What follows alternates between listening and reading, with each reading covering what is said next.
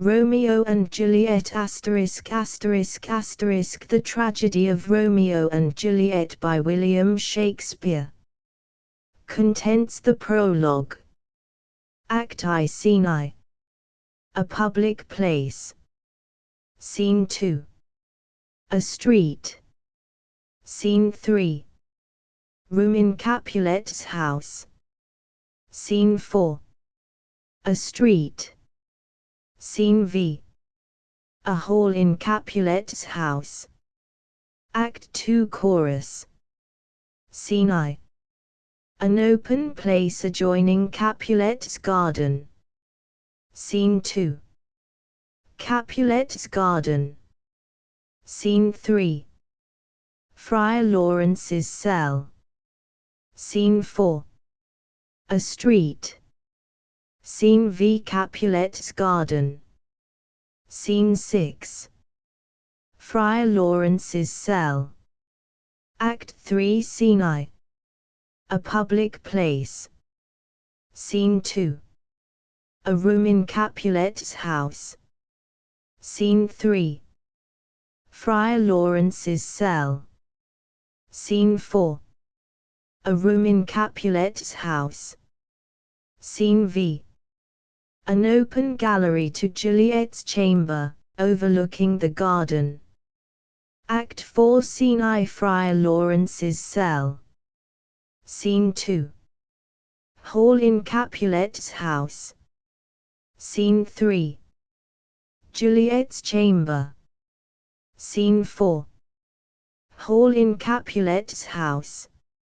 Scene V. Juliet's chamber, Juliet on the bed. Act V. Scene I. Mantua. A street. Scene 2. Friar Lawrence's cell. Scene 3. A churchyard, in it a monument belonging to the Capulets. Dramatis personae Aeschylus, Prince of Verona. Mercutio, kinsman to the prince, and friend to Romeo. Paris, a young nobleman, kinsman to the prince. Page to Paris. Montague, head of a Veronese family at feud with the Capulets. Lady Montague, wife to Montague. Romeo, son to Montague. Benvolio, nephew to Montague, and friend to Romeo. Abram, servant to Montague. Balthasar, servant to Romeo. Capulet, head of a Veronese family at feud with the Montagues. Lady Capulet, wife to Capulet. Juliet, daughter to Capulet. Tybalt, nephew to Lady Capulet. Capulet's cousin, an old man. Nurse to Juliet. Peter, servant to Juliet's nurse. Samson, servant to Capulet. Gregory, servant to Capulet. Servants. Friar Lawrence, a Franciscan. Friar John, of the same order. An apothecary. Chorus. 3 musicians. An officer. Citizens of Verona, several men and women, relations to both houses, maskers, guards, watchmen and attendants. Scene. During the greater part of the play in Verona, once, in the 5th act, at Mantua. The prologue. Enter chorus. Chorus. 2 households, both alike in dignity, in fair Verona, where we lay our scene, from ancient grudge break to new mutiny, where civil blood makes civil hands unclean. From forth the fatal loins of these 2 foes a pair of star-crossed lovers take their life, whose misadventure piteous overthrows doth with their death bury their parents' strife. The fearful passage of their death-marked love, and the continuance of their parents' rage, which, but their children's end, naught could remove, is now the 2 hours' traffic of our stage, the which, if you with patient ears attend, what here shall miss, our toil shall strive to mend. Exit. Act I. Scene I. A public place. Enter Samson and Gregory armed with swords and bucklers. Samson. Gregory, on my word, we'll not carry coals. Gregory. No, for then we should be colliers. Samson. I mean, if we be in collier, we'll draw. Gregory. While you live, draw your neck out o' the collar. Samson. I strike quickly, being moved. Gregory. But thou art not quickly moved to strike. Samson. A dog of the house of Montague moves me. Gregory. To move is to stir, and to be valiant is to stand, therefore, if thou art moved, thou runnest away. Samson. A dog of that house shall move me to stand. I will take the wall of any man or maid of Montague's. Gregory. That shows thee a weak slave, for the weakest goes to the wall. Samson.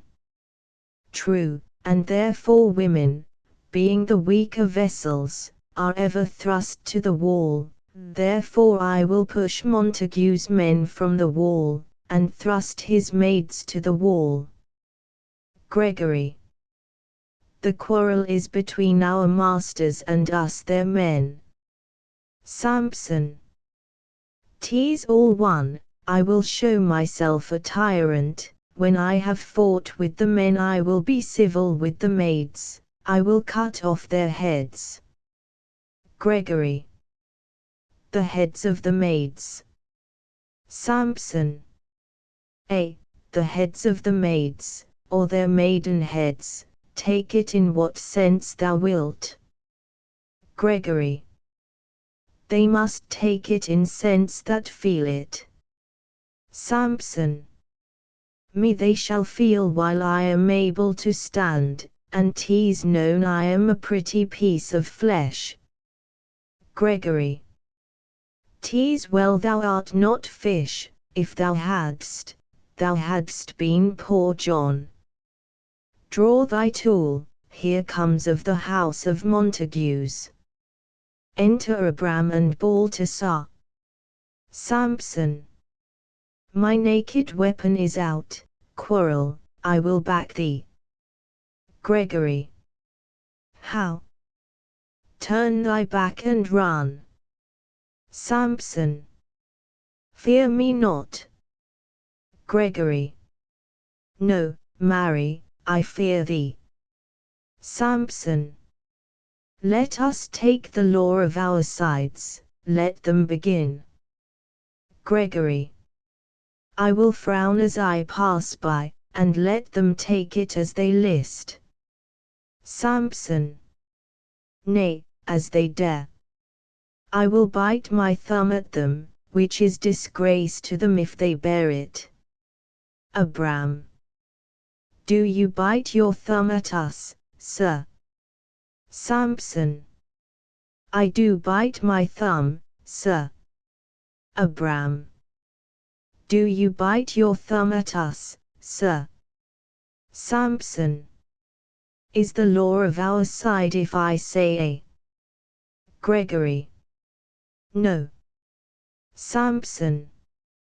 No, sir, I do not bite my thumb at you, sir, but I bite my thumb, sir. Gregory. Do you quarrel, sir? Abram. Quarrel, sir? No, sir. Samson.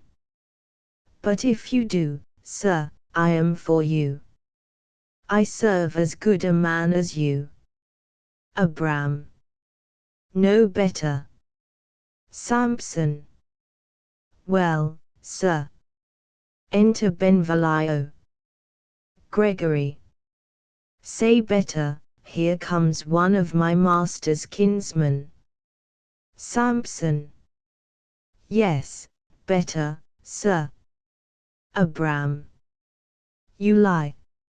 Samson. Draw, if you be men.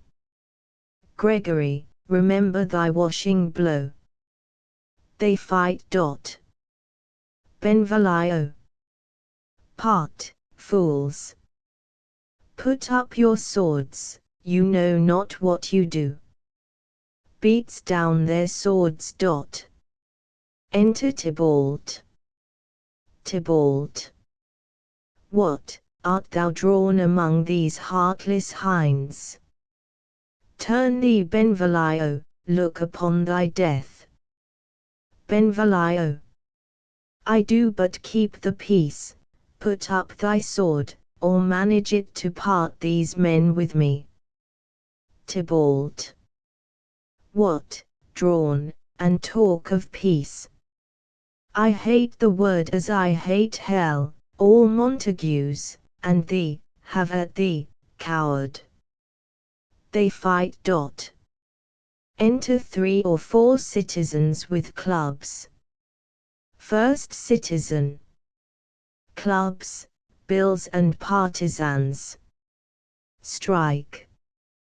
Beat them down. Down with the Capulets.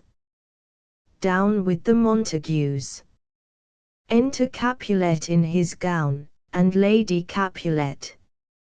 Capulet. What noise is this? Give me my long sword, ho! Lady Capulet. A crutch, a crutch. Why call you for a sword? Capulet. My sword, I say. Old Montague is come, and flourishes his blade in spite of me. Enter Montague and his Lady Montague. Montague. Thou villain Capulet. Hold me not, let me go. Lady Montague.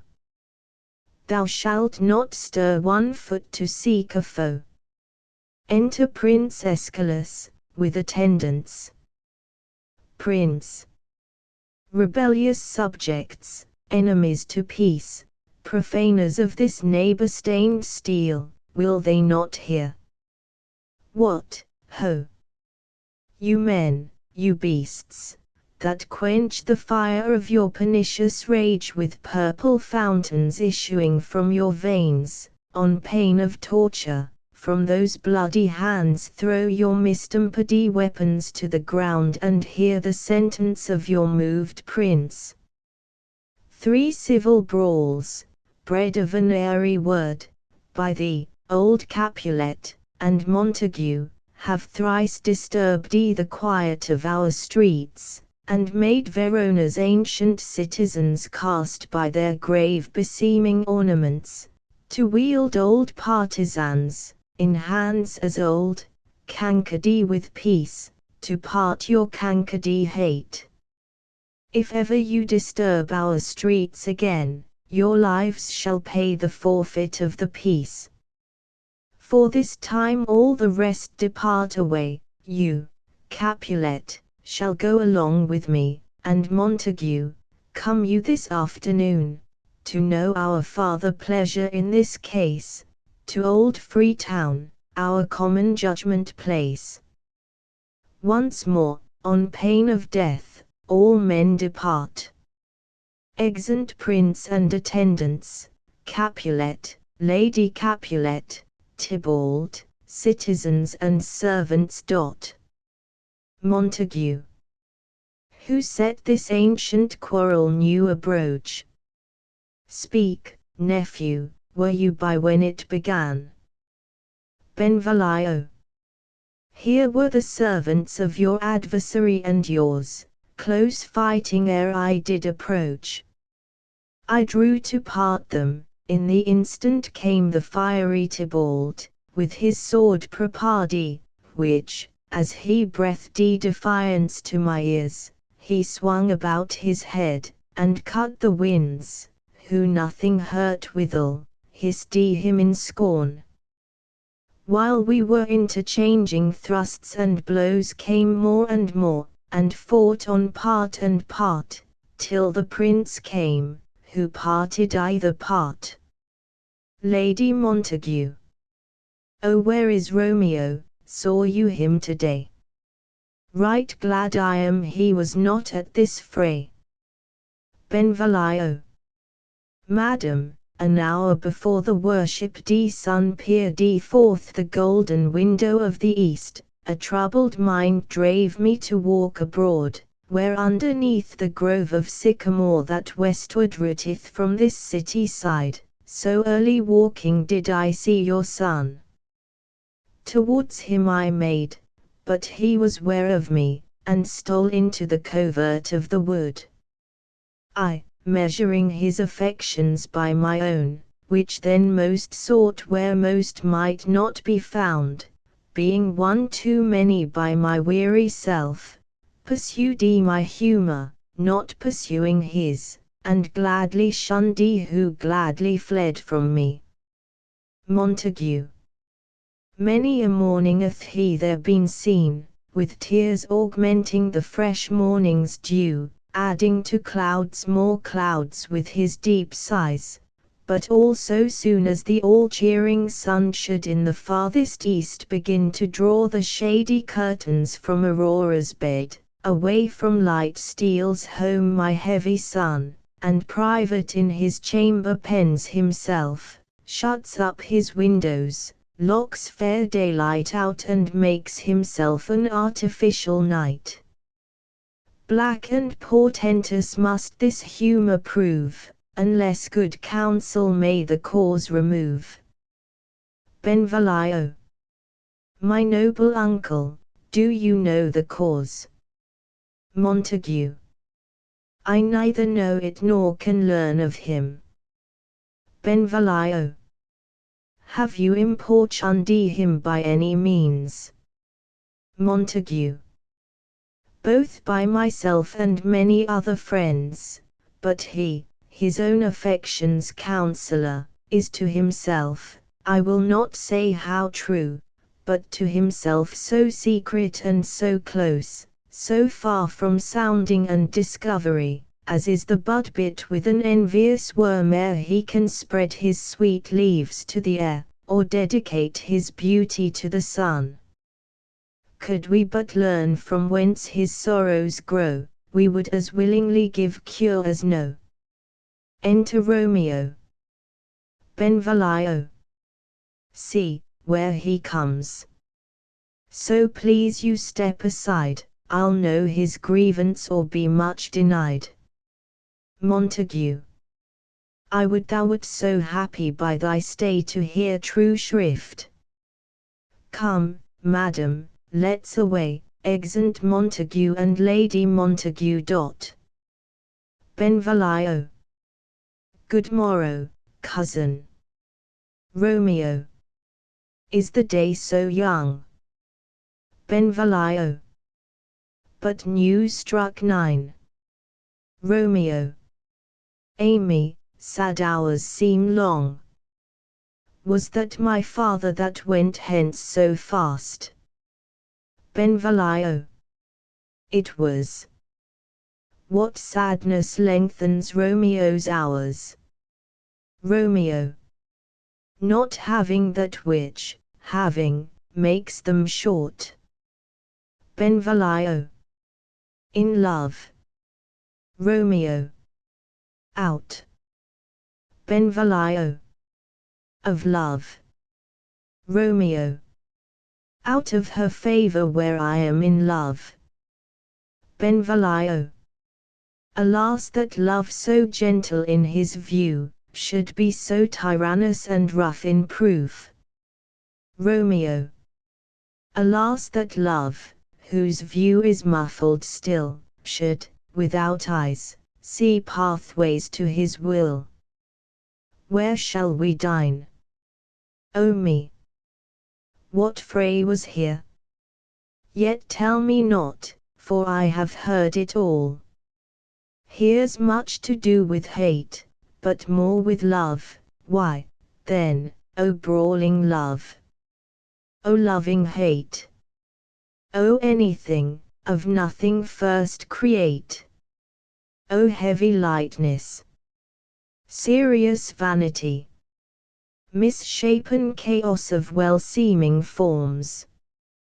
Feather of lead, bright smoke, cold fire, sick health! Still waking sleep, that is not what it is. This love feel I, that feel no love in this. Dost thou not laugh? Benvolio. No, cuz, I rather weep. Romeo. Good heart, at what? Benvolio. At thy good heart's oppression. Romeo. Why such is love's transgression? Griefs of mine own lie heavy in my breast, which thou wilt propagate to have it pressed with more of thine. This love that thou hast shown doth add more grief to too much of mine own. Love is a smoke made with the fume of sighs, being purged, a fire sparkling in lovers' eyes, being vexed, a sea nourished with lovers' tears. What is it else? A madness most discreet, a choking gall, and a preserving sweet. Farewell, my cuz. Going. Benvolio. Soft. I will go along, and if you leave me so, you do me wrong. Romeo. Tut. I have lost myself, I am not here. This is not Romeo, he's some other where. Benvolio.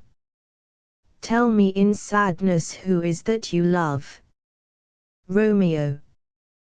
What, shall I groan and tell thee? Benvolio. Groan. Why, no, but sadly tell me who. Romeo. Bid a sick man in sadness make his will, a word ill-urged to one that is so ill. In sadness, cousin, I do love a woman. Benvolio.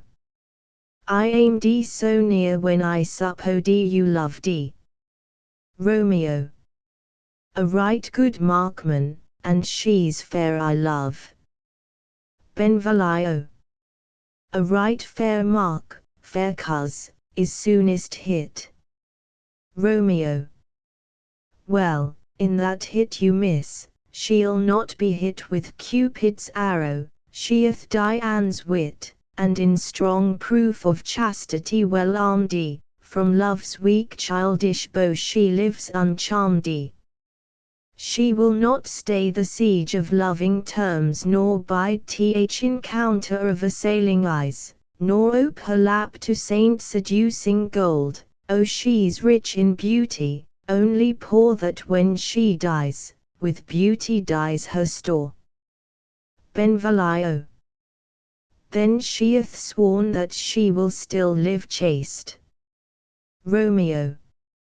She'th, and in that sparing makes huge waste, for beauty starved with her severity, cuts beauty off from all posterity. She is too fair, too wise, wisely too fair, to merit bliss by making me despair. She'th forsworn to love, and in that vow do I live dead, that live to tell it now. Benvolio. Be rolled by me, forget to think of her. Romeo. Oh, teach me how I should forget to think. Benvolio. By giving liberty unto thine eyes, examine other beauties. Romeo. 'Tis the way to call hers, exquisite, in question more. These happy masks that kiss fair ladies' brows, being black, puts us in mind they hide the fair. He that is strucken blind cannot forget the precious treasure of his eyesight lost. Show me a mistress that is passing fair, what doth her beauty serve but as a note where I may read who passed that passing fair? Farewell, thou canst not teach me to forget. Benvolio. I'll pay that doctrine, or else die in debt. Exeunt. Scene 2. A street. Enter Capulet, Paris and servant. Capulet. But Montague is bound as well as I, in penalty alike, and 'tis not hard, I think, for men so old as we to keep the peace. Paris. Of honourable reckoning are you both, and pity 'tis you lived at odds so long. But now my lord, what say you to my suit? Capulet. But saying o'er what I have said before.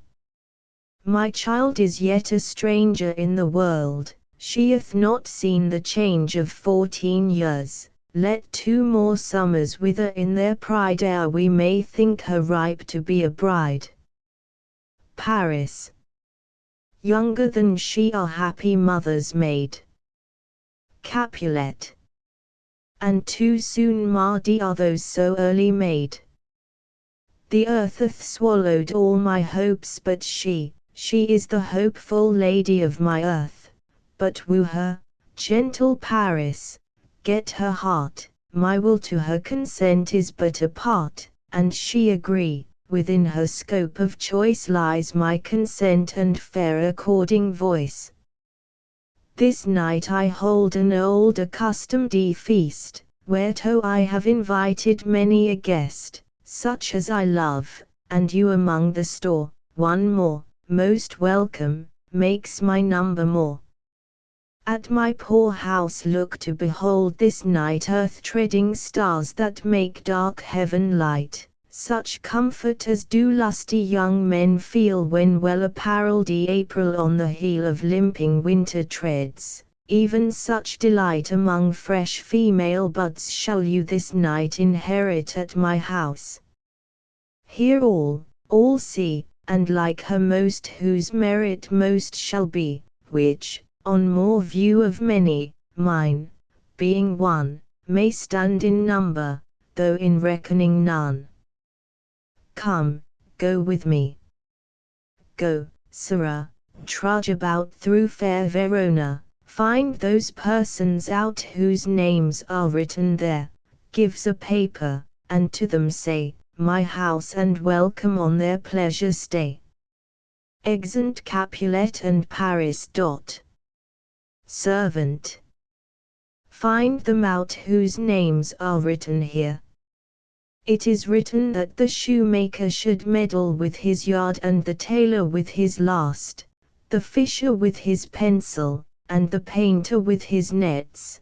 But I am sent to find those persons whose names are here writ, and can never find what names the writing person hath here writ. I must to the learned. In good time. Enter Benvolio and Romeo. Benvolio. Tut, man, one fire burns out another's burning, one pain is lessened by another's anguish. Turn giddy, and behold by backward turning, one desperate grief cures with another's languish. Take thou some new infection to thy eye, and the rank poison of the old will die. Romeo. Your plantain leaf is excellent for that. Benvolio. For what, I pray thee?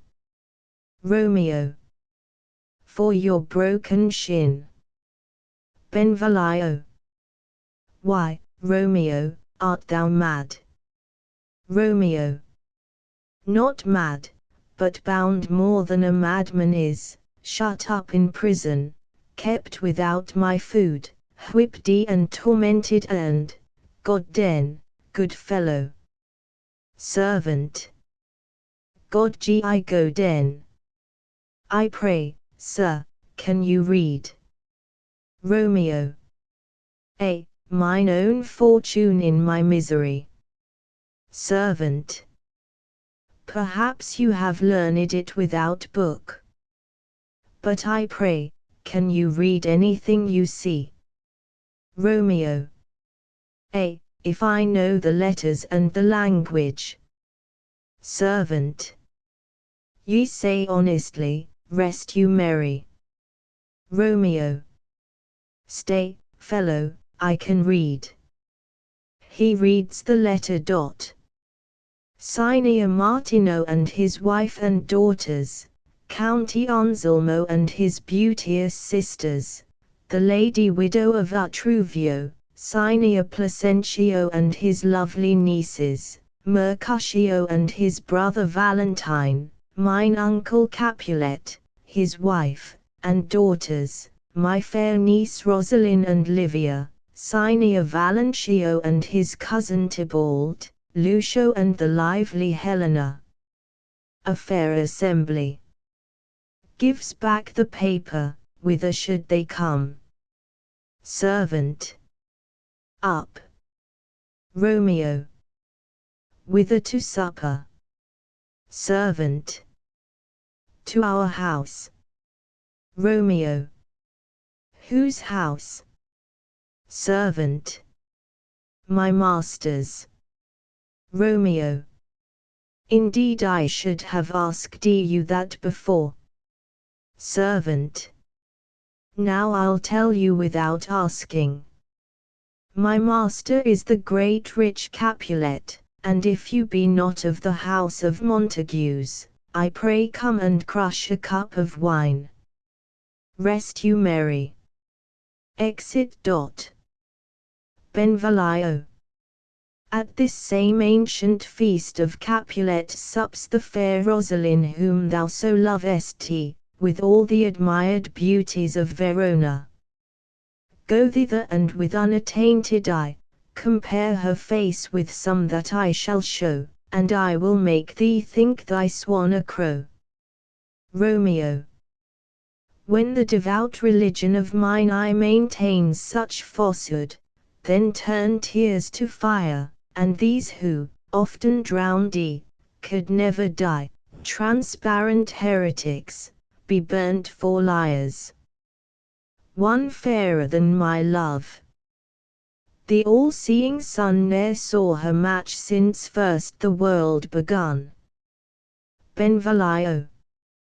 Tut, you saw her fair, none else being by, herself poised with herself in either eye, but in that crystal scales let there be weighed your lady's love against some other maid that I will show you shining at this feast, and she shall scant show well that now shows best. Romeo. I'll go along, no such sight to be shown, but to rejoice in splendor of my own. Exeunt. Scene 3. Room in Capulet's house. Enter Lady Capulet and nurse. Lady Capulet. Nurse, where's my daughter? Call her forth to me. Nurse. Now, by my maidenhead, at 12-year-old, I bade her come. What, lamb? What ladybird? God forbid. Where's this girl? What, Juliet? Enter Juliet. Juliet. How now, who calls? Nurse. Your mother. Juliet.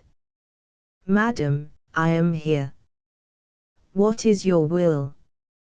Lady Capulet. This is the matter. Nurse, give leave a while, we must talk in secret. Nurse, come back again, I have remembered me, thou's hear our counsel. Thou knowest my daughters of a pretty age. Nurse. Faith, I can tell her age unto an hour. Lady Capulet. She's not 14. Nurse. I'll lay 14 of my teeth, and yet, to my teen be it spoken, I have but 4, she is not 14. How long is it now to Lammastide? Lady Capulet. A fortnight and odd days. Nurse. Even or odd, of all days in the year, come Lammas Eve at night shall she be 14. Susan and she, God rest all Christian souls, were of an age. Well, Susan is with God, she was too good for me. But as I said, on Lammas Eve at night shall she be 14, that shall she, marry, I remember it well. 'Tis since the earthquake now 11 years, and she was weandy, I never shall forget it, of all the days of the year, upon that day, for I had then laid wormwood to my dug, sitting in the sun under the dove-house wall, my lord and you were then at Mantua, nay, I do bear a brain.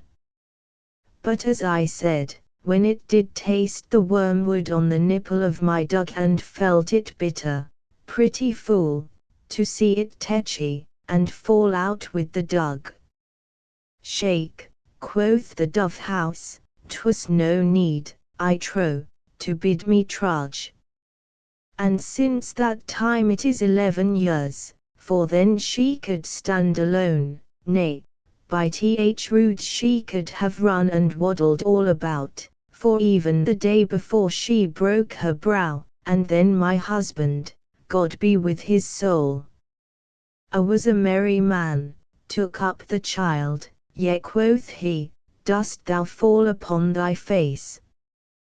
Thou wilt fall backward when thou hast more wit, wilt thou not, jewel? And, by my holidame, the pretty wretch left crying, and said to see now how a jest shall come about. I warrant, and I should live 1,000 years, I never should forget it. Wilt thou not, jewel? Quoth he, and, pretty fool, it stinted, and said Lady Capulet. Enough of this, I pray thee hold thy peace. Nurse. Yes, madam, yet I cannot choose but laugh, to think it should leave crying, and say and yet I warrant it had upon it brow a bump as big as a young cockerel's stone, a perilous knock, and it cried bitterly. Yet quoth my husband, fall st upon thy face. Thou wilt fall backward when thou comest to age, wilt thou not, jewel? It stinted, and said Juliet. And stint thou too, I pray thee, nurse, say I nurse. Peace, I have done. God mark thee to his grace, thou wast the prettiest babe that e'er I nursed, and I might live to see thee married once, I have my wish. Lady Capulet. Marry, that marry is the very theme I came to talk of. Tell me, daughter Juliet, how stands your disposition to be married? Juliet. It is an honor that I dream not of. Nurse. An honor. Were not I thine only nurse, I would say thou hadst sucked wisdom from thy teat. Lady Capulet. Well, think of marriage now, younger than you, here in Verona, ladies of esteem, are made already mothers. By my count I was your mother much upon these years that you are now a maid. Thus, then, in brief, the valiant Paris seeks you for his love. Nurse. A man, young lady. Lady, such a man as all the world, why he's a man of wax. Lady Capulet. Verona's summereth not such a flower. Nurse. Nay, he's a flower, in faith a very flower. Lady Capulet. What say you, can you love the gentleman? This night you shall behold him at our feast, read o'er the volume of young Paris' face, and find delight writ there with beauty's pen. Examine every married lineament, and see how one another lends content, and what obscurity in this fair volume lies, find written in the margent of his eyes. This precious book of love, this unbound lover, to beautify him, only lacks a cover. The fish lives in the sea, and tease much pride for fair without the fair within to hide.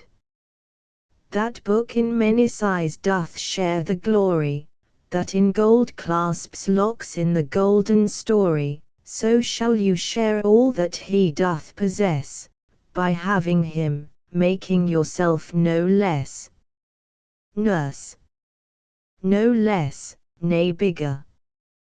Women grow by men. Lady Capulet. Speak briefly, can you like of Paris love? Juliet. I'll look to like, if looking liking move, but no more deep will I indert mine eye than your consent gives strength to make it fly. Enter a servant. Servant. Madam, the guests are come, supper served up, you called, my young lady asked for, the nurse cursed in the pantry, and everything in extremity. I must hence to wait, I beseech you follow straight. Lady Capulet. We follow thee. Exit servant. Juliet, the county stays. Nurse. Go, girl, seek happy nights to happy days. Exeunt. Scene 4. A street. Enter Romeo, Mercutio, Benvolio, with 5 or 6 maskers, torch-bearers and others. Romeo. What, shall this speech be spoke for our excuse? Or shall we on without apology? Benvolio. The date is out of such prolixity, we'll have no Cupid hoodwink thee with a scarf, bearing a Tartar's painted bow of lath, scaring the ladies like a crow-keeper, nor no without book prologue, faintly spoke after the prompter, for our entrance, but let them measure us by what they will, we'll measure them a measure, and be gone. Romeo. Give me a torch, I am not for this ambling, being but heavy I will bear the light. Mercutio. Nay, gentle Romeo, we must have you dance. Romeo. Not I, believe me, you have dancing shoes, with nimble soles, I have a soul of lead so stakes me to the ground I cannot move. Mercutio. You are a lover, borrow Cupid's wings, and soar with them above a common bound. Romeo. I am too sore pierced with his shaft to soar with his light feathers, and so bound, I cannot bound a pitch above dull woe. Under love's heavy burden do I sink. Mercutio. And, to sink in it, should you burden love, too great oppression for a tender thing. Romeo. Is love a tender thing? It is too rough, too rude, too boisterous, and it pricks like thorn. Mercutio. If love be rough with you, be rough with love, prick love for pricking, and you beat love down. give me a case to put my visage in, putting on a mask. A visor for a visor. What care I what curious eye doth quote deformities? Here are the beetle brows shall blush for me. Benvolio. Come, knock and enter, and no sooner in but every man betake him to his legs. Romeo. A torch for me, let wantons, light of heart, tickle the senseless rushes with their heels, for I am proverbed with a grand sea phrase, I'll be a candle holder and look on, the game was ne'er so fair, and I am done. Mercutio. Tut, done's the mouse, the constable's own word, if thou art done, we'll draw thee from the mire or save your reverence love, wherein thou stickest up to the ears. Come, we burn daylight, ho! Romeo. Nay, that's not so. Mercutio. I mean, sir, in delay we waste our lights in vain, lights by day. Take our good meaning, for our judgment sits 5 times in that air once in our 5 wits. Romeo. And we mean well in going to this mask, but 'tis no wit to go. Mercutio. Why, may one ask? Romeo. I dreamt a dream tonight. Mercutio. And so did I, Romeo. Well, what was yours? Mercutio. That dreamers often lie. Romeo. In bed asleep, while they do dream things true. Mercutio. Oh, then, I see Queen Mab hath been with you. She is the fairies' midwife, and she comes in shape no bigger than an agate stone on the forefinger of an alderman, drawn with a team of little atomies over men's noses as they lie asleep, her wagon spokes made of long spinners' legs, the cover, of the wings of grasshoppers, her traces, of the smallest spider's web, the collars, of the moonshine's watery beams, her whip of cricket's bone, the lash, of film, her wagoner, a small grey-coated gnat, not half so big as a round little worm pricked. From the lazy finger of a maid, her chariot is an empty hazelnut, made by the joiner squirrel or old grub, time out oh mind the fairies' coachmakers. And in this state she gallops night by night through lovers' brains, and then they dream of love, o'er a courtier's knees, that dream on curtsies straight, o'er lawyers' fingers, who straight dream on fees, o'er ladies' lips, who straight on kisses dream, which oft the angry Mab with blisters plagues, because their breaths with sweetmeats tainted are. Sometime she gallops o'er a courtier's nose, and then dreams he of smelling out a suit, and sometime comes she with a tithe pig's tail, tickling a parson's nose as a lies asleep, then dreams he of another benefice, sometime she driveth o'er a soldier's neck, and then dreams he of cutting foreign throats, of breaches, ambuscados, Spanish blades, of healths 5 fathom deep, and then anon drums in his ear, at which he starts and wakes, and, being thus frighted, swears a prayer or 2, and sleeps again. This is that very Mab that plats the manes of horses in the night, and bakes the elf locks in foul sluttish hairs, which, once untangled, much misfortune bodes. This is the hag, when maids lie on their backs, that presses them, and learns them first to bear, making them women of good carriage. This is she, Romeo. Peace, peace, Mercutio, peace, thou talkest of nothing. Mercutio. True, I talk of dreams, which are the children of an idle brain, begot of nothing but vain fantasy, which is as thin of substance as the air, and more inconstant than the wind, who woos even now the frozen bosom of the north, and, being angered, puffs away from thence, turning his side to the dew-dropping south. Benvolio. This wind you talk of blows us from ourselves, supper is done, and we shall come too late. Romeo. I fear too early, for my mind misgives some consequence yet hanging in the stars, shall bitterly begin his fearful date with this night's revels, and expire the term of a despised life, closed in my breast by some vile forfeit of untimely death.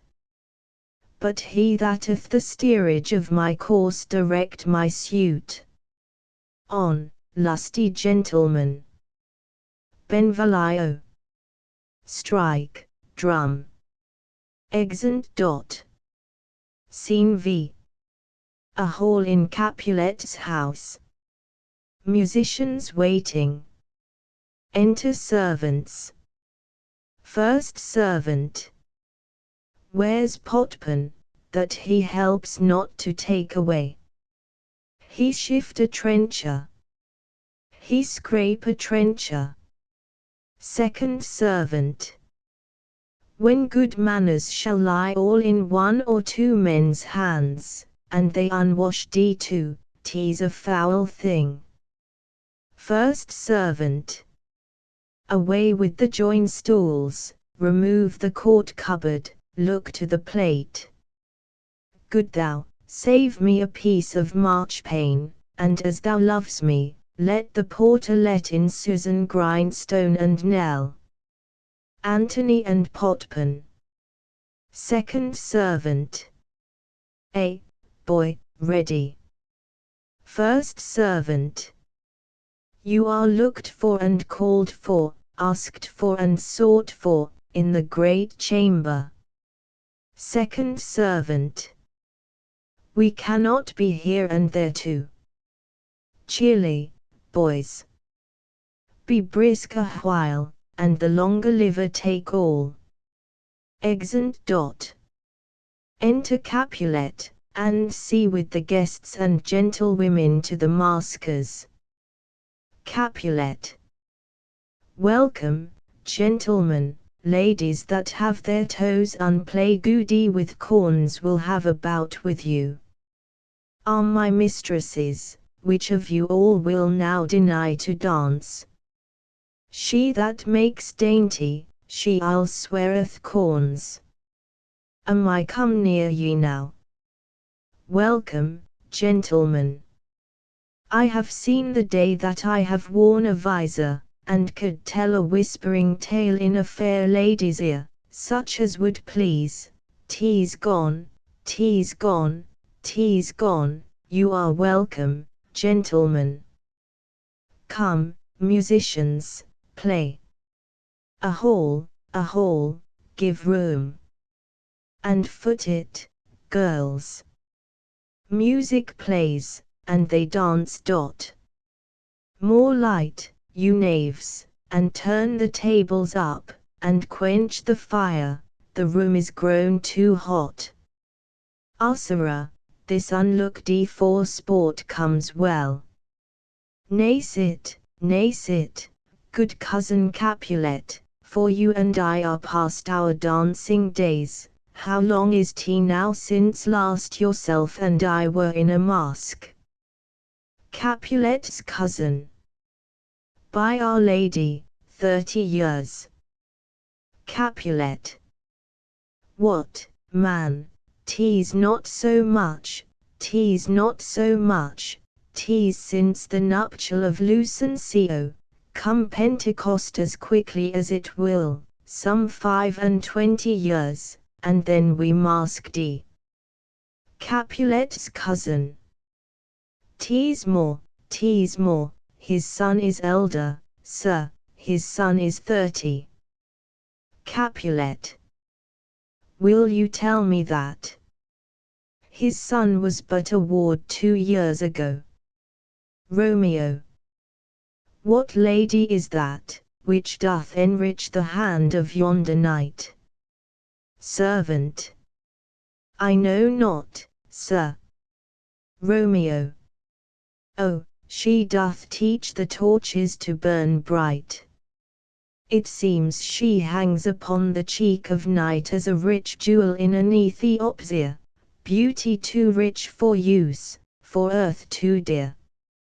So shows a snowy dove trooping with crows as yonder lady o'er her fellows shows. The measure done, I'll watch her place of stand, and touching hers, make blessed my rude hand. Did my heart love till now? Forswear it, sight. For I ne'er saw true beauty till this night. Tybalt. This by his voice, should be a Montague. Fetch me my rapier, boy. What, dares the slave come hither, covered with an antic face, to fleer and scorn at our solemnity? Now by the stock and honour of my kin, to strike him dead I hold it not a sin.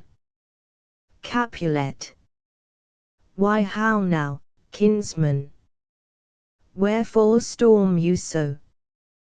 Tybalt. Uncle, this is a Montague, our foe, a villain that is hither come in spite, to scorn at our solemnity this night. Capulet. Young Romeo, is it?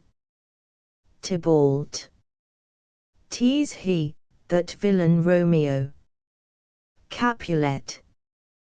Content thee, gentle coz, let him alone, bears him like a portly gentleman, and, to say truth, Verona brags of him to be a virtuous and well-governed youth. I would not for the wealth of all the town here in my house do him disparagement.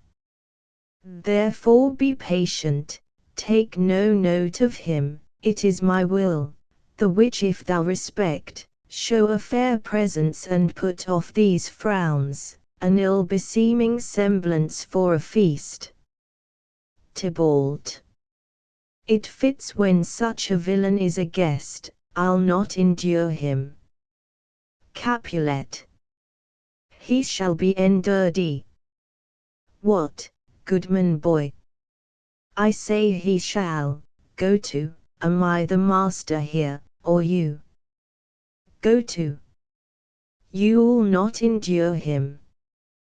God shall mend my soul, you'll make a mutiny among my guests.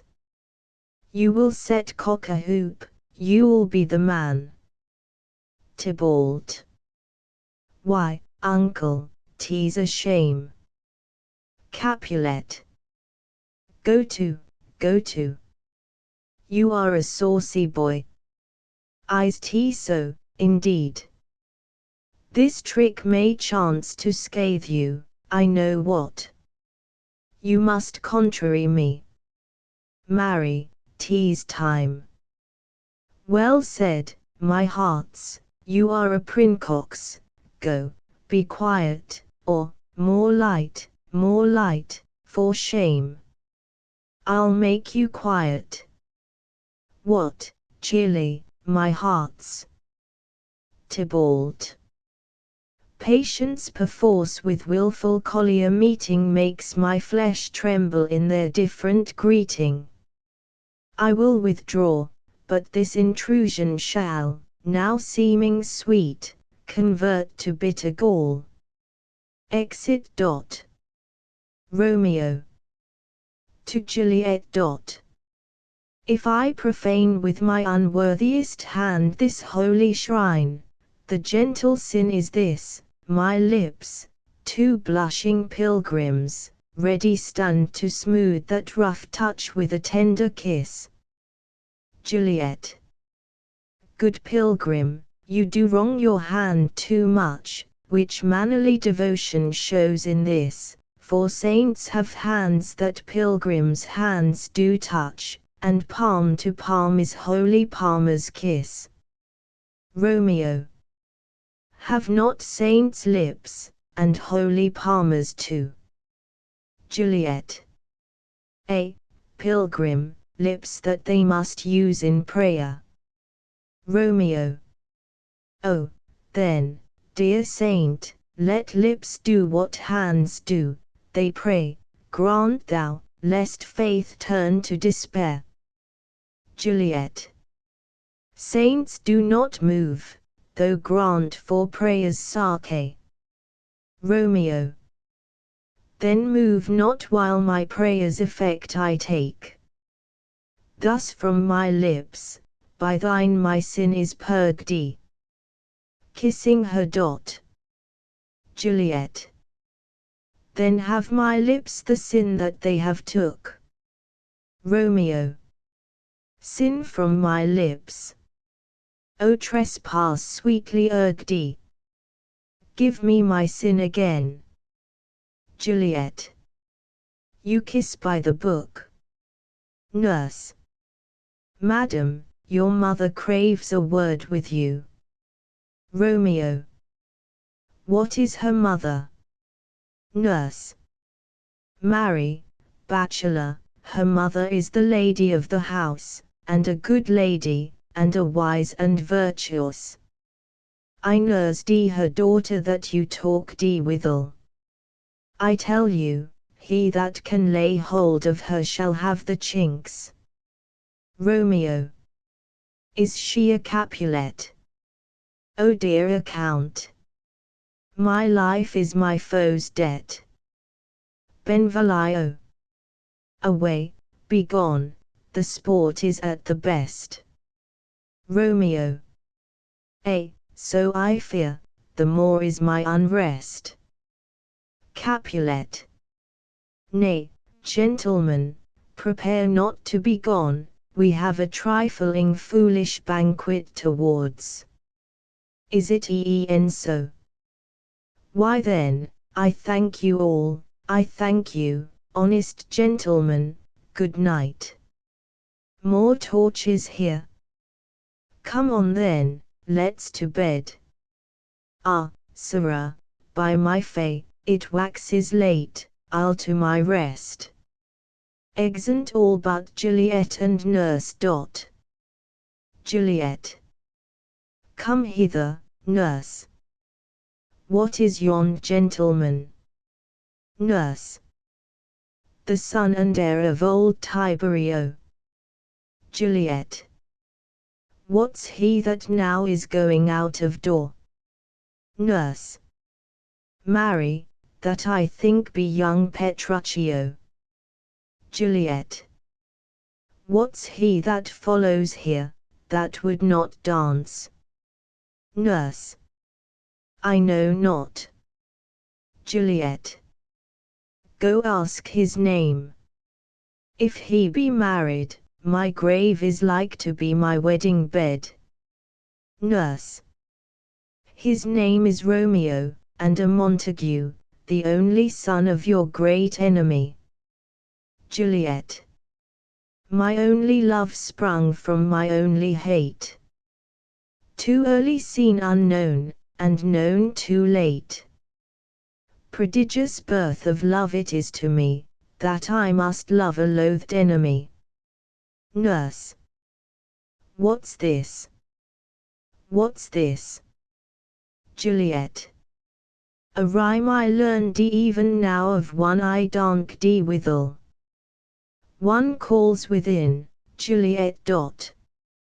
Nurse. Anon, anon. Come let's away, the strangers all are gone. Exeunt. Act 2 Enter Chorus. Chorus. Now old desire doth in his deathbed lie, and young affection gapes to be his heir, that fair for which love groaned for and would die, with tender Juliet matched is now not fair. Now Romeo is beloved and loves again, alike bewitched by the charm of looks, but to his foe suppody he must complain, and she steal love's sweet bait from fearful hooks. Being held a foe, he may not have access to breathe such vows as lovers use to swear, and she as much in love, her means much less to meet her new beloved anywhere. But passion lends them power, time means, to meet, tempering extremities with extreme sweet. Exit. Scene I. An open place adjoining Capulet's garden. Enter Romeo. Romeo. Can I go forward when my heart is here? Turn back, dull earth, and find thy centre out. He climbs the wall and leaps down within it. Enter Benvolio and Mercutio. Benvolio. Romeo. My cousin Romeo. Romeo. Mercutio. He is wise, and on my life doth still en him home to bed. Benvolio. He ran this way, and leaped this orchard wall. Call, good Mercutio. Mercutio. Nay, I'll conjure too. Romeo. Humours. Madman. Passion. Lover. Appear thou in the likeness of a sigh, speak but one rhyme, and I am satisfied, cry but army. Pronounce but love and dove, speak to my gossip Venus one fair word, one nickname for her purblind son and heir, young Abraham Cupid, he that shot so trim when King Cophetua loved the beggar maid.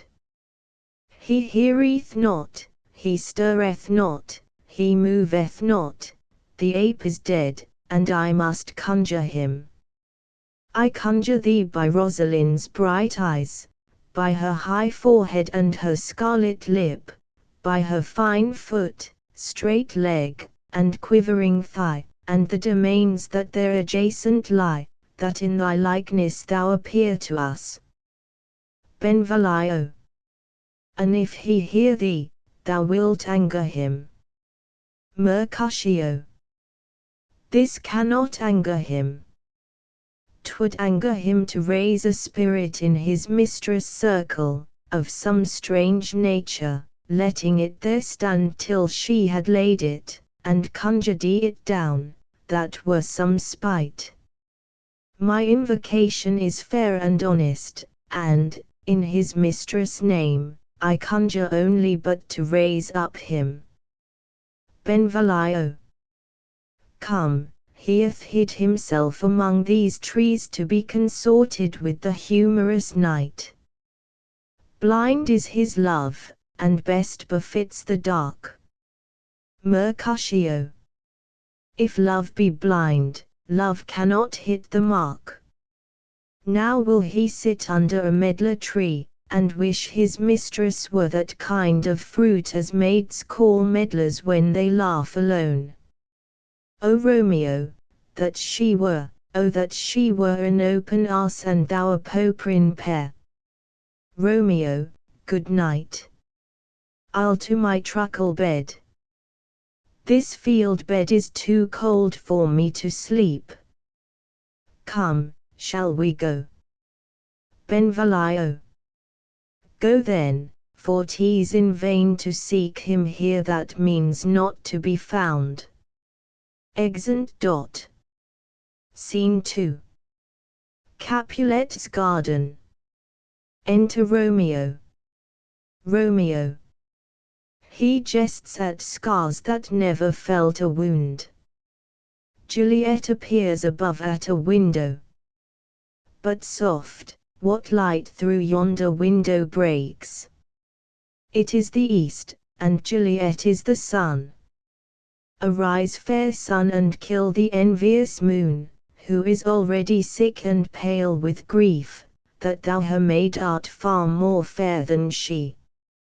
Be not her maid since she is envious, her vestal livery is but sick and green, and none but fools do wear it, cast it off. It is my lady, oh it is my love. Oh, that she knew she were. She speaks, yet she says nothing. What of that? Her eye discourses, I will answer it. I am too bold, 'tis not to me she speaks. Two of the fairest stars in all the heaven, having some business, do entreat her eyes to twinkle in their spheres till they return. What if her eyes were there, they in her head?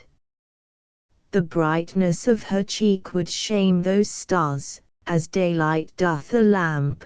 Her eyes in heaven would through the airy region stream so bright that birds would sing and think it were not night. See how she leans her cheek upon her hand. Oh that I were a glove upon that hand, that I might touch that cheek. Juliet. Amy. Romeo. She speaks. O speak again, bright angel, for thou art as glorious to this night, being o'er my head, as is a winged messenger of heaven unto the white upturned wondering eyes of mortals that fall back to gaze on him when he bestrides the lazy puffing clouds and sails upon the bosom of the air. Juliet. O Romeo, Romeo, wherefore art thou Romeo? Deny thy father and refuse thy name. Or if thou wilt not, be but sworn my love, and I'll no longer be a Capulet. Romeo. Aside. Shall I hear more, or shall I speak at this? Juliet. 'Tis but thy name that is my enemy, thou art thyself, though not a Montague. What's Montague? It is nor hand nor foot, nor arm, nor face, nor any other part belonging to a man. Oh, be some other name. What's in a name? That which we call a rose by any other name would smell as sweet, so Romeo would, were he not Romeo called retain that dear perfection which he owes without that title. Romeo, doff thy name, and for thy name, which is no part of thee, take all myself. Romeo. I take thee at thy word. Call me but love, and I'll be new Baptiste, henceforth I never will be Romeo. Juliet. What man art thou that, thus bescreened in night so stumblest on my counsel? Romeo. By a name I know not how to tell thee who I am, my name, dear saint, is hateful to myself, because it is an enemy to thee. Had I it written, I would tear the word. Juliet. My ears have yet not drunk 100 words of thy tongue's utterance, yet I know the sound.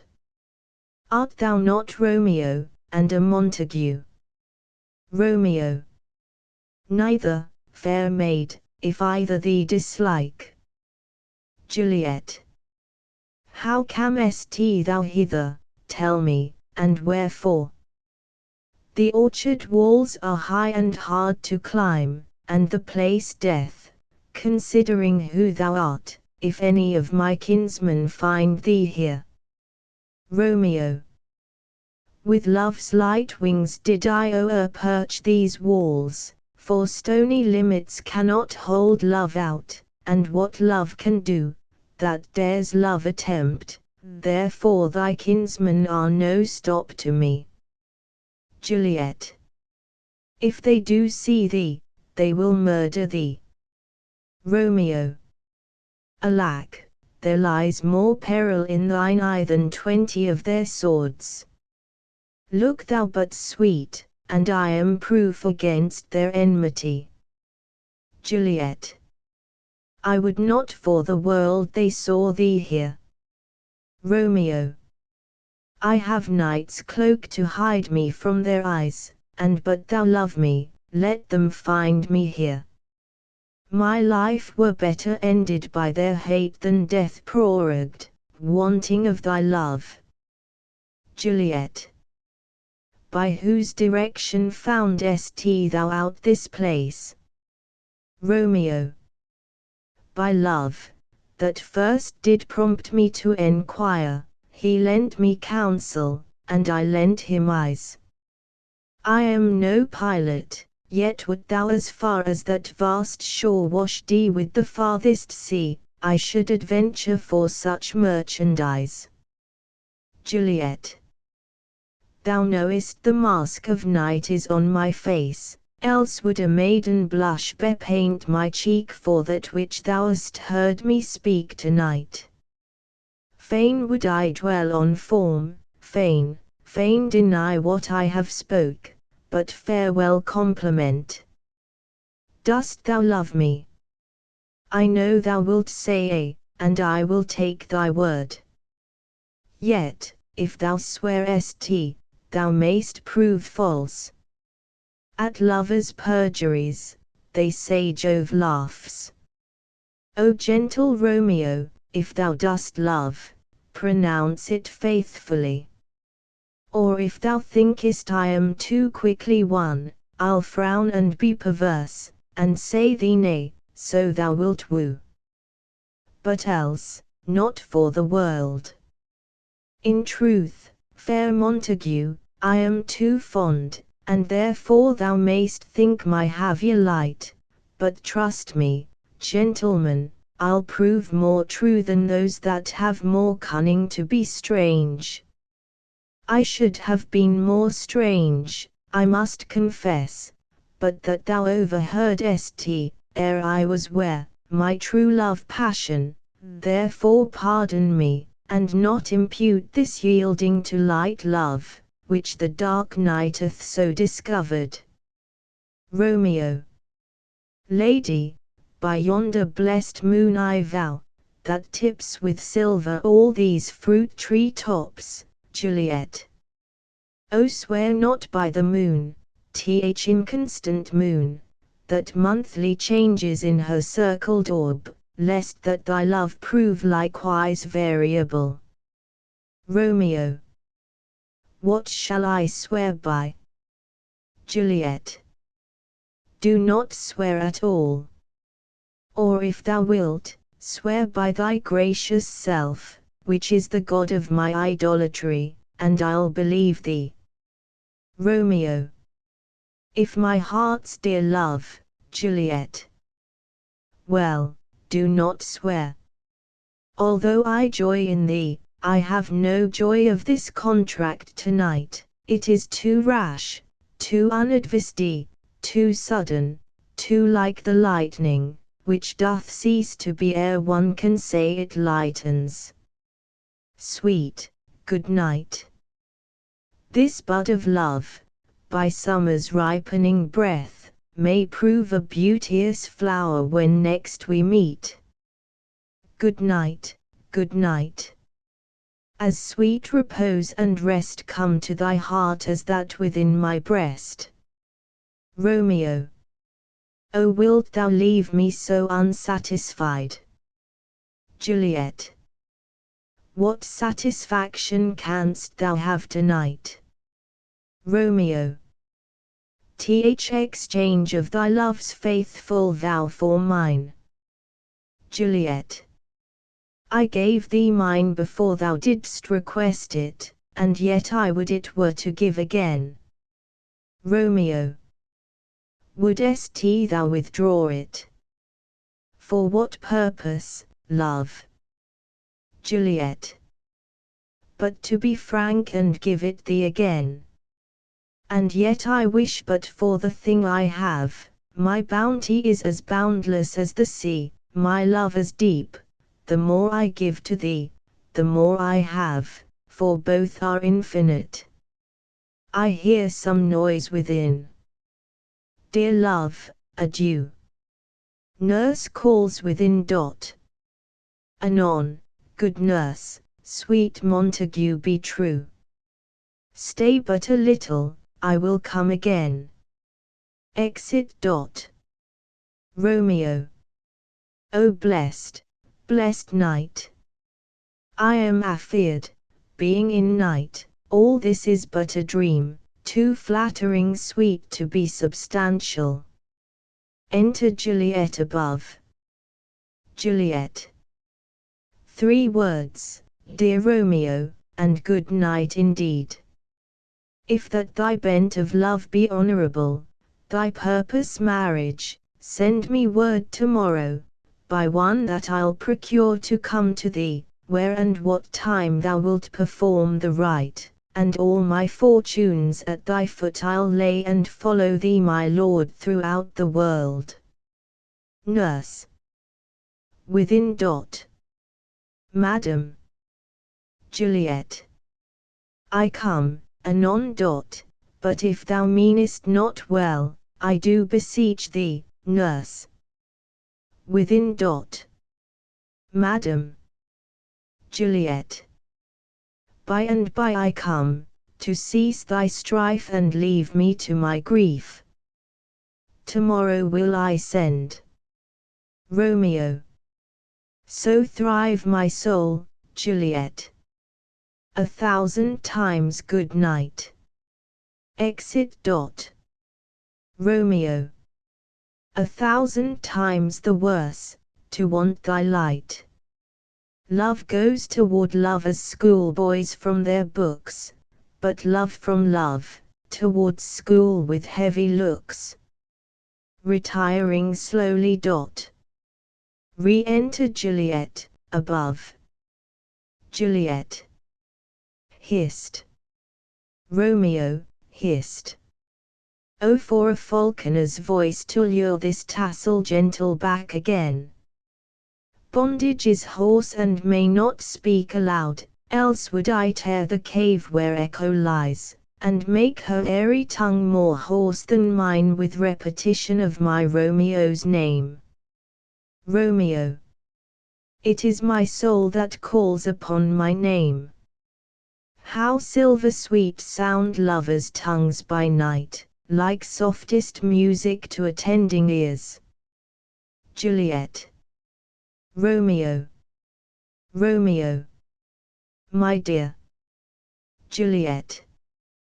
What o'clock tomorrow shall I send to thee? Romeo. By the hour of 9. Juliet. I will not fail. 'Tis 20 years till then. I have forgot why I did call thee back. Romeo. Let me stand here till thou remember it. Juliet. I shall forget, to have thee still stand there, remembering how I love thy company.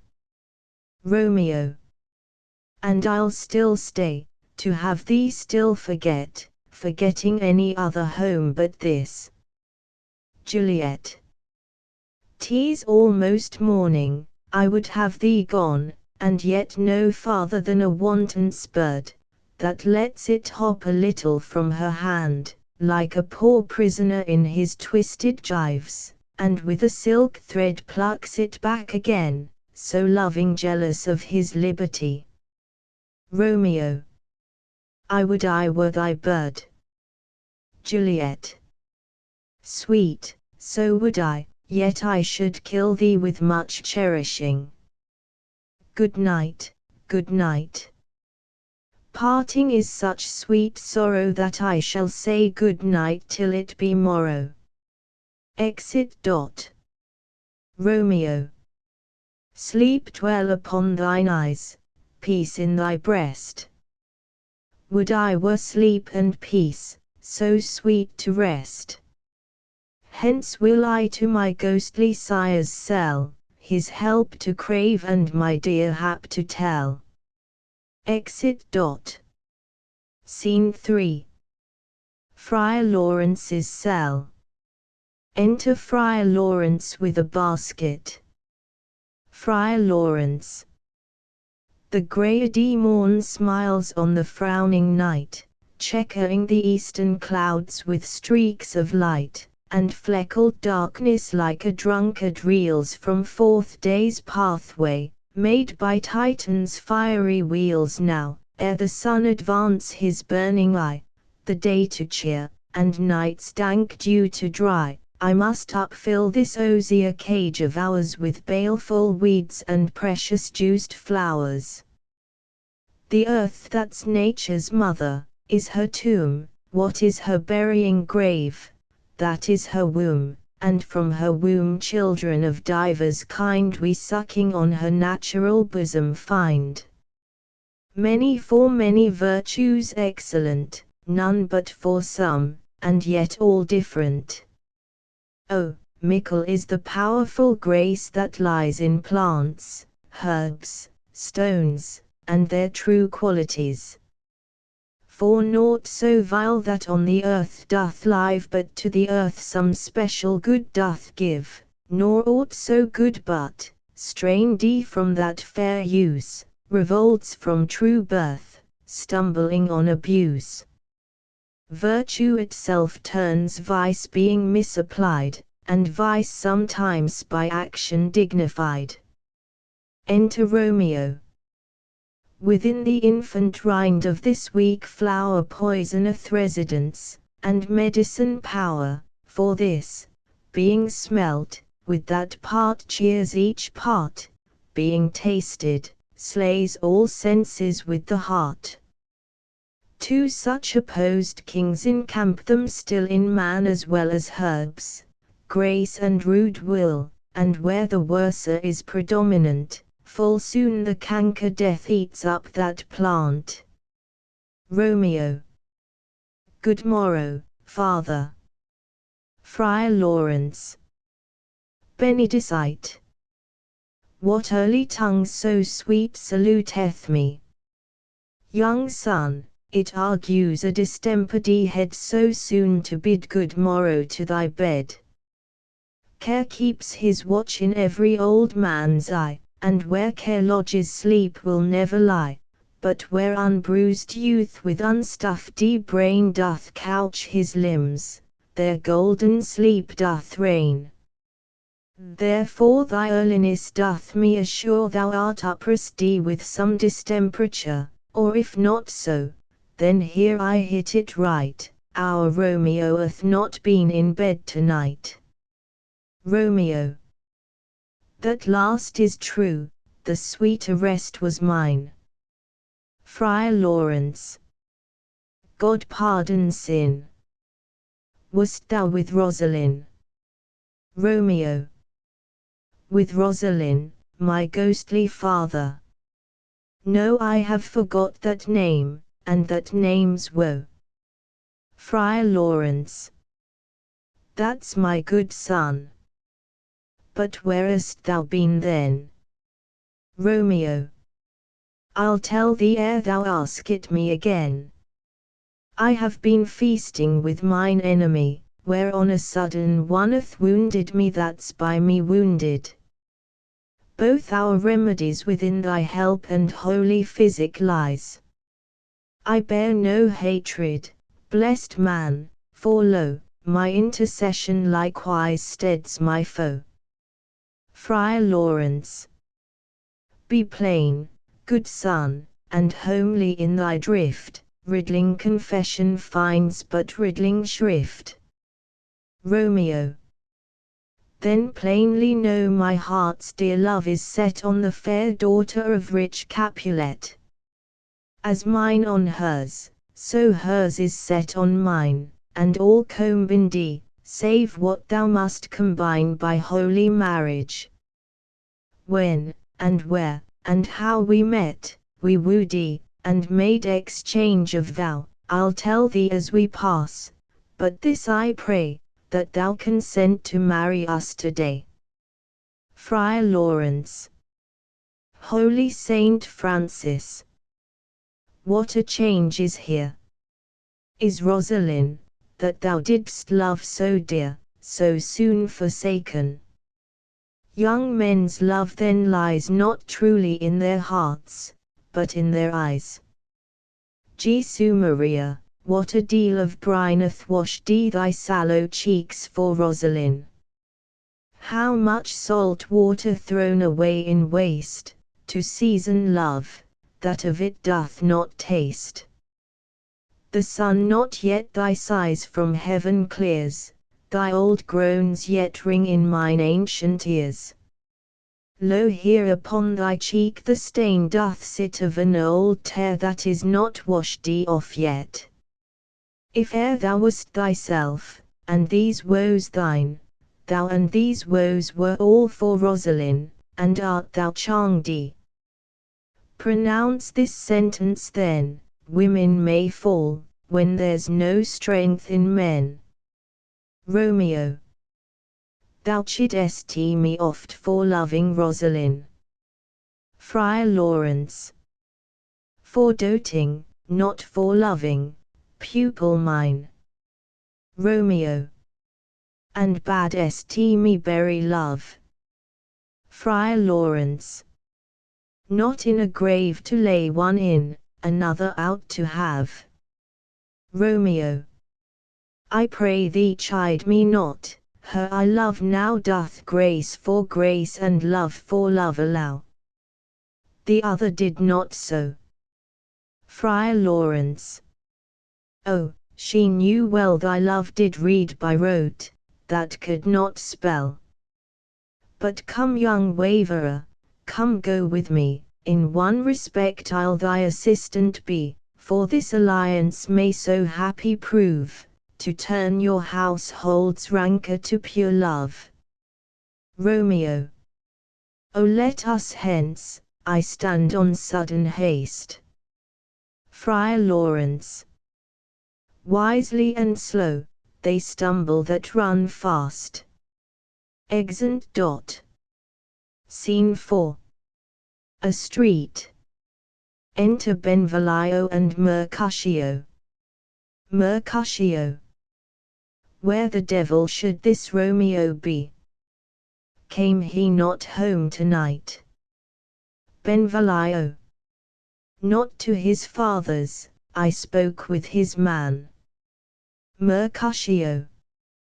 Why, that same pale hard-hearted wench, that Rosaline, torments him so that he will sure run mad.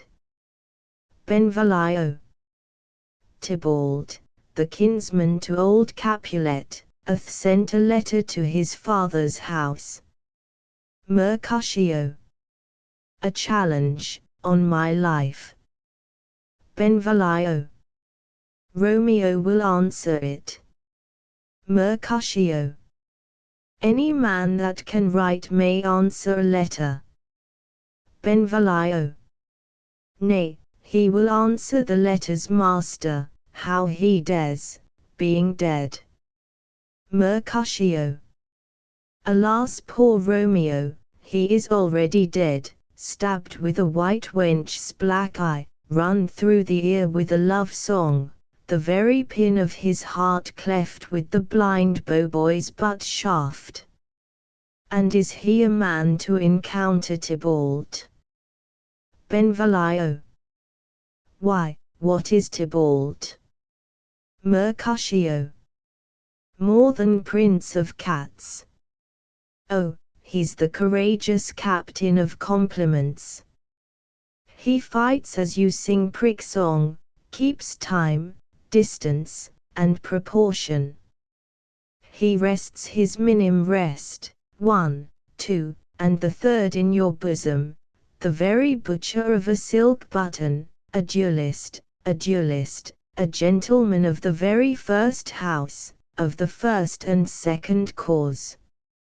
Ah, the immortal Parcido, the punto reverso, the hay. Benvolio. The what? Mercutio. The pox of such antic lisping, affecting fantasies, these new tuners of accent. By Jesu, a very good blade, a very tall man, a very good whore. Why, is not this a lamentable thing, Grancy, that we should be thus afflicted with these strange flies, these fashion mongers, these pardon-mes, who stand so much on the new form that they cannot sit at ease on the old bench. Oh, their bones, their bones. Enter Romeo. Benvolio. Here comes Romeo, here comes Romeo. Mercutio. Without his roe, like a dried herring. O flesh, flesh, how art thou fishified! Now is he for the numbers that Petrarch flowed in. Laura, to his lady, was but a kitchen wench, marry, she had a better love to beime her, Dido a dowdy, Cleopatra a gypsy, Helen and Hero hildings and harlots, Thisbe grey I also, but not to the purpose. Sine a Romeo, bourgeois. There's a French salutation to your French slop. You gave us the counterfeit fairly last night. Romeo. Good morrow to you both. What counterfeit did I give you? Mercutio. The slip, sir, the slip, can you not conceive? Romeo. Pardon, good Mercutio, my business was great, and in such a case as mine a man may strain courtesy. Mercutio. That's as much as to say, such a case as yours constrains a man to bow in the hams. Romeo. Meaning, to curtsy. Mercutio. Thou'st most kindly hit it. Romeo. A most courteous exposition. Mercutio. Nay, I am the very pink of courtesy. Romeo. Pink for flower. Mercutio. Right. Romeo. Why, then is my pump well flowered. Mercutio. Sure wit, follow me this jest now, till thou'st worn out thy pump, that when the single soul of it is worn, the jest may remain after the wearing, solely singular. Romeo. O single-souled jest, solely singular for the singleness. Mercutio. Come between us, good Benvolio, my wits faint. Romeo. Swits and spurs, or I'll cry a match. Mercutio. Nay, if thy wits run the wild goose chase, I am done. For thou'st more of the wild goose in one of thy wits, than I am sure I have in my whole 5. Was I with you there for the goose? Romeo. Thou wast never with me for anything, when thou wast not there for the goose. Mercutio. I will bite thee by the ear for that jest. Romeo. Nay, good goose, bite not. Mercutio. Thy wit is a very bitter sweeting, it is a most sharp sauce. Romeo. And is it not then well served into a sweet goose? Mercutio. Oh, here's a wit of Cheveril, that stretches from an inch narrow to an ell broad. Romeo. I stretch it out for that word broad, which added to the goose, proves thee far and wide a broad goose. Mercutio. Why, is not this better now than groaning for love? Now art thou sociable, now art thou Romeo, now art thou what thou art, by art as well as by nature. For this drivelling love is like a great natural, that runs lolling up and down to hide his bauble in a hole. Benvolio. Stop there, stop there. Mercutio. Thou desirest me to stop in my tail against the hair. Benvolio. Thou wouldst else have made thy tail large. Mercutio. Oh, thou art deceived, I would have made it short, for I was come to the whole depth of my tail, and meant indeed to occupy the argument no longer. Enter Nurse and Peter. Romeo. Here's goodly gear. A sail, a sail. Mercutio. Two, a shirt and a smock. Nurse. Peter. Peter. Anon. Nurse. My fan, Peter. Mercutio. Good Peter, to hide her face, for her fan's the fairer face. Nurse. God ye good morrow, gentlemen. Mercutio. God ye good den, fair gentlewomen. Nurse. Is it good den? Mercutio. 'Tis no less, I tell ye, for the bawdy hand of the dial is now upon the prick of noon. Nurse. Out upon you. What a man are you? Romeo. One, gentlewoman, that God hath made for himself to mar. Nurse. By my troth, it is well said, for himself to mar, quoth he. Gentlemen, can any of you tell me where I may find the young Romeo? Romeo. I can tell you, but young Romeo will be older when you have found him than he was when you sought him. I am the youngest of that name, for fault of a worse. Nurse. You say well. Mercutio. Yea, is the worst well. Very well took, I faith, wisely, wisely. Nurse. If you be he, sir, I desire some confidence with you. Benvolio. She will indite him to some supper. Mercutio. Aboard, aboard, aboard. Soho. Romeo. What hast thou found? Mercutio. No hare, sir, unless a hare, sir, in a Lenten pie, that is something stale and hoar ere it be spent. Sings Dot. An old hare haw, and an old hare haw, is very good meat in Lent, but a hare that is hoar is too much for a score when it haws ere it be spent.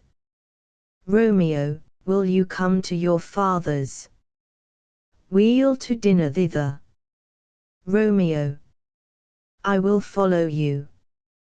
Mercutio. Farewell, ancient lady, farewell, lady, lady, lady. Exeunt Mercutio and Benvolio. Nurse. I pray you, sir, what saucy merchant was this that was so full of his ropery? Romeo.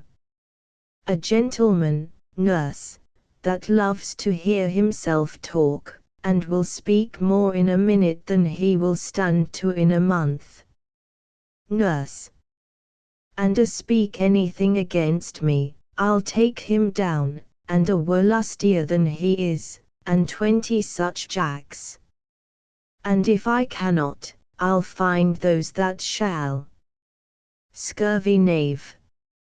I am none of his flirt gills, I am none of his skinsmates. And thou must stand by too and suffer every knave to use me at his pleasure. Peter. I saw no man use you at his pleasure. If I had, my weapon should quickly have been out. I warrant you, I dare draw as soon as another man, if I see occasion in a good quarrel, and the law on my side. Nurse. Now, afore God, I am so vexed that every part about me quivers. Scurvy knave. Pray you, sir, a word, and as I told you, my young lady bid me enquire you out. What she bade me say, I will keep to myself.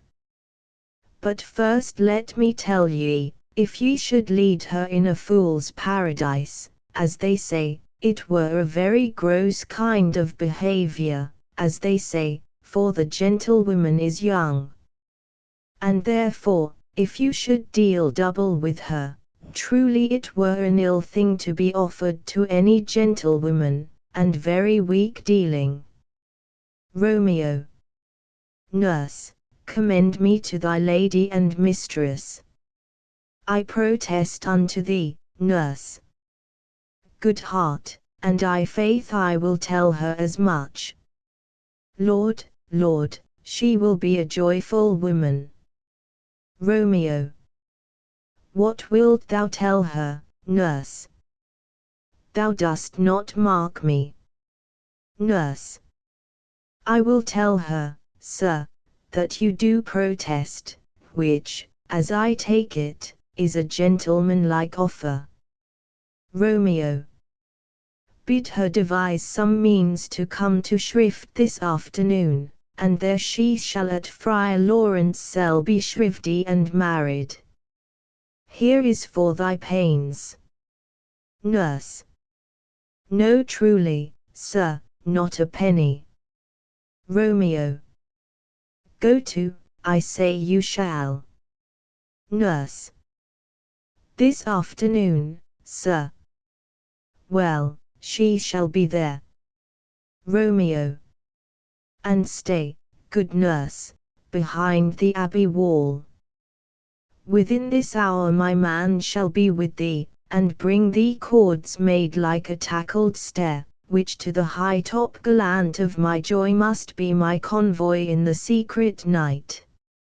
Farewell, be trusty, and I'll quit thy pains. Farewell, commend me to thy mistress. Nurse. Now God in heaven bless thee. Hark you, sir. Romeo. What sayest thou, my dear nurse? Nurse. Is your man secret? Did you ne'er hear say, two may keep counsel, putting one away? Romeo. I warrant thee my man's as true as steel. Nurse. Well, sir, my mistress is the sweetest lady. Lord, Lord. When 'twas a little prating thing, oh, there is a nobleman in town, one Paris, that would fain lay knife aboard, but she, good soul, had as lief see a toad, a very toad, as see him. I anger her sometimes, and tell her that Paris is the proper man, but I'll warrant you, when I say so, she looks as pale as any clout in the versal world. Doth not Rosemary and Romeo begin both with a letter? Romeo. Nurse, what of that? Both with an R, nurse. Mocker. That's the dog's name. R is for the, no, I know it begins with some other letter, and she'th the prettiest sententious of it, of you and Rosemary, that it would do you good to hear it. Romeo. Commend me to thy lady. Nurse. 1,000 times. Peter.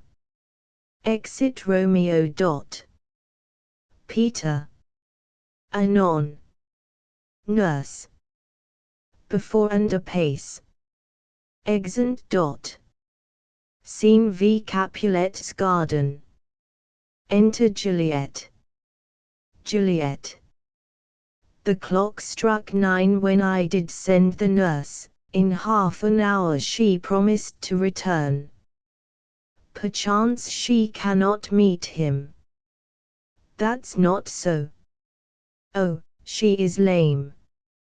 Love's heralds should be thoughts, which 10 times faster glides than the sun's beams, driving back shadows over lowering hills. Therefore do nimble pinioned doves draw love, and thereforeth the wind swift Cupid wings. Now is the sun upon the highmost hill of this day's journey, and from 9 till 12 is 3 long hours, yet she is not come. Had she affections and warm youthful blood, she'd be as swift in motion as a ball. My words would bandy her to my sweet love, and his to me. But old folks, many fain as they were dead, unwieldy, slow, heavy and pale as lead. Enter nurse and Peter. O God, she comes. O honey nurse, what news? Hast thou met with him? Send thy man away. Nurse. Peter, stay at the gate. Exit Peter. Juliet. Now, good sweet nurse, O Lord, why lookest thou sad? Though news be sad, yet tell them merrily, if good, thou shamest the music of sweet news by playing it to me with so sour a face. Nurse. I am weary, give me leave a while, fie, how my bones ache. What a jaunt have I had! Juliet. I would thou hadst my bones, and I thy news. Nay come, I pray thee speak, good nurse, speak. Nurse. Jesu, what haste! Can you not stay a while? Do you not see that I am out of breath? Juliet. How art thou out of breath, when thou hast breath to say to me that thou art out of breath? The excuse that thou dost make in this delay is longer than the tale thou dost excuse. Is thy news good or bad? Answer to that, say either, and I'll stay the circumstance. Let me be satisfied, is tea good or bad? Nurse. Well, you have made a simple choice, you know not how to choose a man. Romeo. No, not he. Though his face be better than any man's, yet his leg excels all men's, and for a hand and a foot, and a body, though they be not to be talked on, yet they are past compare. He is not the flower of courtesy, but I'll warrant him as gentle as a lamb. Go thy ways, wench, serve God. What, have you dined at home? Juliet. No, no. But all this did I know before. What says he of our marriage? What of that? Nurse. Lord, how my head aches. What a head have I! It beats as it would fall in 20 pieces. My back, o' t' other side, oh my back, my back. Beshrew your heart for sending me about to catch my death with jauncing up and down. Juliet. I faith, I am sorry that thou art not well. Sweet, sweet, sweet nurse, tell me, what says my love? Nurse. Your love says like an honest gentleman, and a courteous, and a kind, and a handsome, and I warrant a virtuous. Where is your mother? Juliet. Where is my mother? Why, she is within. Where should she be? How oddly thou repliest. Your love says, like an honest gentleman, where is your mother? Nurse. O God's lady dear, are you so hot? Marry, come up, I trow. Is this the poultice for my aching bones? Henceforward do your messages yourself. Juliet. Here's such a coil. Come, what says Romeo? Nurse. Have you got leave to go to shrift today? Juliet. I have. Nurse. Then hie you hence to Friar Lawrence' cell, there stays a husband to make you a wife.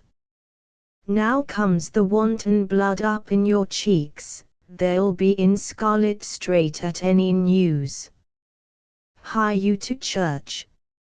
I must another way, to fetch a ladder by the which your love must climb a bird's nest soon when it is dark. I am the drudge, and toil in your delight, but you shall bear the burden soon at night. Go. I'll to dinner, hie you to the cell. Juliet. Hie to high fortune. Honest nurse, farewell. Exeunt. Scene 6. Friar Lawrence's cell. Enter Friar Lawrence and Romeo. Friar Lawrence. So smile the heavens upon this holy act that after hours with sorrow chide us not. Romeo. Amen, amen, but come what sorrow can, it cannot countervail the exchange of joy that one short minute gives me in her sight. Do thou but close our hands with holy words, then love-devouring death do what he dare, it is enough I may but call her mine. Friar Lawrence. These violent delights have violent ends, and in their triumph die, like fire and powder, which as they kiss consume. The sweetest honey is loathsome in his own deliciousness, and in the taste confounds the appetite. Therefore love moderately, long love doth so, too swift arrives as tardy as too slow. Enter Juliet. Here comes the lady. Oh, so light a foot will ne'er wear out the everlasting flint. A lover may bestride the gossamers that idles in the wanton summer air and yet not fall, so light is vanity. Juliet. Good even to my ghostly confessor. Friar Lawrence. Romeo shall thank thee, daughter, for us both. Juliet. As much to him, else is his thanks too much. Romeo. Ah, Juliet, if the measure of thy joy be heaped like mine, and that thy skill be more to blazon it, then sweeten with thy breath this neighbor air, and let rich music's tongue unfold the imagined happiness that both receive in either by this dear encounter. Juliet. Conceit more rich in matter than in words, brags of his substance, not of ornament. They are but beggars that can count their worth, but my true love is grown to such excess, I cannot sum up some of half my wealth. Friar Lawrence. Come, come with me, and we will make short work, for, by your leaves, you shall not stay alone till Holy Church incorporate two in one. Exeunt. Act 3 Scene I. A public place. Enter Mercutio, Benvolio, page and servants. Benvolio. I pray thee, good Mercutio, let's retire, the day is hot, the Capulets abroad, and if we meet, we shall not scape a brawl, for now these hot days, is the mad blood stirring. Mercutio. Thou art like one of these fellows that, when he enters the confines of a tavern, claps me his sword upon the table, and says God send me no need of thee, and by the operation of the second cup draws him on the drawer, when indeed there is no need. Benvolio. Am I like such a fellow? Mercutio. Come, come, thou art as hot a Jack in thy mood as any in Italy, and as soon moved to be moody, and as soon moody to be moved. Benvolio. And what to? Mercutio. Nay, and there were two such, we should have none shortly, for one would kill the other. Thou. Why, thou wilt quarrel with a man that hath a hair more or a hair less in his beard than thou hast. Thou wilt quarrel with a man for cracking nuts, having no other reason but because thou hast hazel eyes. What I but such an eye would spy out such a quarrel? Thy head is as full of quarrels as an egg is full of meat, and yet thy head hath been beaten as addle as an egg for quarrelling. Thou hast quarrelled with a man for coughing in the street, because he hath wakened thy dog that hath lain asleep in the sun. Didst thou not fall out with a tailor for wearing his new doublet before Easter? With another for tying his new shoes with an old riband? And yet thou wilt tutor me from quarrelling. Benvolio. And I were so apt to quarrel as thou art, any man should buy the fee simple of my life for an hour and a quarter. Mercutio. The fee simple. O simple. Enter Tybalt and others. Benvolio. By my head, here comes the Capulets. Mercutio. By my heel, I care not. Tybalt. Follow me close, for I will speak to them. Gentlemen, good den, a word with one of you. Mercutio. And but one word with one of us. Couple it with something, make it a word and a blow. Tybalt. You shall find me apt enough to that, sir, and you will give me occasion. Mercutio. Could you not take some occasion without giving? Tybalt. Mercutio, thou consortest with Romeo. Mercutio. Consort. What, dost thou make us minstrels? And thou make minstrels of us, look to hear nothing but discords. Here's my fiddlestick, here's that shall make you dance. Zounds, consort. Benvolio. We talk here in the public haunt of men. Either withdraw unto some private place, and reason coldly of your grievances, or else depart, here all eyes gaze on us. Mercutio. Men's eyes were made to look, and let them gaze. I will not budge for no man's pleasure, I enter Romeo. Tybalt. Well, peace be with you, sir, here comes my man. Mercutio. But I'll be hanged, sir, if he wear your livery. Marry, go before to field, he'll be your follower, your worship in that sense may call him man. Tybalt. Romeo, the love I bear thee can afford no better term than this, thou art a villain. Romeo. Tybalt, the reason that I have to love thee doth much excuse the appertaining rage to such a greeting. Villain am I none, therefore farewell, I see thou knowest me not. Tybalt.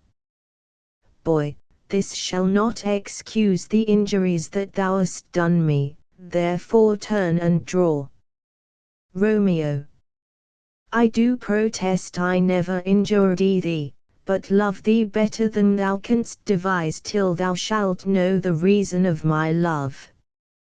And so good Capulet, which name I tender as dearly as mine own, be satisfied.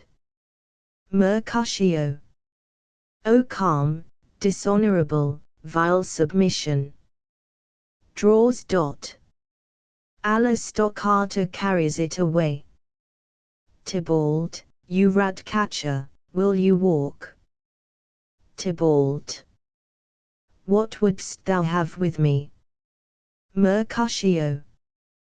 Good king of cats, nothing but one of your 9 lives, that I mean to make bold withal, and, as you shall use me hereafter, dry beat the rest of the 8. Will you pluck your sword out of his pilcher by the ears? Make haste, lest mine be about your ears ere it be out. Tybalt. Drawing. I am for you. Romeo. Gentle Mercutio, put thy rapier up. Mercutio. Come, sir, your passado. They fight. Romeo. Draw. Benvolio, beat down their weapons. Gentlemen, for shame, forbear this outrage. Tybalt, Mercutio, the prince expressly hath forbid this bandying in Verona streets. Hold, Tybalt. Good Mercutio. Exeunt Tybalt with his partisans. Mercutio. I am hurt. A plague go both your houses. I am sped. Is he gone, and doth nothing? Benvolio. What, art thou hurt? Mercutio. A scratch, a scratch. Marry, 'tis enough. Where is my page? Go villain, fetch a surgeon. Exit page. Romeo. Courage, man, the hurt cannot be much. Mercutio. No, 'tis not so deep as a well, nor so wide as a church door, but 'tis enough, 'twill serve. Ask for me tomorrow, and you shall find me a grave man. I am peppered, I warrant, for this world. A plague go both your houses. Zounds, a dog, a rat, a mouse, a cat, to scratch a man to death. A braggart, a rogue, a villain, that fights by the book of arithmetic. Why the devil came you between us? I was hurt under your arm. Romeo. I thought all for the best. Mercutio. Help me into some house, Benvolio, or I shall faint. A plague go both your houses. They have made worms meat of me. I have it, and soundly too. Your houses. Exeunt Mercutio and Benvolio. Romeo. This gentleman, the prince's near ally, my very friend, hath got his mortal hurt in my behalf, my reputation stained with Tybalt's slander, Tybalt, that an hour hath been my cousin. O sweet Juliet, thy beauty hath made me effeminate and in my temper softened valor's steel. Re-enter Benvolio. Benvolio. O Romeo, Romeo, brave Mercutio's dead, that gallant spirit hath aspurred the clouds, which too untimely here did scorn the earth. Romeo. This day's black fate on mo days doth depend, this but begins the woe others must end. Re-enter Tybalt. Benvolio. Here comes the furious Tybalt back again. Romeo. Again in triumph, and Mercutio slain. Away to heaven respective lenity, and fiery fury be my conduct now. Now, Tybalt, take the villain back again that late thou gavest me, for Mercutio's soul is but a little way above our heads, staying for thine to keep him company. Either thou or I, or both, must go with him. Tybalt. Thou wretched boy, that didst consort him here, shalt with him hence. Romeo. This shall determine that. They fight, Tybalt falls. Benvolio. Romeo, away, be gone. The citizens are up, and Tybalt slain. Stand not amazed. The prince will doom thee death if thou art taken. Hence, be gone, away. Romeo. Oh, I am fortune's fool. Benvolio. Why dost thou stay? Exit Romeo. Enter citizens. First citizen. Which way ran he that killed Mercutio? Tybalt, that murderer, which way ran he? Benvolio. There lies that Tybalt. First citizen. Up, sir, go with me. I charge thee in the prince's name obey. Enter prince, attended, Montague, Capulet, their wives and others. Prince. Where are the vile beginners of this fray? Benvolio. O noble prince, I can discover all the unlucky manage of this fatal brawl. There lies the man, slain by young Romeo, that slew thy kinsman, brave Mercutio. Lady Capulet. Tybalt, my cousin. O my brother's child. O prince.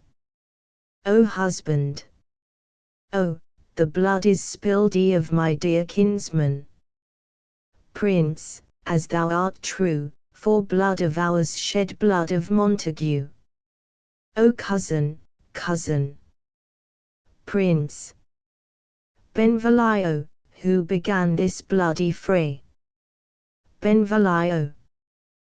Tybalt, here slain, whom Romeo's hand did slay. Romeo, that spoke him fair, bid him bethink how nice the quarrel was, and urged withal your high displeasure. All this uttered with gentle breath, calm look, knees humbly bowed. He could not take truce with the unruly spleen of Tybalt, deaf to peace, but that he tilts with piercing steel at bold Mercutio's breast, who, all as hot, turns deadly point to point, and, with a martial scorn, with one hand beats cold death aside, and with the other sends it back to Tybalt, whose dexterity retorts it. Romeo, he cries aloud, hold, friends.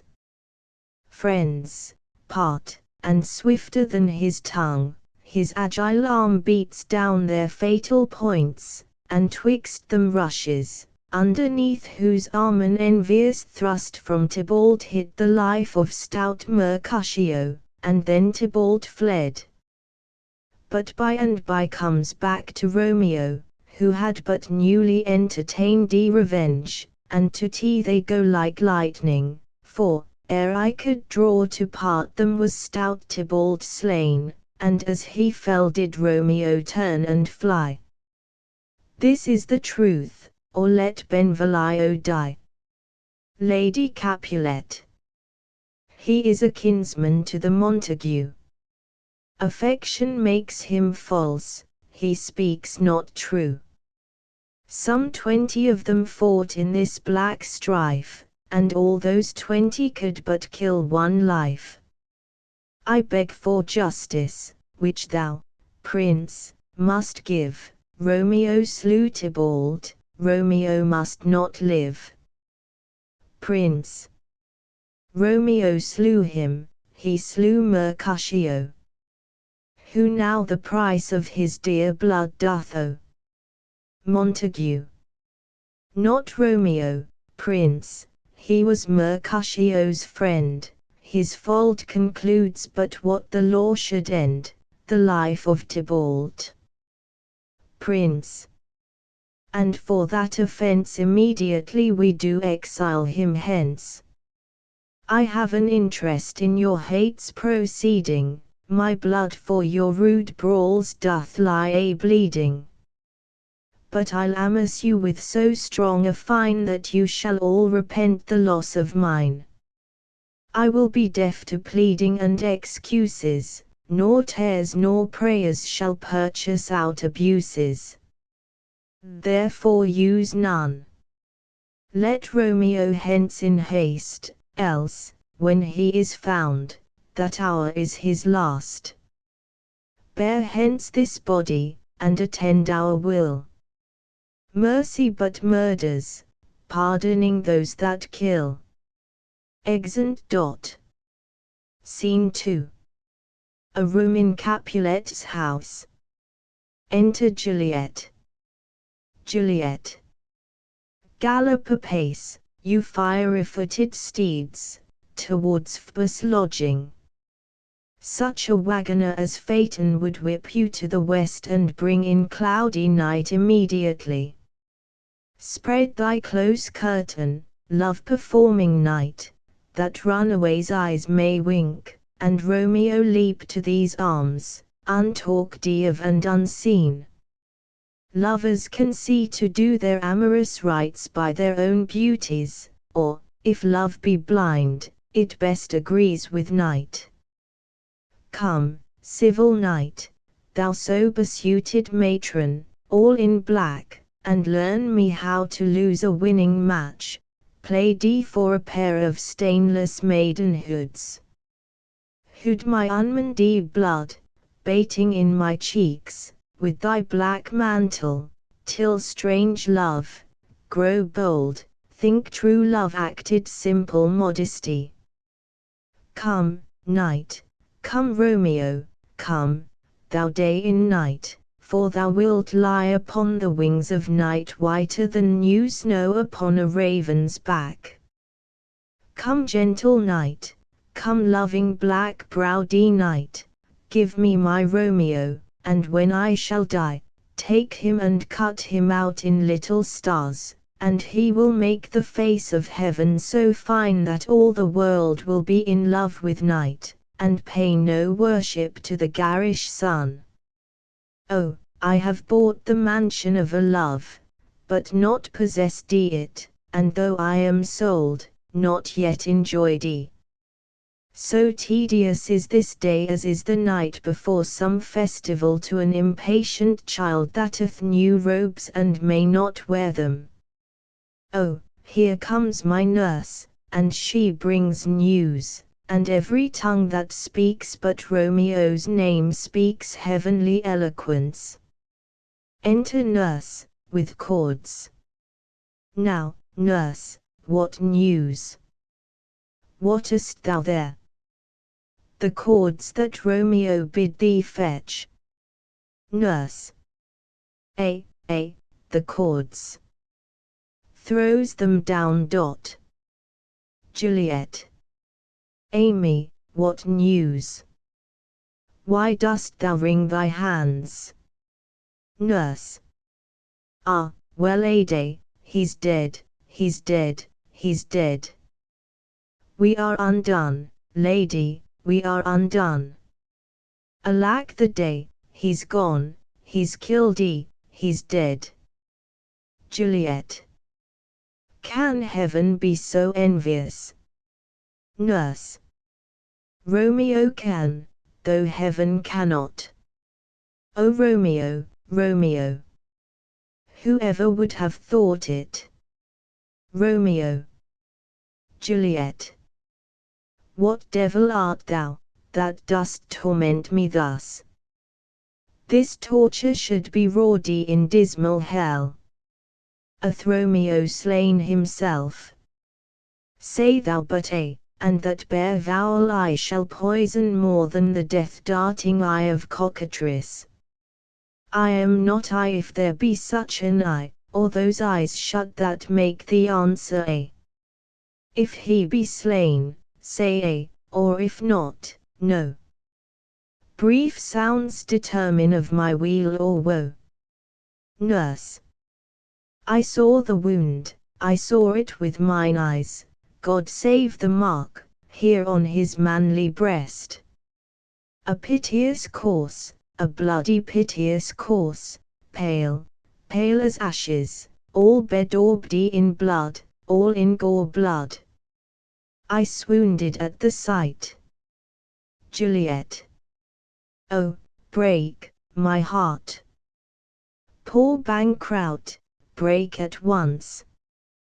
To prison, eyes, ne'er look on liberty. Vile earth to earth resign, end motion here, and thou and Romeo press one heavy bier. Nurse. O Tybalt, Tybalt, the best friend I had. O courteous Tybalt, honest gentleman, that ever I should live to see thee dead. Juliet. What storm is this that blows so contrary? Is Romeo slaughtered and is Tybalt dead? My dearest cousin, and my dearer lord. Then dreadful trumpets sound the general doom, for who is living, if those two are gone? Nurse. Tybalt is gone, and Romeo banished, Romeo that killed him, he is banished. Juliet. O God! Did Romeo's hand shed Tybalt's blood? Nurse. It did, alas the day, it did. Juliet. O serpent heart, hid with a flowering face, did ever dragon keep so fair a cave?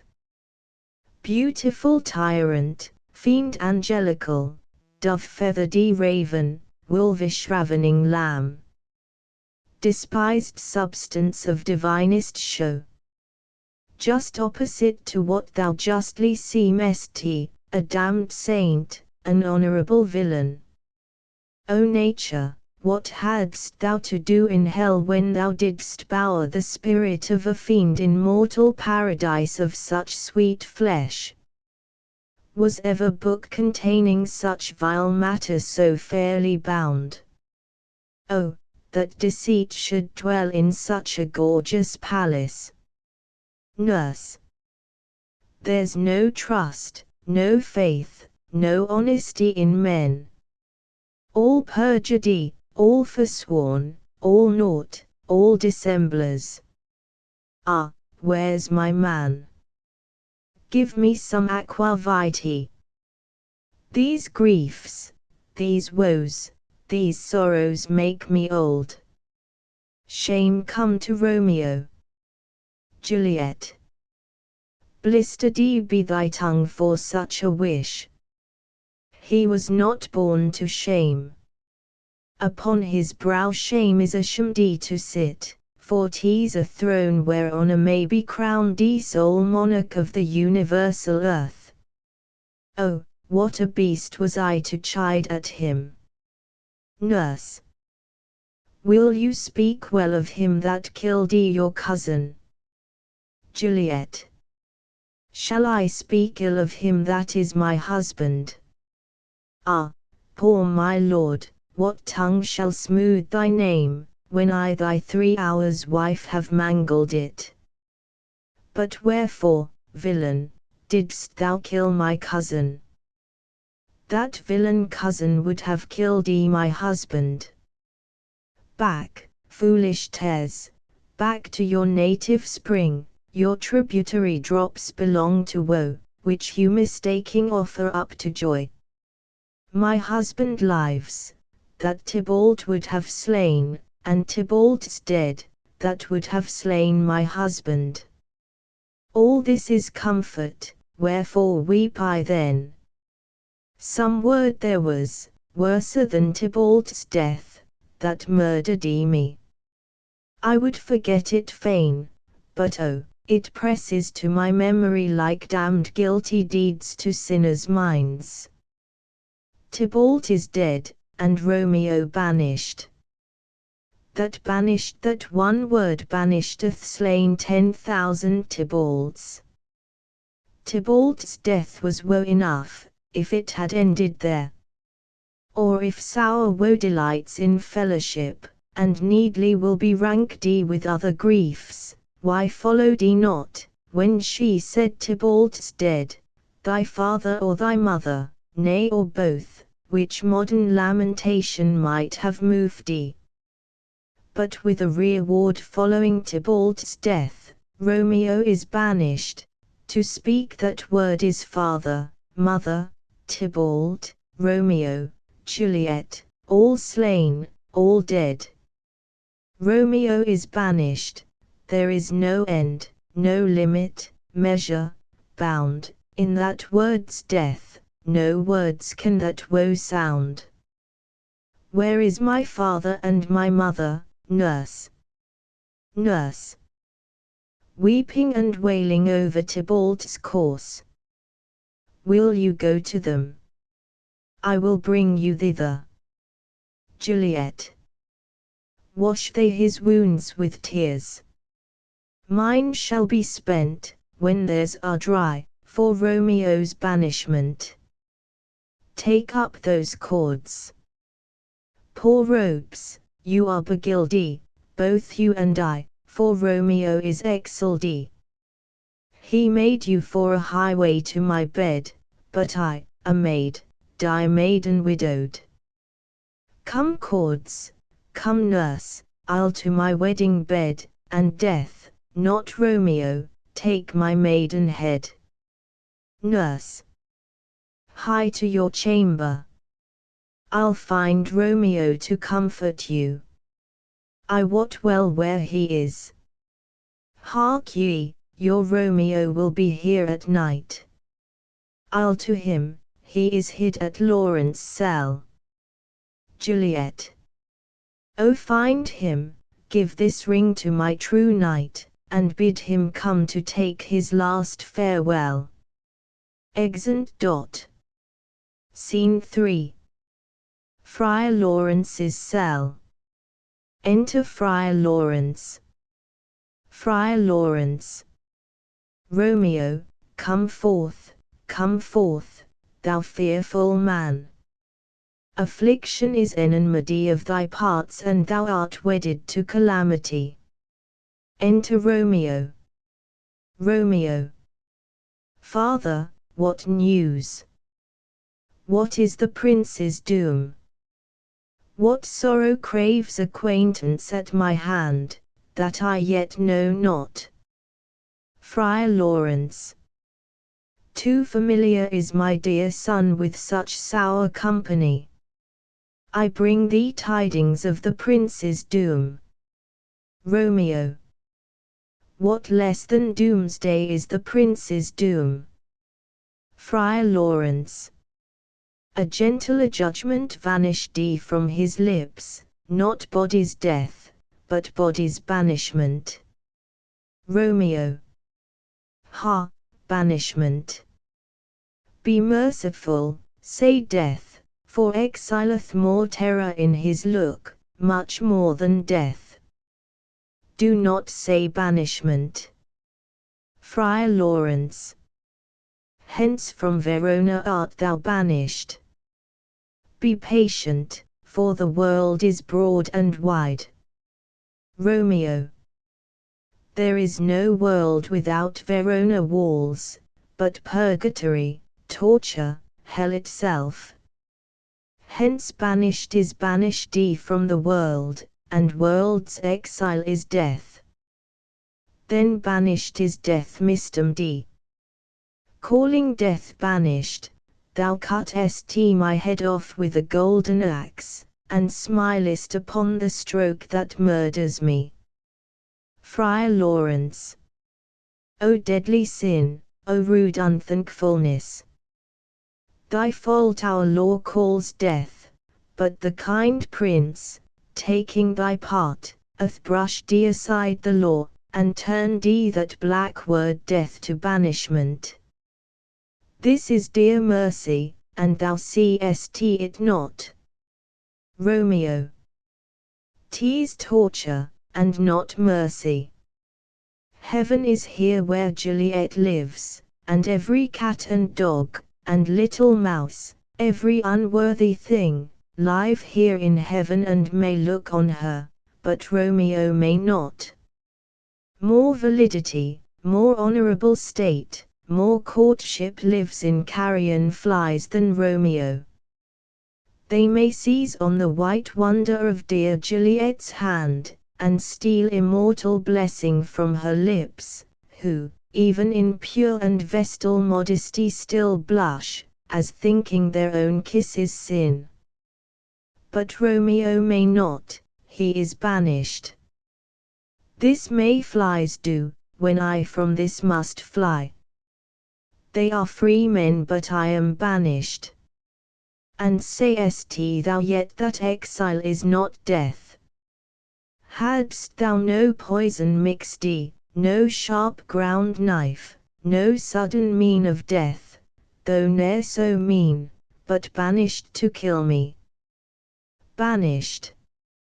O friar, the damned use that word in hell. Howling attends it. Howest thou the heart, being a divine, a ghostly confessor, a sin absolver, and my friend professed thee, to mangle me with that word banished? Friar Lawrence. Thou fond madman, hear me speak a little, Romeo. Oh, thou wilt speak again of banishment. Friar Lawrence. I'll give thee armor to keep off that word, adversity's sweet milk, philosophy, to comfort thee, though thou art banished. Romeo. Yet banished. Hang up philosophy. Unless philosophy can make a Juliet, displant a town, reverse a prince's doom, it helps not, it prevails not, talk no more. Friar Lawrence. Oh, then I see that mad men have no ears. Romeo. How should they, when that wise men have no eyes? Friar Lawrence. Let me dispute with thee of thy estate. Romeo. Thou canst not speak of that thou dost not feel. Would thou as young as I, Juliet thy love, an hour but married, Tybalt murdered, doting like me, and like me banished, then mightst thou speak, then mightst thou tear thy hair, and fall upon the ground as I do now, taking the measure of an unmade grave. Knocking within. Friar Lawrence. Arise, one knocks. Good Romeo, hide thyself. Romeo. Not I, unless the breath of heart-sick groans mist-like enfold me from the search of eyes. Knocking. Friar Lawrence. Hark, how they knock, who's there? Romeo, arise, thou wilt be taken. Stay a while. Stand up. Knocking. Run to my study. By and by. God's will, what simpleness is this. I come, I come. Knocking. Who knocks so hard? Whence come you, what's your will? Nurse.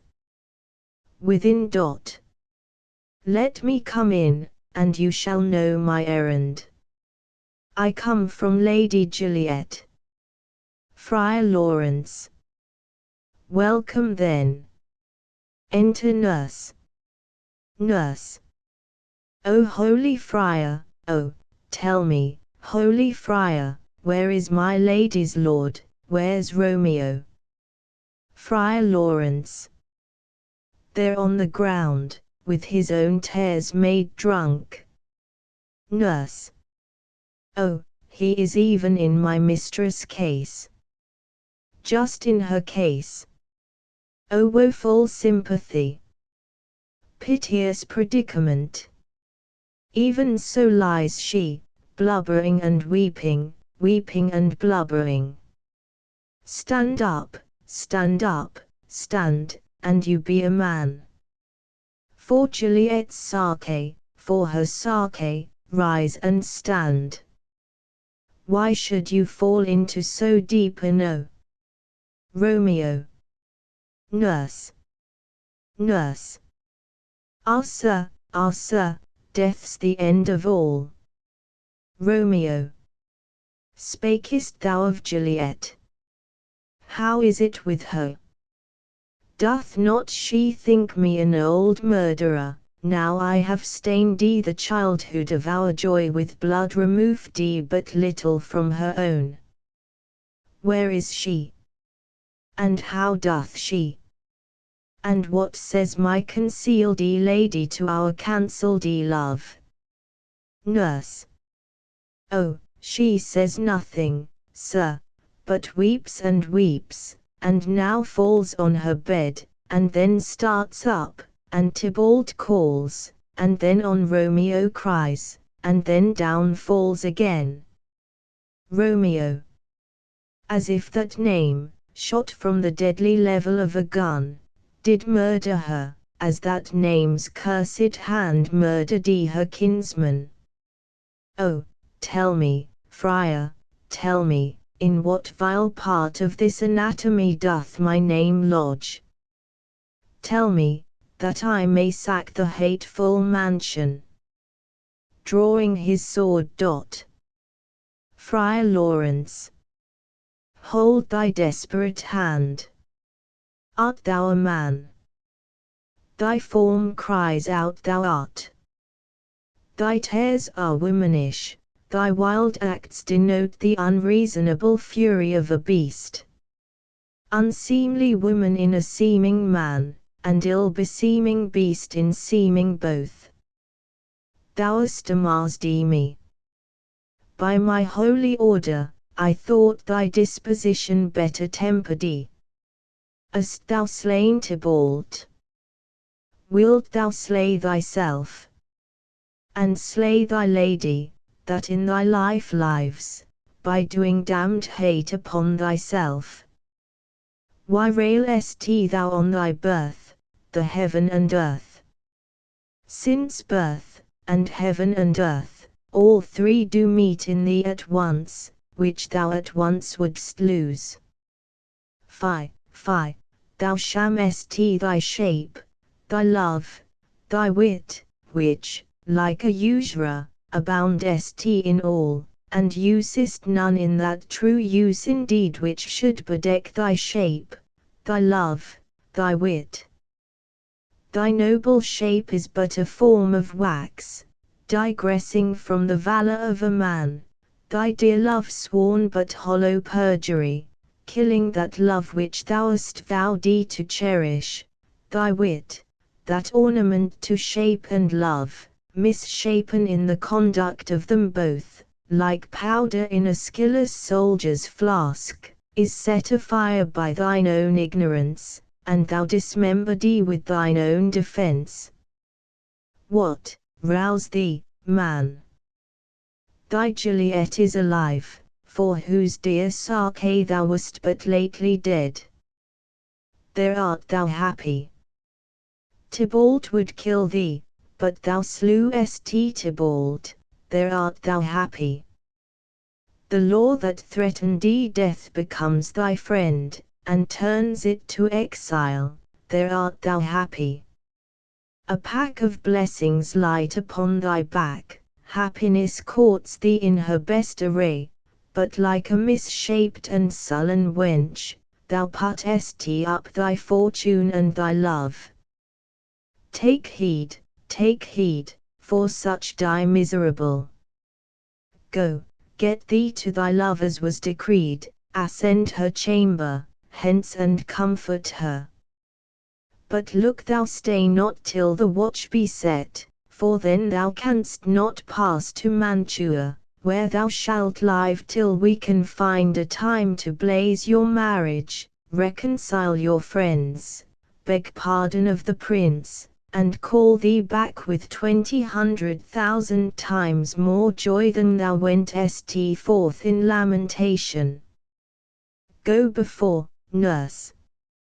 Commend me to thy lady, and bid her hasten all the house to bed, which heavy sorrow makes them apt unto.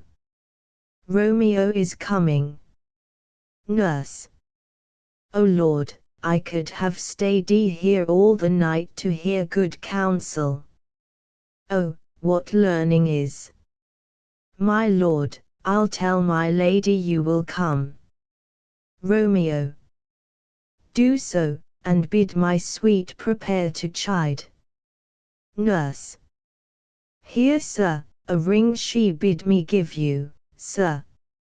Hie you, make haste, for it grows very late. Exit. Romeo. How well my comfort is revived by this. Friar Lawrence. Go hence, good night, and here stands all your state, either be gone before the watch be set, or by the break of day disguised from hence. Sojourn in Mantua. I'll find out your man, and he shall signify from time to time every good hap to you that chances here. Give me thy hand, 'tis late, farewell, good night. Romeo. But that a joy past joy calls out on me, it were a grief so brief to part with thee. Farewell. Exeunt. Scene 4. A room in Capulet's house. Enter Capulet, Lady Capulet and Paris. Capulet. Things have fallen out, sir, so unluckily that we have had no time to move our daughter. Look you, she loved her kinsman Tybalt dearly, and so did I. Well, we were born to die. 'Tis very late, she'll not come down tonight. I promise you, but for your company, I would have been abed an hour ago. Paris. These times of woe afford no tune to woo. Madam, good night. Commend me to your daughter. Lady Capulet.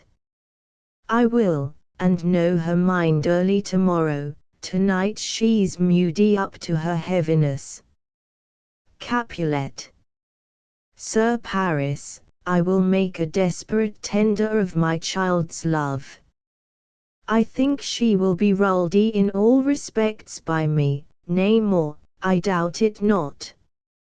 Wife, go you to her ere you go to bed, acquaint her here of my son Paris' love, and bid her, mark you me, on Wednesday next, but, soft, what day is this?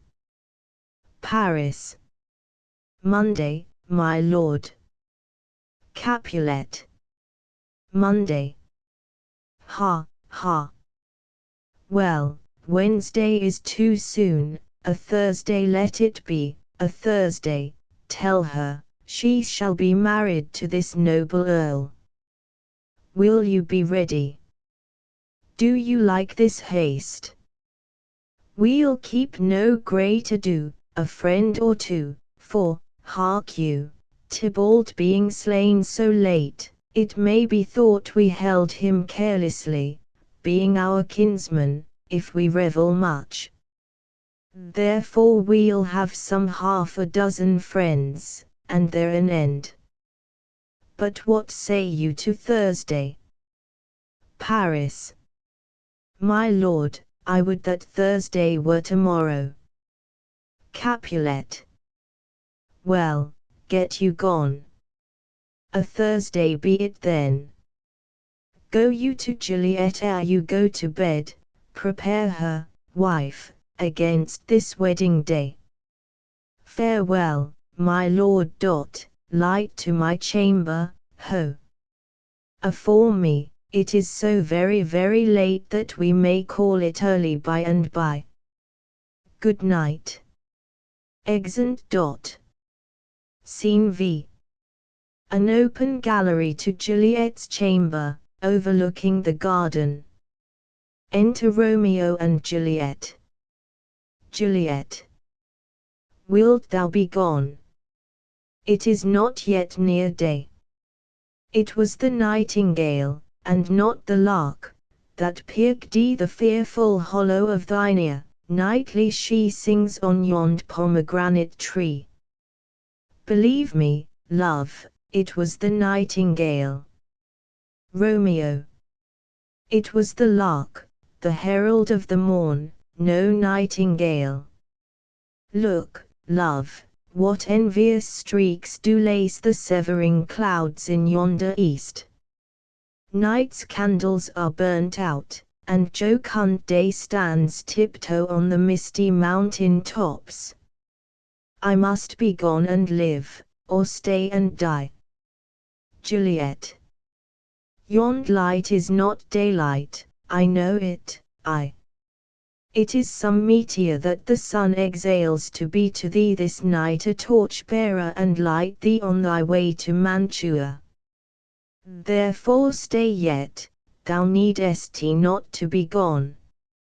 Romeo. Let me be ta'en, let me be put to death, I am content, so thou wilt have it so. I'll say yon grey is not the morning's eye, 'tis but the pale reflex of Cynthia's brow. Nor that is not the lark whose notes do beat the vaulty heaven so high above our heads. I have more care to stay than will to go. Come, death, and welcome. Juliet wills it so. How is't he, my soul? Let's talk. It is not day. Juliet. It is, it is. Hie hence, be gone, away. It is the lark that sings so out of tune, straining harsh discords and unpleasing sharps. Some say the lark makes sweet division, this doth not so, for she divide thus. Some say the lark and loathed toad change eyes. Oh, now I would they had charmed voices too, since arm from arm that voice doth us affray, hunting thee hence with hunts up to the day. Oh now be gone, more light and light it grows. Romeo. More light and light, more dark and dark our woes. Enter nurse. Nurse. Madam. Juliet. Nurse. Nurse. Your lady mother is coming to your chamber. The day is broke, be wary, look about. Exit. Juliet. Then, window, let day in, and let life out. Romeo. Farewell, farewell, one kiss, and I'll descend. Descends. Juliet. Art thou gone so? Love, lord, a husband, friend, I must hear from thee every day in the hour, for in a minute there are many days. Oh, by this count I shall be much in years ere I again behold my Romeo. Romeo. Farewell. I will omit no opportunity that may convey my greetings, love, to thee. Juliet. O thinkest thou we shall ever meet again? Romeo. I doubt it not, and all these woes shall serve for sweet discourses in our time to come. Juliet. O God! I have an ill-divining soul. Methinks I see thee, now thou art so low, as one dead in the bottom of a tomb. Either my eyesight fails, or thou lookest pale. Romeo. And trust me, love, in my eye so do you. Dry sorrow drinks our blood. Adieu, adieu. Exit below. Juliet. O Fortune, Fortune! All men call thee fickle. If thou art fickle, what dost thou with him that is renowned for faith? Be fickle, Fortune, for then, I hope thou wilt not keep him long but send him back. Lady Capulet. Within. Ho, daughter, are you up? Juliet. Who is 't that calls? Is it my lady mother? Is she not down so late, or up so early? What unaccustomed cause procures her hither? Enter Lady Capulet. Lady Capulet. Why, how now, Juliet? Juliet. Madam, I am not well. Lady Capulet. Evermore weeping for your cousin's death. What, wilt thou wash him from his grave with tears? And if thou couldst not make him live. Therefore have done. Some grief shows much of love, but much of grief shows still some want of wit. Juliet. Yet let me weep for such a feeling loss. Lady Capulet. So shall you feel the loss, but not the friend which you weep for. Juliet. Feeling so the loss, I cannot choose but ever weep the friend. Lady Capulet. Well, girl, thou weepest not so much for his death as that the villain lives which slaughtered him. Juliet. What villain, madam? Lady Capulet. That same villain Romeo. Juliet. Villain, and he be many miles asunder. God pardon him. I do, with all my heart. And yet no man like he doth grieve my heart. Lady Capulet. That is because the traitor murderer lives. Juliet. Madam, from the reach of these my hands. Would none but I might venge my cousin's death. Lady Capulet. We will have vengeance for it, fear thou not. Then weep no more. I'll send to one in Mantua, where that same banished runagate doth live, shall give him such an unaccustomed dram that he shall soon keep Tybalt company, and then I hope thou wilt be satisfied. Juliet.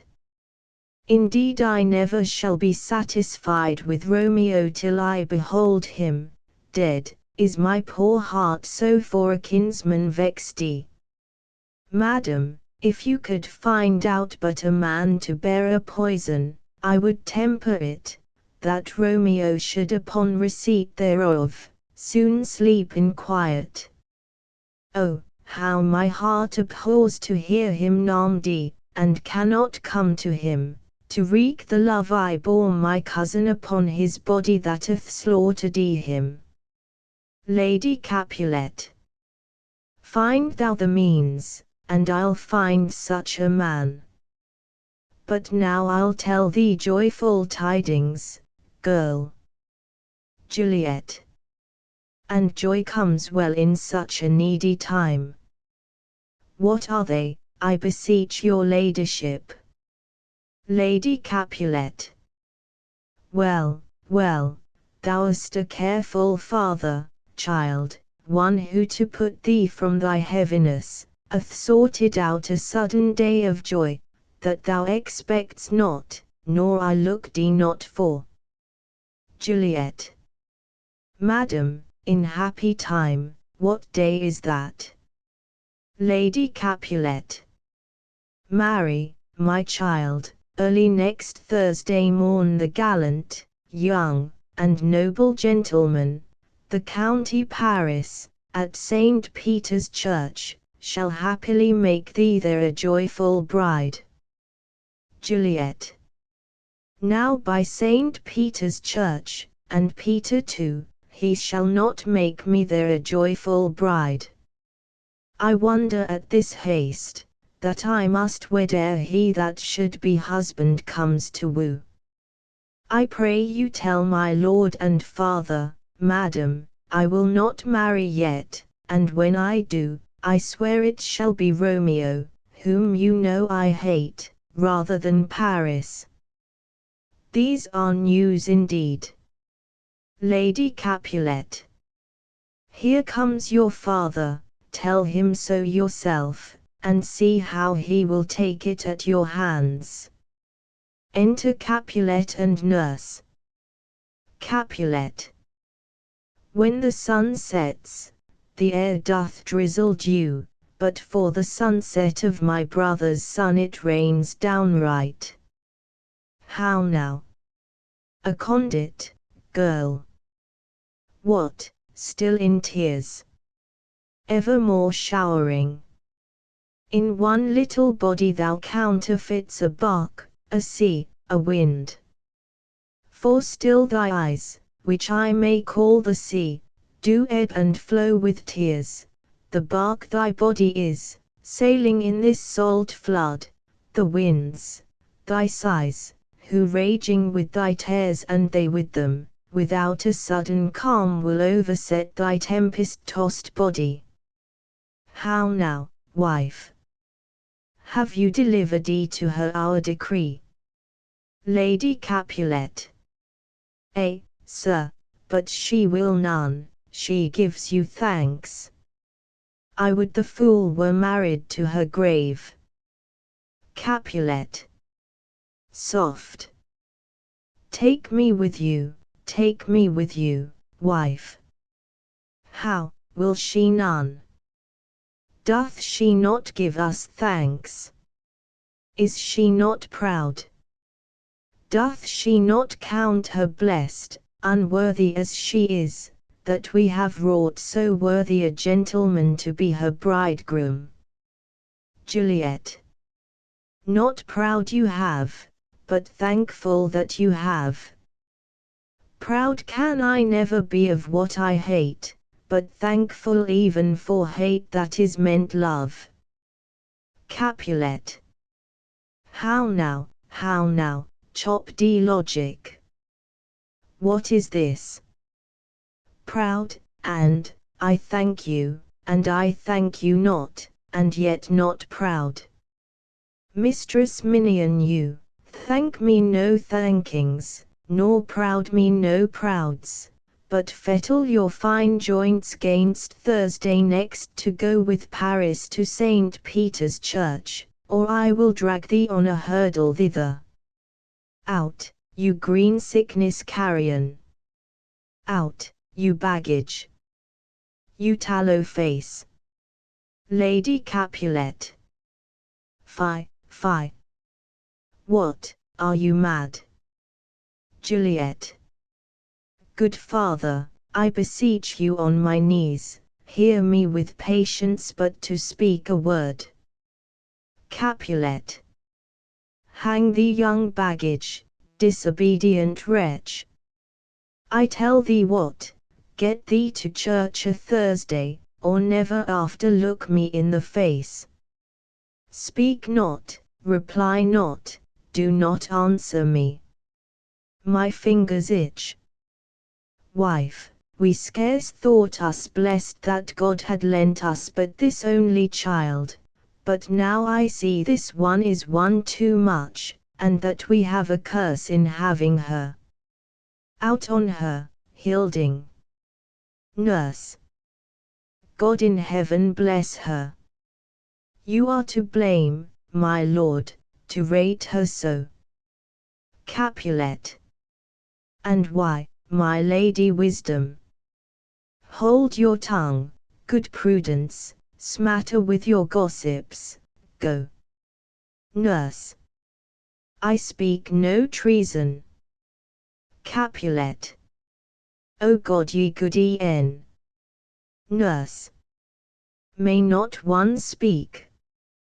Capulet. Peace, you mumbling fool. Utter your gravity or a gossip's bowl, for here we need it not. Lady Capulet. You are too hot. Capulet. God's bread, it makes me mad.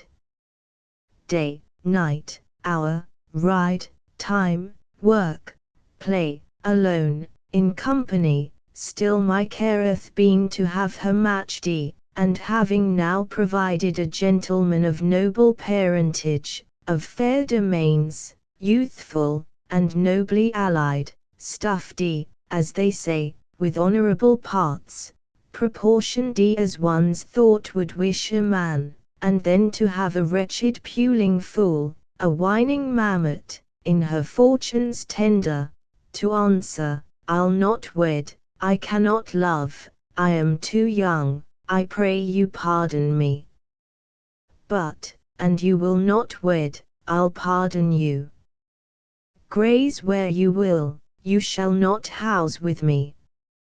Look to tea, think on tea, I do not use to jest. Thursday is near, lay hand on heart, advise. And you be mine, I'll give you to my friend, and you be not, hang, beg, starve, die in the streets, for by my soul, I'll ne'er acknowledge thee, nor what is mine shall never do thee good. Trust to tea, bethink you, I'll not be forsworn. Exit. Juliet. Is there no pity sitting in the clouds, that sees into the bottom of my grief? O sweet my mother, cast me not away, delay this marriage for a month, a week, or, if you do not, make the bridal bed in that dim monument where Tybalt lies. Lady Capulet.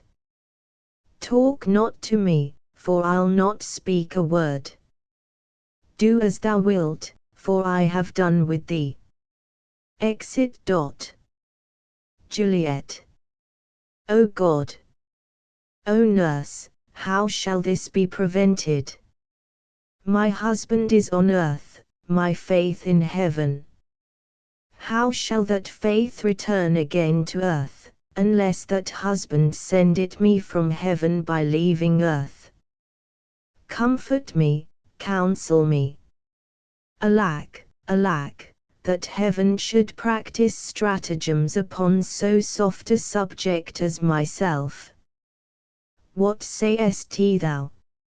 Hast thou not a word of joy? Some comfort, nurse. Nurse. Faith, here it is. Romeo is banished, and all the world to nothing that he dares ne'er come back to challenge you. Or if he do, it needs must be by stealth. Then, since the case so stands as now it doth, I think it best you married with the county. Oh, he's a lovely gentleman.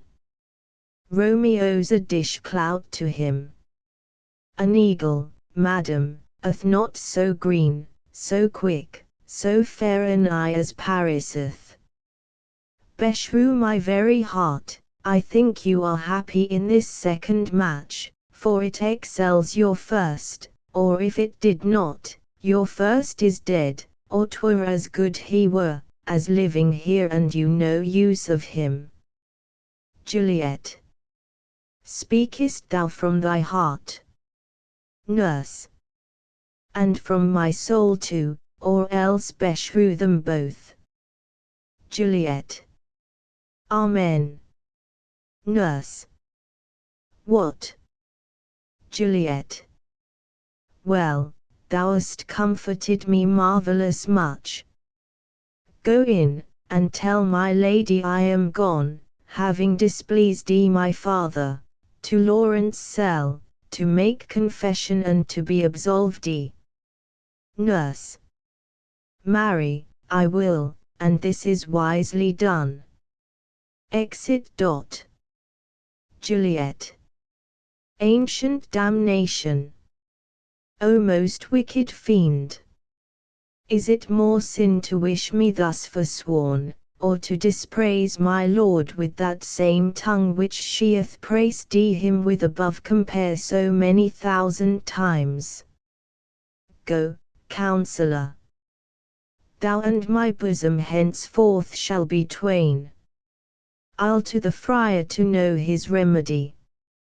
If all else fail, myself have power to die. Exit. Act 4. Scene I. Friar Lawrence's cell. Enter Friar Lawrence and Paris. Friar Lawrence. On Thursday, sir. The time is very short. Paris. My father Capulet will have it so, and I am nothing slow to slack his haste. Friar Lawrence. You say you do not know the lady's mind. Uneven is the course, I like it not. Paris. Immoderately she weeps for Tybalt's death, and therefore have I little talked of love, for Venus smiles not in a house of tears. Now, sir, her father counts it dangerous that she do give her sorrow so much sway, and in his wisdom, hastes our marriage, to stop the inundation of her tears, which, too much minded by herself alone, may be put from her by society. Now do you know the reason of this haste? Friar Lawrence. Aside. I would I knew not why it should be slow. Look, sir, here comes the lady toward my cell. Enter Juliet. Paris. Happily met, my lady and my wife. Juliet. That may be, sir, when I may be a wife. Paris. That may be, must be, love, on Thursday next. Juliet. What must be shall be. Friar Lawrence. That's a certain text. Paris. Come you to make confession to this father? Juliet. To answer that, I should confess to you. Paris.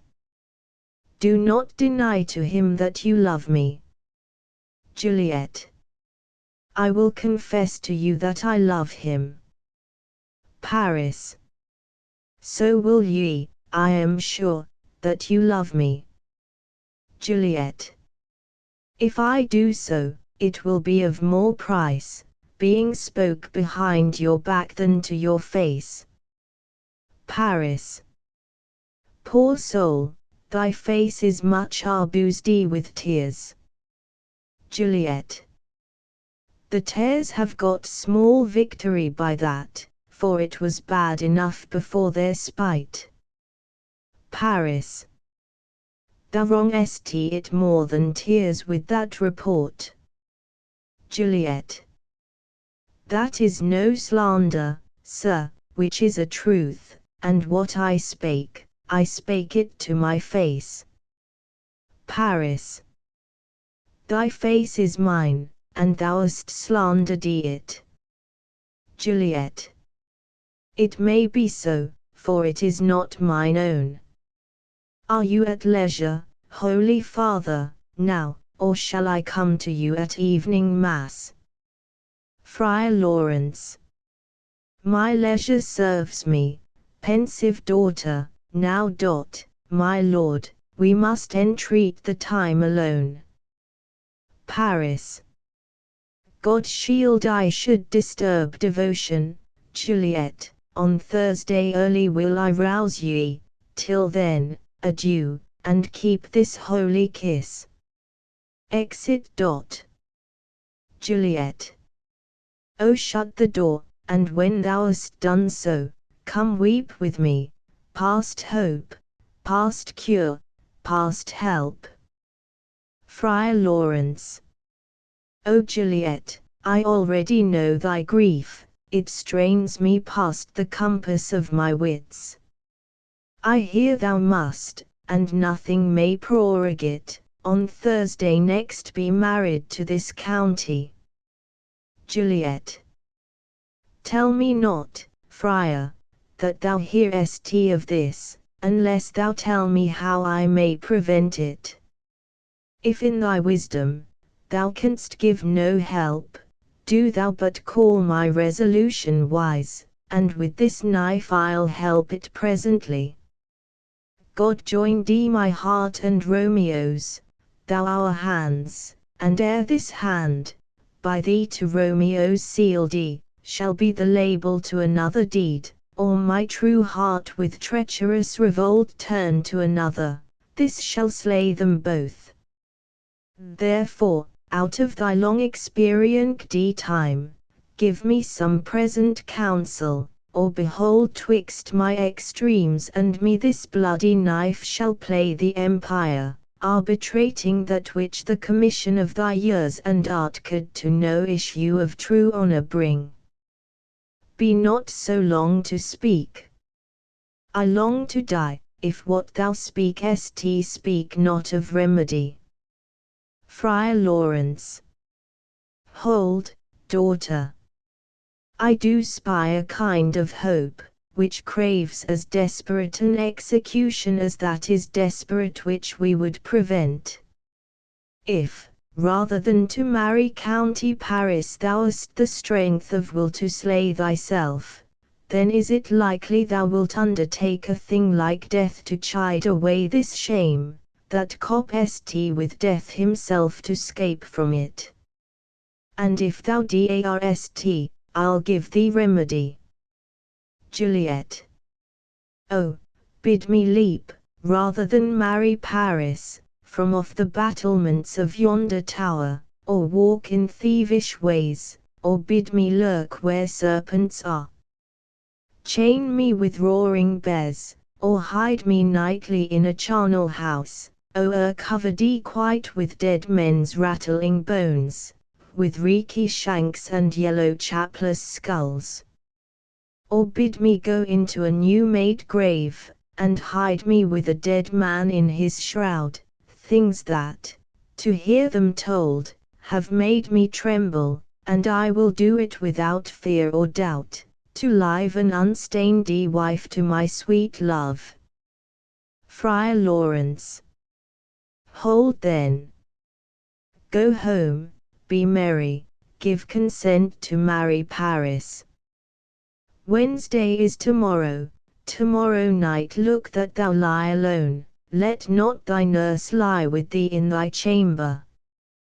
Take thou this vial, being then in bed, and this distilled liquor drink thou off, when presently through all thy veins shall run a cold and drowsy humour, for no pulse shall keep his native progress, but surcease.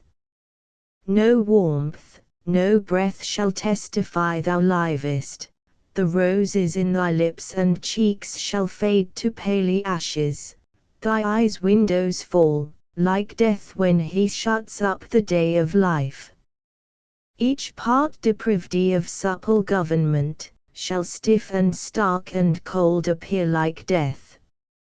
And in this borrowed likeness of shrunk death thou shalt continue 42 hours, and then awake as from a pleasant sleep. Now when the bridegroom in the morning comes to rouse thee from thy bed, there art thou dead.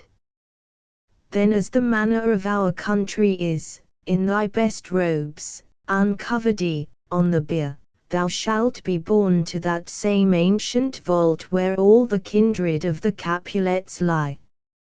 In the meantime, against thou shalt awake, shall Romeo by my letters know our drift, and hither shall he come, and he and I will watch thy waking, and that very night shall Romeo bear thee hence to Mantua.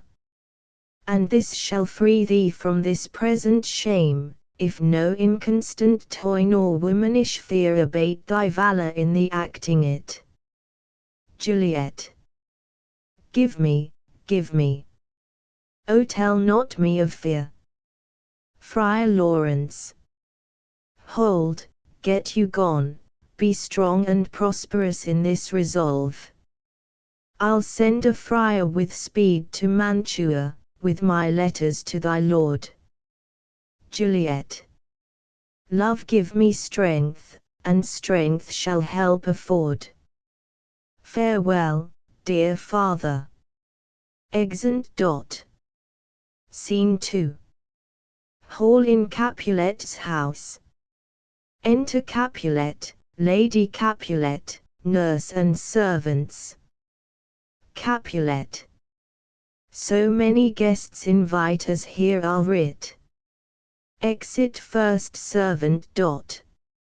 Sirrah, go hire me 20 cunning cooks. Second servant. You shall have none ill, sir, for I'll try if they can lick their fingers. Capulet. How canst thou try them so? Second servant. Marry, sir, 'tis an ill cook that cannot lick his own fingers, therefore he that cannot lick his fingers goes not with me. Capulet. Go, begone. Exit second servant. We shall be much unfurnished for this time. What, is my daughter gone to Friar Lawrence? Nurse. Forsooth. Capulet. Well, he may chance to do some good on her. A peevish self-willed harlotry it is. Enter Juliet. Nurse. See where she comes from shrift with merry look. Capulet. How now, my headstrong? Where have you been gadding? Juliet. Where I have learned me to repent the sin of disobedient opposition to you and your behests, and am enjoined by holy Lawrence to fall prostrate here, to beg your pardon. Pardon, I beseech you. Henceforward I am ever ruled by you. Capulet. Send for the county, go tell him of this. I'll have this knot knit up tomorrow morning. Juliet. I met the youthful lord at Lawrence cell, and gave him what becomed love I might, not stepping o'er the bounds of modesty. Capulet. Why, I am glad on't. This is well. Stand up. This is as tea should be. Let me see the county. Marry. Go, I say, and fetch him hither. Now afore God, this reverend holy friar, all our whole city is much bound to him. Juliet. Nurse, will you go with me into my closet, to help me sort such needful ornaments as you think fit to furnish me tomorrow? Lady Capulet. No, not till Thursday. There is time enough. Capulet. Go, nurse, go with her. We'll to church tomorrow. Exeunt Juliet and nurse. Lady Capulet. We shall be short in our provision, 'tis now near night. Capulet. Tush, I will stir about, and all things shall be well, I warrant thee, wife. Go thou to Juliet, help to deck up her. I'll not to bed tonight, let me alone. I'll play the housewife for this once. What, ho, they are all forth, well, I will walk myself to County Paris, to prepare him up against tomorrow. My heart is wondrous light since this same wayward girl is so reclaimed. Exeunt. Scene 3. Juliet's chamber. Enter Juliet and nurse. Juliet. Those attires are best. But, gentle nurse, I pray thee leave me to myself tonight, for I have need of many orisons to move the heavens to smile upon my state, which, well thou knowest, is cross and full of sin. Enter Lady Capulet. Lady Capulet. What, are you busy, ho? Need you my help? Juliet. No, madam, we have culled such necessaries as are behoveful for our state tomorrow. So please you, let me now be left alone, and let the nurse this night sit up with you, for I am sure you have your hands full all in this so sudden business. Lady Capulet. Good night. Get thee to bed and rest, for thou'st need. Exeunt Lady Capulet and nurse. Juliet. Farewell. God knows when we shall meet again. I have a faint cold fear thrills through my veins that almost freezes up the heat of life. I'll call them back again to comfort me. Nurse, what should she do here? My dismal scene I needs must act alone. Come, Vial. What if this mixture do not work at all? Shall I be married then tomorrow morning? No, no. This shall forbid it. Lie thou there. Laying down her dagger. What if it be a poison, which the friar subtly hath ministered to have me dead, lest in this marriage he should be dishonoured, because he married me before to Romeo? I fear it is. And yet methinks it should not, for he hath still been tried a holy man. How if, when I am laid into the tomb, I wake before the time that Romeo come to redeem me?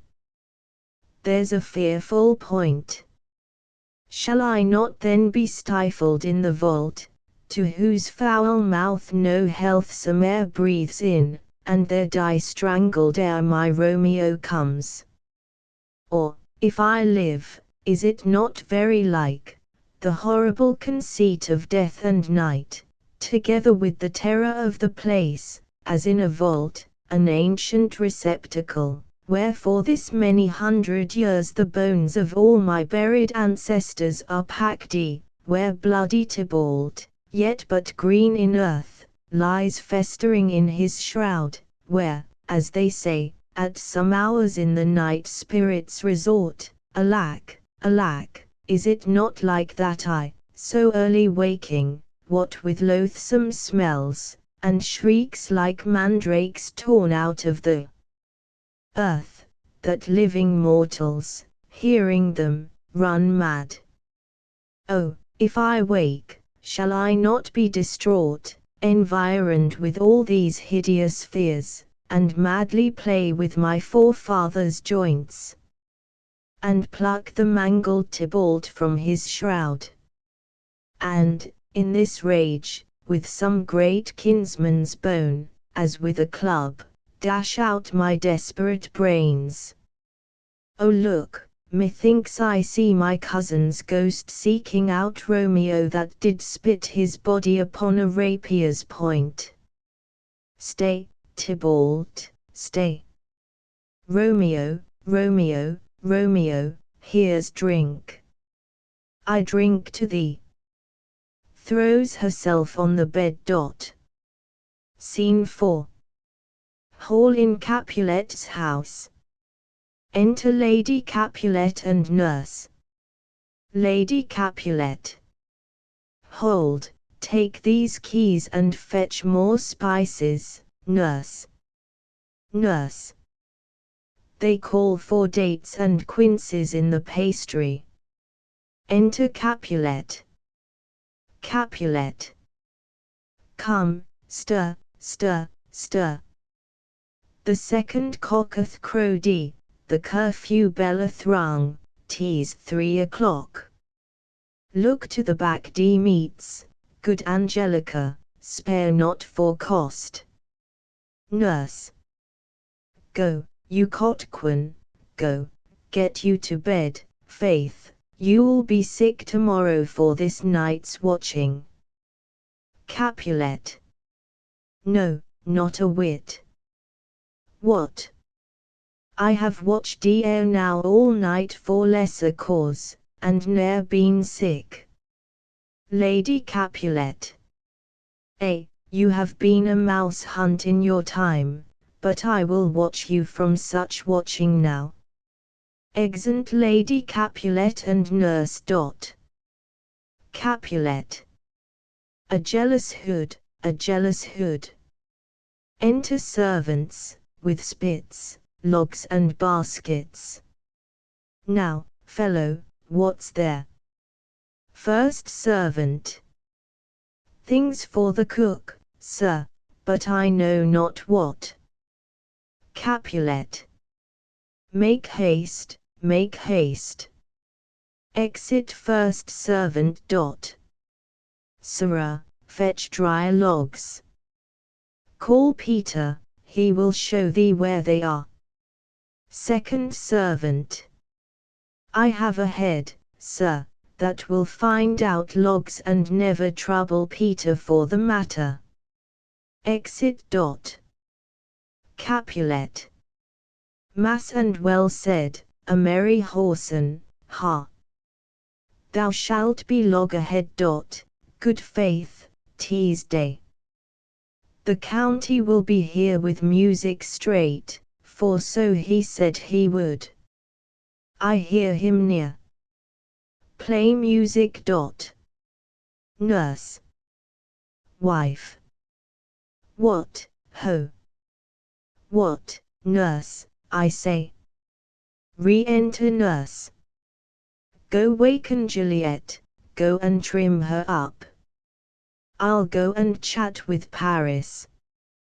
Hi, make haste, the bridegroom he is come already. Make haste I say. Exeunt. Scene v. Juliet's chamber, Juliet on the bed. Enter nurse. Nurse. Mistress. What, mistress? Juliet. Fast, I warrant her, she. Why, lamb, why, lady, fie, you slug abed. Why, love, I say. Madam. Sweetheart. Why, bride. What, not a word. You take your pennyworths now. Sleep for a week, for the next night, I warrant, the county Paris hath set up his rest that you shall rest but little. God forgive me. Marry and amen. How sound is she asleep? I needs must wake her. Madam, madam, madam. Let the county take you in your bed, he'll fright you up, I faith. Will it not be? What, dressed and in your clothes, and down again? I must needs wake you. Lady. Lady. Lady. Alas, alas. Help, help. My lady's dead. Oh, well a day that ever I was born. Some aqua vitae, ho! My lord. My lady. Enter Lady Capulet. Lady Capulet. What noise is here? Nurse. O lamentable day. Lady Capulet. What is the matter? Nurse. Look, look. O heavy day. Lady Capulet. O me, O me. My child, my only life. Revive, look up, or I will die with thee. Help, help. Call help. Enter Capulet. Capulet. For shame, bring Juliet forth, her lord is come. Nurse. She's dead, deceased, she's dead, alack the day. Lady Capulet. Alack the day, she's dead, she's dead, she's dead. Capulet. Ha! Let me see her. Out, alas! She's cold, her blood is settled and her joints are stiff. Life and these lips have long been separated. Death lies on her like an untimely frost upon the sweetest flower of all the field. Nurse. O lamentable day. Lady Capulet. O woeful time. Capulet. Death, that hath ta'en her hence to make me wail, ties up my tongue and will not let me speak. Enter Friar Lawrence and Paris with musicians. Friar Lawrence. Come, is the bride ready to go to church? Capulet. Ready to go, but never to return. O son, the night before thy wedding day hath death lain with thy bride. There she lies, flower as she was, deflowered by him. Death is my son-in-law, death is my heir, my daughter he hath wedded. I will die and leave him all, life, living, all is death's. Paris. Have I thought long to see this morning's face, and doth it give me such a sight as this? Lady Capulet. Accursed, unhappy, wretched, hateful day. Most miserable hour that he a time saw in lasting labour of his pilgrimage. But one poor and loving child, but one thing to rejoice and solace in, and cruel death hath catched it from my sight. Nurse. O woe! O woeful, woeful, woeful day! Most lamentable day, most woeful day that ever, ever, I did yet behold. O day, O day, O day, O hateful day! Never was seen so black a day as this. O woeful day, O woeful day! Paris. Begilded, divorced, wronged, spited, slain. Most detestable death, by thee begilded, by cruel, cruel thee quite overthrown. O love! O life! Not life, but love in death. Capulet. Despised, distressed, hated, martyred, killed. Uncomfortable time, why camest thou now to murder, murder our solemnity? O child! O child! My soul, and not my child, dead art thou.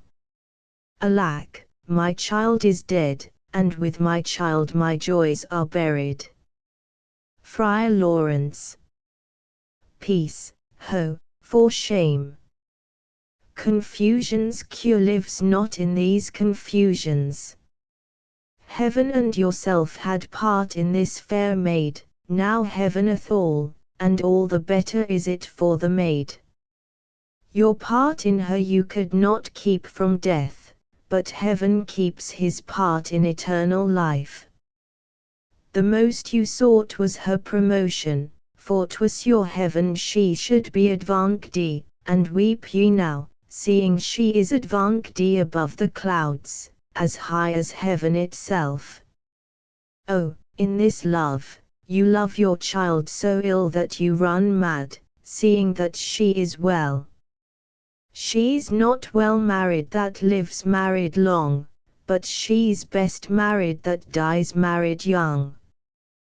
Dry up your tears, and stick your rosemary on this fair corse, and, as the custom is, and in her best array bear her to church, for though fond nature bids us all lament, yet nature's tears are reason's merriment. Capulet. All things that we ordained festival turn from their office to black funeral, our instruments to melancholy bells, our wedding cheer to a sad burial feast, our solemn hymns to sullen dirges change, our bridal flowers serve for a buried corse, and all things change them to the contrary. Friar Lawrence. Sir, go you in, and, Madam, go with him, and go, Sir Paris, everyone prepare to follow this fair corse unto her grave. The heavens do lower upon you for some ill, move them no more by crossing their high will. Exeunt Capulet, Lady Capulet, Paris and Friar Dot. First Musician. Faith, we may put up our pipes and be gone. Nurse. Honest good fellows, put up, for well you know this is a pitiful case. First Musician. By my troth, the case may be amended. Exit Nurse. Enter Peter. Peter. Musicians, oh, musicians, heart's ease, oh, and you will have me live, play heart's ease. First Musician. Why heart's ease? Peter. O musicians, because my heart itself plays, my heart is full. O play me some merry dump to comfort me. First Musician. Not a dump 'tis no time to play now. Peter. You will not then. First Musician. No. Peter. I will then give it you soundly. First Musician. What will you give us? Peter. No money, on my faith, but the gleek. I will give you the minstrel. First Musician. Then will I give you the serving creature. Peter. Then will I lay the serving creature's dagger on your pate. I will carry no crochets. I'll re you, I'll fa you. Do you note me? First Musician. And you're us and fa us, you note us. Second Musician. Pray you put up your dagger, and put out your wit. Peter. Then have at you with my wit. I will dry beat you with an iron wit, and put up my iron dagger. Answer me like men. When griping griefs the heart doth wound, and doleful dumps the mind oppress, then music with her silver sound. Why silver sound? Why music with her silver sound? What say you, Simon Catterling? First Musician. Marry, sir, because silvereth a sweet sound. Peter. Prates. What say you, Hugh Rebeck? Second Musician. I say silver sound because musicians sound for silver. Peter. Prates 2. What say you, James Soundpost? Third musician. Faith, I know not what to say. Peter. Oh, I cry you mercy, you are the singer. I will say for you. It is music with her silver sound, because musicians have no gold for sounding.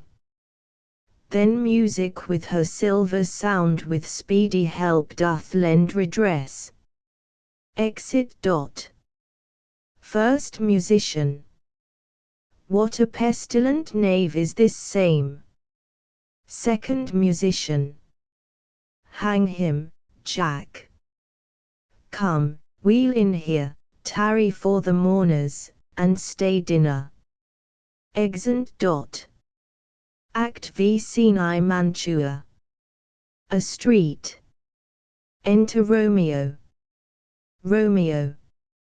If I may trust the flattering eye of sleep, my dreams presage some joyful news at hand. My bosom's lord sits lightly in his throne, and all this day an unaccustomed spirit lifts me above the ground with cheerful thoughts. I dreamt my lady came and found me dead, strange dream, that gives a dead man leave to think, and breathed such life with kisses in my lips, that I revived, and was an emperor. Ah me, how sweet is love itself possessed, when but love's shadows are so rich in joy. Enter Balthasar. News from Verona. How now, Balthasar? Dost thou not bring me letters from the friar? How doth my lady? Is my father well? How fares my Juliet? That I ask again, for nothing can be ill if she be well. Balthasar. Then she is well, and nothing can be ill. Her body sleeps in Capel's monument, and her immortal part with angels' lives. I saw her laid low in her kindred's vault, and presently took post to tell it you. O pardon me for bringing these ill news, since you did leave it for my office, sir. Romeo. Is it even so? Then I defy you, stars. Thou knowest my lodging. Get me ink and paper, and hire post horses. I will hence tonight. Balthasar. I do beseech you, sir, have patience. Your looks are pale and wild, and do import some misadventure. Romeo. Tush, thou art deceived.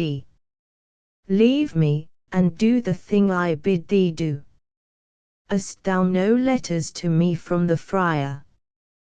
Balthasar. No, my good lord. Romeo.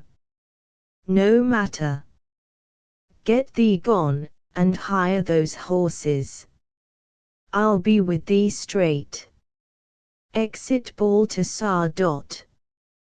Well, Juliet, I will lie with thee tonight. Let's see for means. O mischief, thou art swift to enter in the thoughts of desperate men.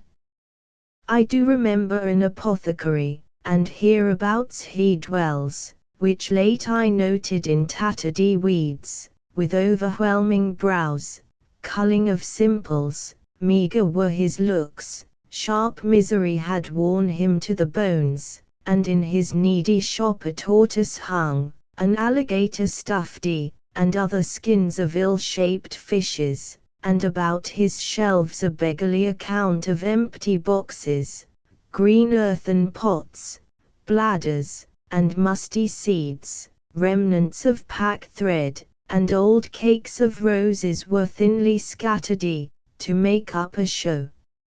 Noting this penury, to myself I said, and if a man did need a poison now, whose sale is present death in Mantua, here lives a caitiff wretch would sell it him. Oh, this same thought did but forerun my need, and this same needy man must sell it me. As I remember, this should be the house. Being holiday, the beggar's shop is shut. What, ho! Apothecary. Enter apothecary. Apothecary. Who calls so loud? Romeo. Come hither, man. I see that thou art poor. Hold, there is 40 ducats. Let me have a dram of poison, such soon speeding gear as will disperse itself through all the veins, that the life-weary taker may fall dead, and that the trunk may be discharged of breath as violently as hasty powder furdy doth hurry from the fatal cannon's womb. Apothecary. Such mortal drugs I have, but Mantua's law is death to any he that utters them. Romeo. Art thou so bare and full of wretchedness, and fearest to die? Famine is in thy cheeks, need and oppression starveth in thine eyes, contempt and beggary hangs upon thy back. The world is not thy friend, nor the world's law. The world affords no law to make thee rich, then be not poor, but break it and take this. Apothecary. My poverty, but not my will consents. Romeo. I pay thy poverty, and not thy will. Apothecary. Put this in any liquid thing you will and drink it off, and, if you had the strength of 20 men, it would dispatch you straight. Romeo. There is thy gold, worse poison to men's souls, doing more murder in this loathsome world than these poor compounds that thou mayst not sell. I sell thee poison, thou hast sold me none. Farewell, buy food, and get thyself in flesh. Come, cordial and not poison, go with me to Juliet's grave, for there must I use thee. Exeunt. Scene 2. Friar Lawrence's cell. Enter Friar John. Friar John. Holy Franciscan Friar. Brother, ho! Enter Friar Lawrence. Friar Lawrence. This same should be the voice of Friar John. Welcome from Mantua. What says Romeo? Or, if his mind be writ, give me his letter. Friar John. Going to find a barefoot brother out, one of our order, to associate me, here in this city visiting the sick, and finding him, the searchers of the town, suspecting that we both were in a house where the infectious pestilence did reign, sealed up the doors, and would not let us forth, so that my speed to Mantua there was stayed. Friar Lawrence. Who bare my letter then to Romeo? Friar John. I could not send it, here it is again, nor get a messenger to bring it thee, so fearful were they of infection. Friar Lawrence. Unhappy fortune! By my brotherhood, the letter was not nice, but full of charge, of dear import, and the neglecting it may do much danger. Friar John, go hence, get me an iron crow and bring it straight unto my cell. Friar John. Brother, I'll go and bring it thee. Exit. Friar Lawrence. Now must I to the monument alone. Within this 3 hours will fair Juliet wake. She will beshrew me much that Romeo hath had no notice of these accidents, but I will write again to Mantua, and keep her at my cell till Romeo come. Poor living corse, closed in a dead man's tomb. Exit. Scene 3. A churchyard, in it a monument belonging to the Capulets. Enter Paris, and his page bearing flowers and a torch. Paris. Give me thy torch, boy. Hence and stand aloof. Yet put it out, for I would not be seen. Under yond yew tree lay thee all along, holding thy ear close to the hollow ground, so shall no foot upon the churchyard tread, being loose, unfirm, with digging up of graves, but thou shalt hear it. Whistle then to me, as signal that thou hearest something approach. Give me those flowers. Do as I bid thee, go. Page. Aside. I am almost afraid to stand alone here in the churchyard, yet I will adventure. Retires. Paris. Sweet flower, with flowers thy bridal bed I strew. O woe, thy canopy is dust and stones, which with sweet water nightly I will dew, or wanting that, with tears distilled by moans. The obsequies that I for thee will keep, nightly shall be to strew thy grave and weep. The page whistles. The boy gives warning something doth approach. What cursed foot wanders this way tonight, to cross my obsequies and true love's right? What, with a torch? Muffle me, night, awhile. Retires. Enter Romeo and Balthasar with a torch, mattock, and see Romeo. Give me that mattock and the wrenching iron. Hold, take this letter, early in the morning see thou deliver it to my lord and father. Give me the light, upon thy life I charge thee, waiter thou hearest or seest, stand all aloof and do not interrupt me in my course. Why I descend into this bed of death is partly to behold my lady's face, but chiefly to take thence from her dead finger a precious ring, a ring that I must use in dear employment. Therefore hence, be gone. But if thou jealous dost return to pry in what I further shall intend to do, by heaven I will tear thee joint by joint, and strew this hungry churchyard with thy limbs. The time and my intents are savage wild, more fierce and more inexorable far than empty tigers or the roaring sea. Balthasar. I will be gone, sir, and not trouble you. Romeo. So shalt thou show me friendship.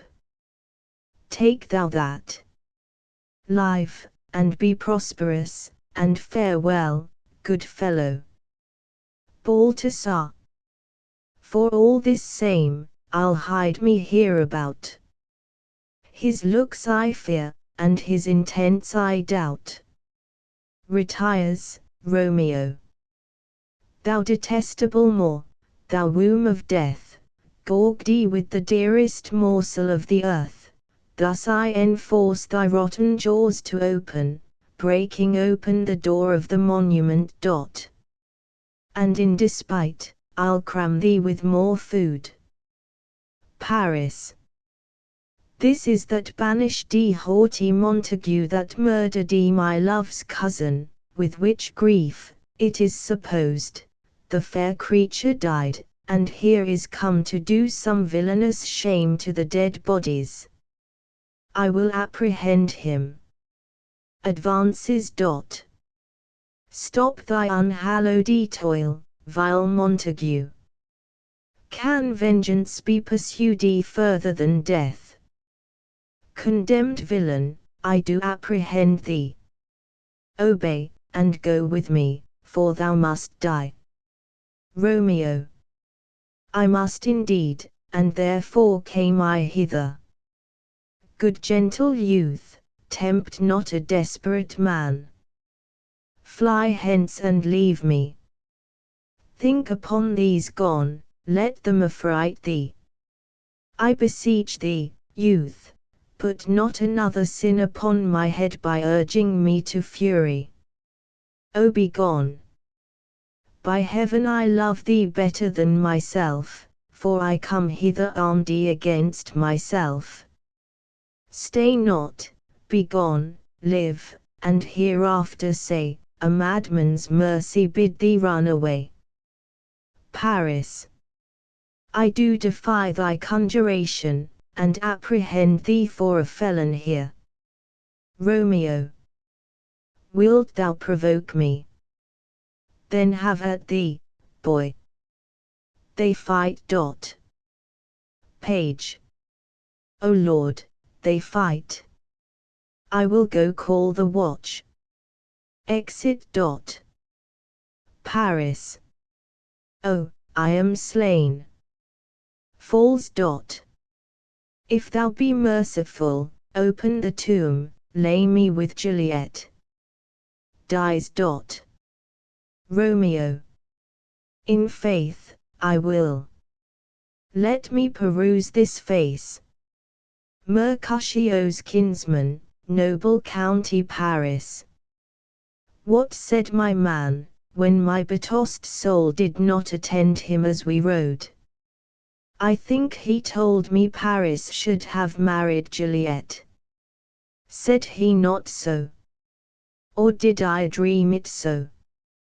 Or am I mad, hearing him talk of Juliet, to think it was so? Oh, give me thy hand, one writ with me in sour misfortune's book. I'll bury thee in a triumphant grave. A grave. Oh no, a lantern, slaughtered youth, for here lies Juliet, and her beauty makes this vault a feasting presence full of light. Death, lie thou there, by a dead man interred, laying Paris in the monument. How oft when men are at the point of death have they been merry, which their keepers call a lightning before death. Oh, how may I call this a lightning? O my love, my wife, death that hath sucked the honey of thy breath, hath had no power yet upon thy beauty. Thou art not conquered. Beauty's ensign yet is crimson in thy lips and in thy cheeks, and death's pale flag is not advanced there.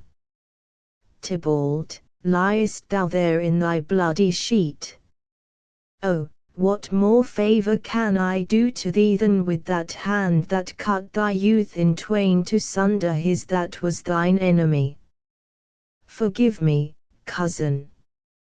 Ah, dear Juliet, why art thou yet so fair? Shall I believe that unsubstantial death is amorous, and that the lean abhorred monster keeps thee here in dark to be his paramour? For fear of that I still will stay with thee, and never from this palace of dim night depart again. Here, here will I remain with worms that are thy chambermaids. Oh, here will I set up my everlasting rest, and shake the yoke of inauspicious stars from this world-wearied flesh. Eyes, look your last. Arms, take your last embrace. And, lips, O you the doors of breath, seal with a righteous kiss a dateless bargain to engrossing death. Come, bitter conduct, come, unsavory guide. Thou desperate pilot, now at once run on the dashing rocks thy seasick weary bark. Here's to my love. Drinks. O true apothecary, thy drugs are quick. Thus with a kiss I die. Dies. Enter, at the other end of the churchyard, Friar Lawrence, with a lantern, crow, and spade. Friar Lawrence. Saint Francis be my speed. How oft tonight have my old feet stumbled at graves. Who's there? Who is it that consorts, so late, the dead? Balthasar. Here's one, a friend, and one that knows you well. Friar Lawrence. Bliss be upon you. Tell me, good my friend, what torch is yond that vainly lends his light to grubs and eyeless skulls? As I discern, it burneth in the capel's monument. Balthasar. It doth so, holy sir, and there's my master, one that you love. Friar Lawrence. Who is it? Balthasar. Romeo. Friar Lawrence. How long hath he been there? Balthasar. Full half an hour. Friar Lawrence. Go with me to the vault. Balthasar. I dare not, sir, my master knows not but I am gone hence, and fearfully did menace me with death if I did stay to look on his intents. Friar Lawrence. Stay then, I'll go alone. Fear comes upon me. Oh, much I fear some ill unlucky thing. Balthasar. As I did sleep under this yew tree here, I dreamt my master and another fought, and that my master slew him. Friar Lawrence. Romeo. Advances. Alack, alack, what blood is this which stains the stony entrance of this sepulchre?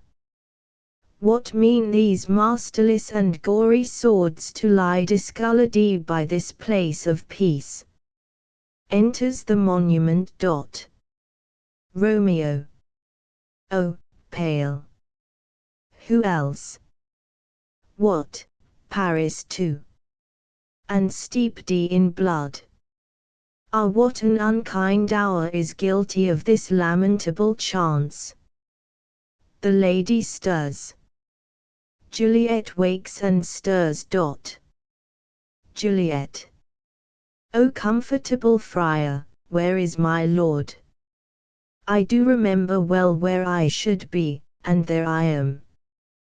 Where is my Romeo? Noise within.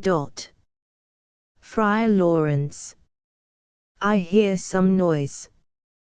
Lady, come from that nest of death, contagion, and unnatural sleep. A greater power than we can contradict hath thwarted our intents. Come, come away.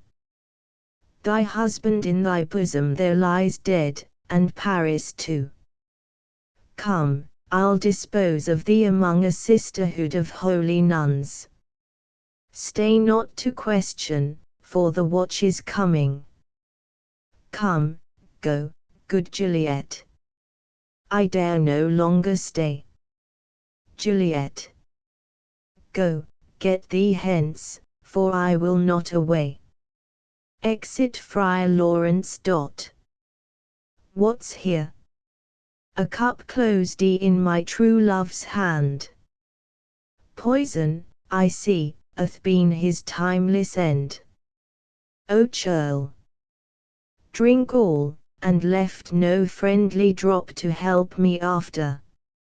I will kiss thy lips.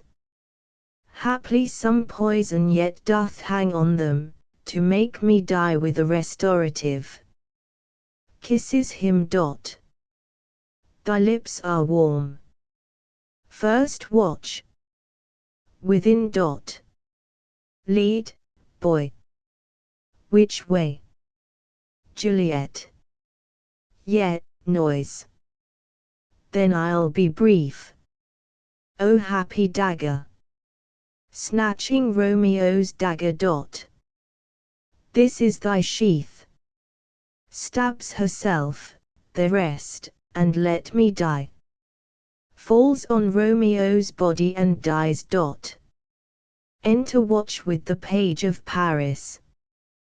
Page. This is the place. There, where the torch doth burn. First watch. The ground is bloody. Search about the churchyard. Go, some of you, whoe'er you find attach. Exeunt some of the watch. Pitiful sight. Here lies the county slain, and Juliet bleeding, warm, and newly dead, who here hath lain this 2 days buried. Go tell the prince, run to the Capulets. Raise up the Montagues, some others search. Exeunt others of the watch. We see the ground whereon these woes do lie, but the true ground of all these piteous woes we cannot without circumstance descry. Re-enter some of the watch with Balthasar. Second watch. Here's Romeo's man. We found him in the churchyard. First watch. Hold him in safety till the prince come hither. Re-enter others of the watch with Friar Lawrence. Third watch. Here is a friar that trembles, sighs, and weeps. We took this mattock and this spade from him as he was coming from this churchyard side. First watch. A great suspicion. Stay the friar too. Enter the prince and attendants. Prince. What misadventure is so early up, that calls our person from our morning's rest? Enter Capulet, Lady Capulet and others. Capulet. What should it be that they so shriek abroad? Lady Capulet. Oh, the people in the street cry Romeo, some Juliet, and some Paris, and all run with open outcry toward our monument. Prince.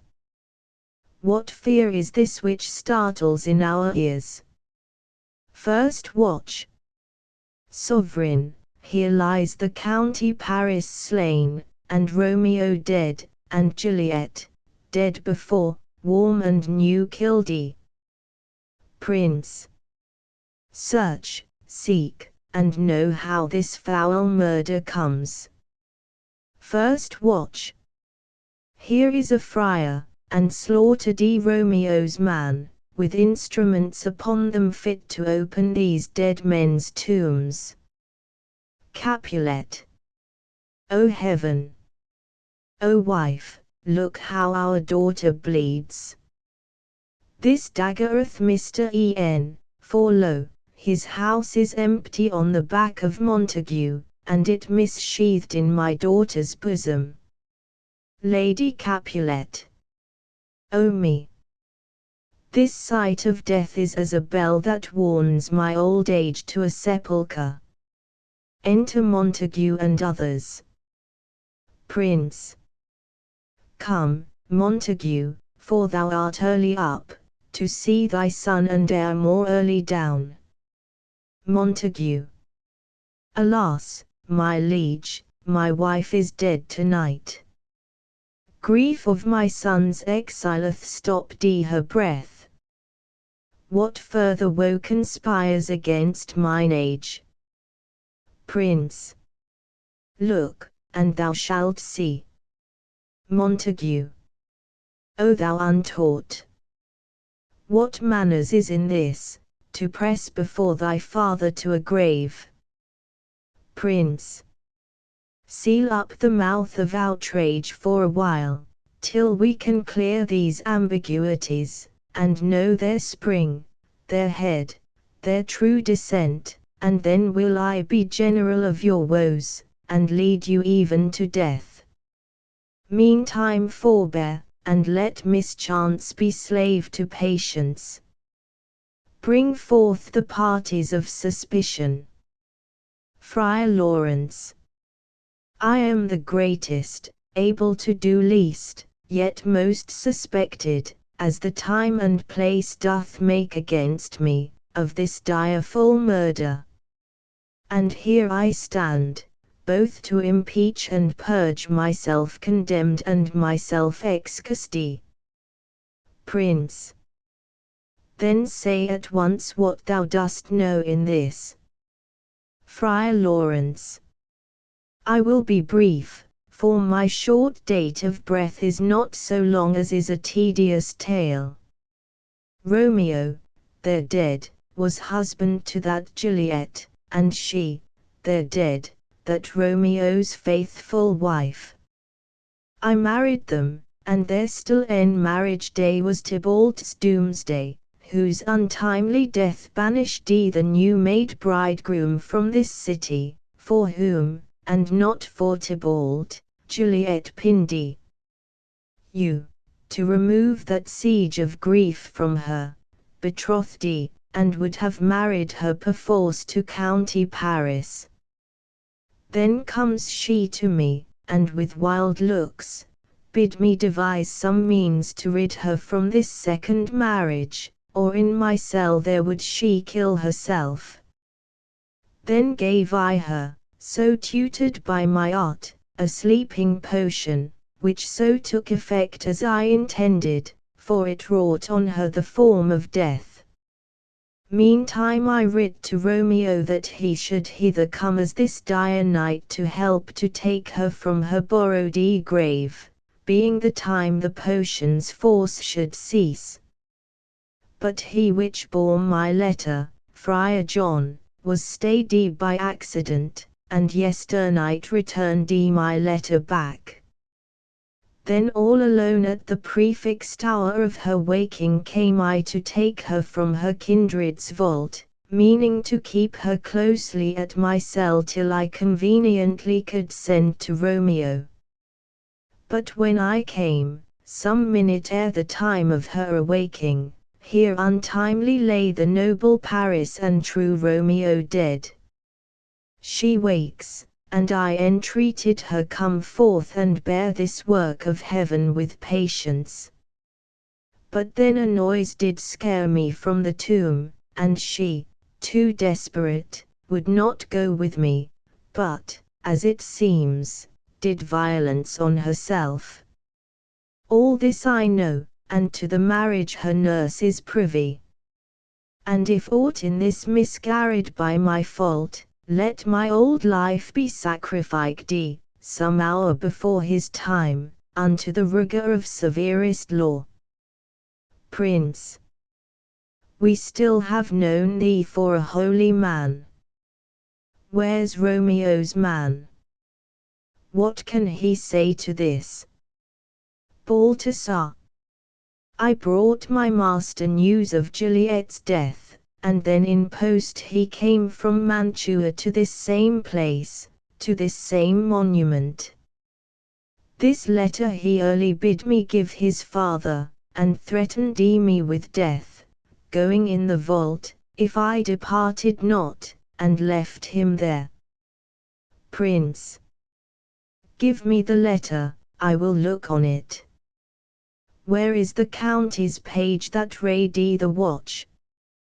Sirrah, what made your master in this place? Page. He came with flowers to strew his lady's grave, and bid me stand aloof, and so I did. Anon comes one with light to ope the tomb, and by my master drew on him, and then I ran away to call the watch. Prince. This letter doth make good the friar's words, their course of love, the tidings of her death. And here he writes that he did buy a poison of a poor apothecary, and therewithal came to this vault to die, and lie with Juliet. where be these enemies? Capulet, Montague, see what a scourge is laid upon your hate, that heaven finds means to kill your joys with love. And I, for winking at your discords too, have lost a brace of kinsmen. All are punished. Capulet. O brother Montague, give me thy hand. This is my daughter's jointure, for no more can I demand. Montague. But I can give thee more, for I will raise her statue in pure gold, that whiles Verona by that name is known, there shall no figure at such rate be set as that of true and faithful Juliet. Capulet. As rich shall Romeo's by his ladies lie, poor sacrifices of our enmity. Prince. A glooming peace this morning with it brings, the sun for sorrow will not show his head. Go hence, to have more talk of these sad things. Some shall be pardoned, and some punished, for never was a story of more woe than this of Juliet and her Romeo. Exeunt. End of the Project Gutenberg ebook Romeo and Juliet ******** Updated editions will replace the previous one, the old editions will be renamed. Creating the works from print editions not protected by U.S. copyright law means that no one owns a United States copyright in these works, so the Foundation, and you, can copy and distribute it in the United States without permission and without paying copyright royalties. Special rules, set forth in the general terms of use part of this license, apply to copying and distributing Project Gutenberg trademark symbol electronic works to protect the Project Gutenberg trademark symbol concept and trademark. Project Gutenberg is a registered trademark, and may not be used if you charge for an ebook, except by following the terms of the trademark license, including paying royalties for use of the Project Gutenberg trademark. If you do not charge anything for copies of this ebook, complying with the trademark license is very easy. You may use this ebook for nearly any purpose such as creation of derivative works, reports, performances and research. Project Gutenberg ebooks may be modified and printed and given away. You may do practically anything in the United States with ebooks not protected by U.S. copyright law. Redistribution is subject to the trademark license, especially commercial redistribution. Start. Full license. The full Project Gutenberg license. Please read this before you distribute or use this work to protect the Project Gutenberg trademark symbol mission of promoting the free distribution of electronic works. By using or distributing this work, or any other work associated in any way with the phrase Project Gutenberg, you agree to comply with all the terms of the full Project Gutenberg trademark symbol license available with this file or online at www.gutenberg.org/license. Section 1. General Terms of Use and Redistributing Project Gutenberg Trademark Symbol Electronic Works 1.0. By reading or using any part of this Project Gutenberg trademark symbol electronic work, you indicate that you have read, understand, agree to and accept all the terms of this license and intellectual property, trademark /copyright, agreement. If you do not agree to abide by all the terms of this agreement, you must cease using and return or destroy all copies of Project Gutenberg trademark symbol electronic works in your possession. If you paid a fee for obtaining a copy of or access to a Project Gutenberg trademark symbol electronic work and you do not agree to be bound by the terms of this agreement, you may obtain a refund from the person or entity to whom you paid the fee as set forth in paragraph 1.e.8. 1.b Project Gutenberg is a registered trademark. It may only be used on or associated in any way with an electronic work by people who agree to be bound by the terms of this agreement. There are a few things that you can do with most Project Gutenberg trademark symbol electronic works even without complying with the full terms of this agreement. See paragraph 1.c below. There are a lot of things you can do with Project Gutenberg trademark symbol electronic works if you follow the terms of this agreement and help preserve free future access to Project Gutenberg trademark symbol electronic works. See paragraph 1.e below.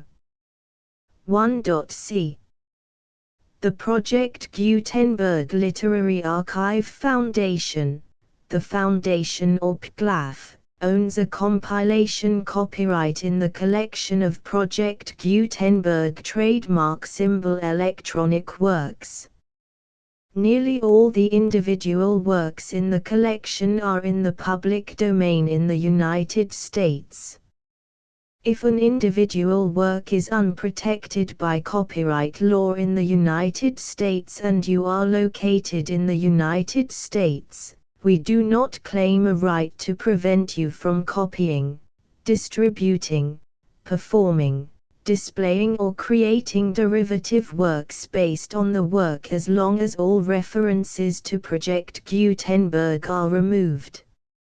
Of course, we hope that you will support the Project Gutenberg trademark symbol mission of promoting free access to electronic works by freely sharing Project Gutenberg trademark symbol works in compliance with the terms of this agreement for keeping the Project Gutenberg trademark symbol name associated with the work. You can easily comply with the terms of this agreement by keeping this work in the same format with its attached full Project Gutenberg trademark symbol license when you share it without charge with others. 1.d The copyright laws of the place where you are located also govern what you can do with this work. Copyright laws in most countries are in a constant state of change. If you are outside the United States, check the laws of your country in addition to the terms of this agreement before downloading, copying, displaying, performing, distributing or creating derivative works based on this work or any other Project Gutenberg trademark symbol work. The Foundation makes no representations concerning the copyright status of any work in any country other than the United States. 1.e Unless you have removed all references to Project Gutenberg, 1.e.1. The following sentence, with active links to, or other immediate access to, the full Project Gutenberg trademark symbol license must appear prominently whenever any copy of a Project Gutenberg trademark symbol work, any work on which the phrase Project Gutenberg appears, or with which the phrase Project Gutenberg is associated, is accessed, displayed, performed, viewed, copied or distributed. This ebook is for the use of anyone anywhere in the United States and most other parts of the world at no cost and with almost no restrictions whatsoever. You may copy it, give it away or reuse it under the terms of the Project Gutenberg license included with this ebook or online at www.gutenberg.org. If you are not located in the United States, you will have to check the laws of the country where you are located before using this ebook. 1.e.2. If an individual Project Gutenberg trademark symbol electronic work is derived from texts not protected by U.S. copyright law, does not contain a notice indicating that it is posted with permission of the copyright holder, the work can be copied and distributed to anyone in the United States without paying any fees or charges. If you are redistributing or providing access to a work with the phrase Project Gutenberg associated with or appearing on the work, you must comply either with the requirements of paragraphs 1.e.1 through 1.e.7 or obtain permission for the use of the work and the Project Gutenberg trademark symbol trademark as set forth in paragraphs 1.e.8 or 1.e.9.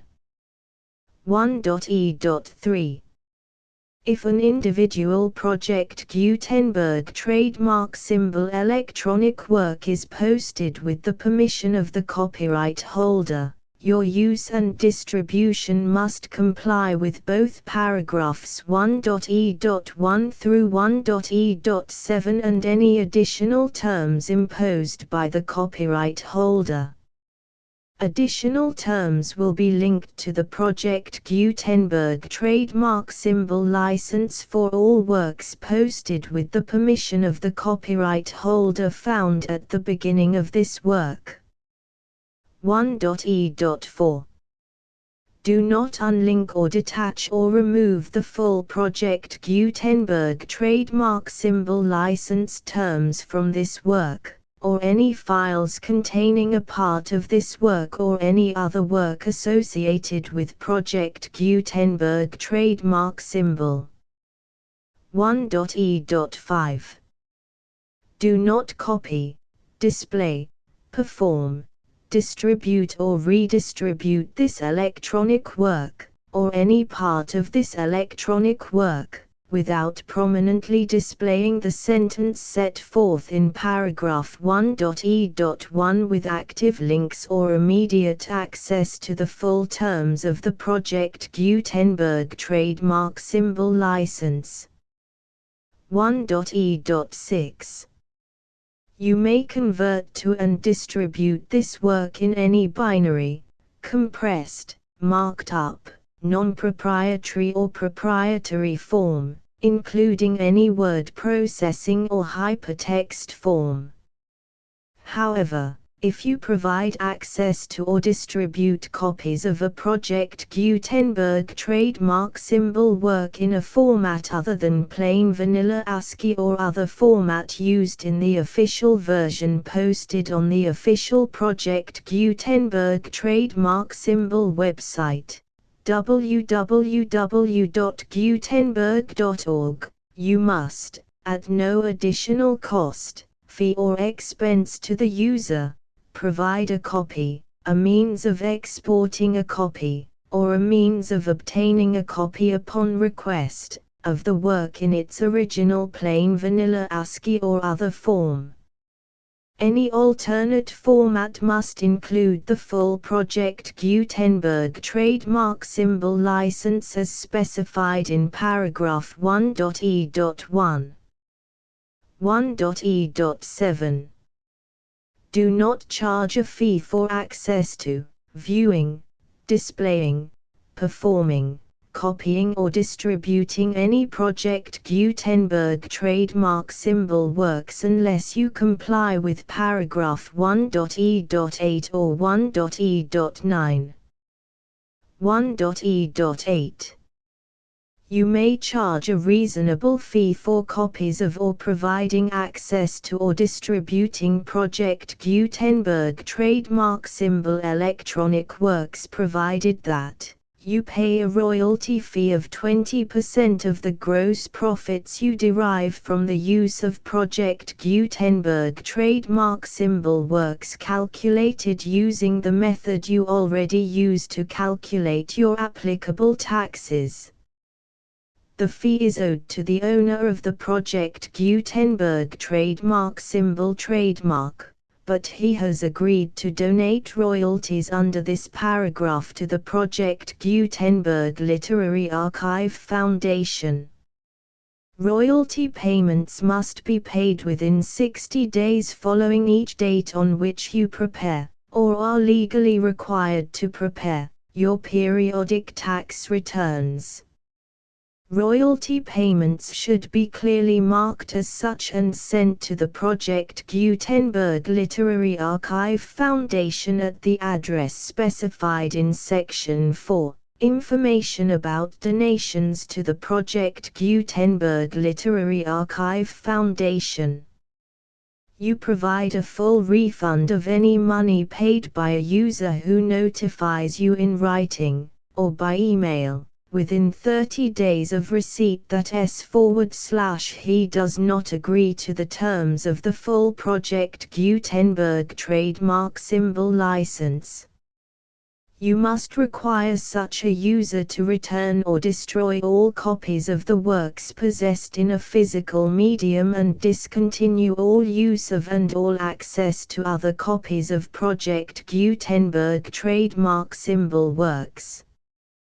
You provide, in accordance with paragraph 1.f.3, a full refund of any money paid for a work or a replacement copy, if a defect in the electronic work is discovered and reported to you within 90 days of receipt of the work. You comply with all other terms of this agreement for free distribution of Project Gutenberg trademark symbol works. 1.e.9. If you wish to charge a fee or distribute a Project Gutenberg trademark symbol electronic work or group of works on different terms than are set forth in this agreement, you must obtain permission in writing from the Project Gutenberg Literary Archive Foundation, the manager of the Project Gutenberg trademark symbol trademark. Contact the Foundation as set forth in Section 3 below. 1.f1.f.1. Project Gutenberg volunteers and employees expend considerable effort to identify, do copyright research on, transcribe and proofread works not protected by U.S. copyright law in creating the Project Gutenberg trademark symbol collection. Despite these efforts, Project Gutenberg trademark symbol electronic works, and the medium on which they may be stored, may contain defects such as, but not limited to, incomplete, inaccurate or corrupt data, transcription errors, a copyright or other intellectual property infringement, a defective or damaged disk or other medium, a computer virus, or computer codes that damage or cannot be read by your equipment. 1.f.2.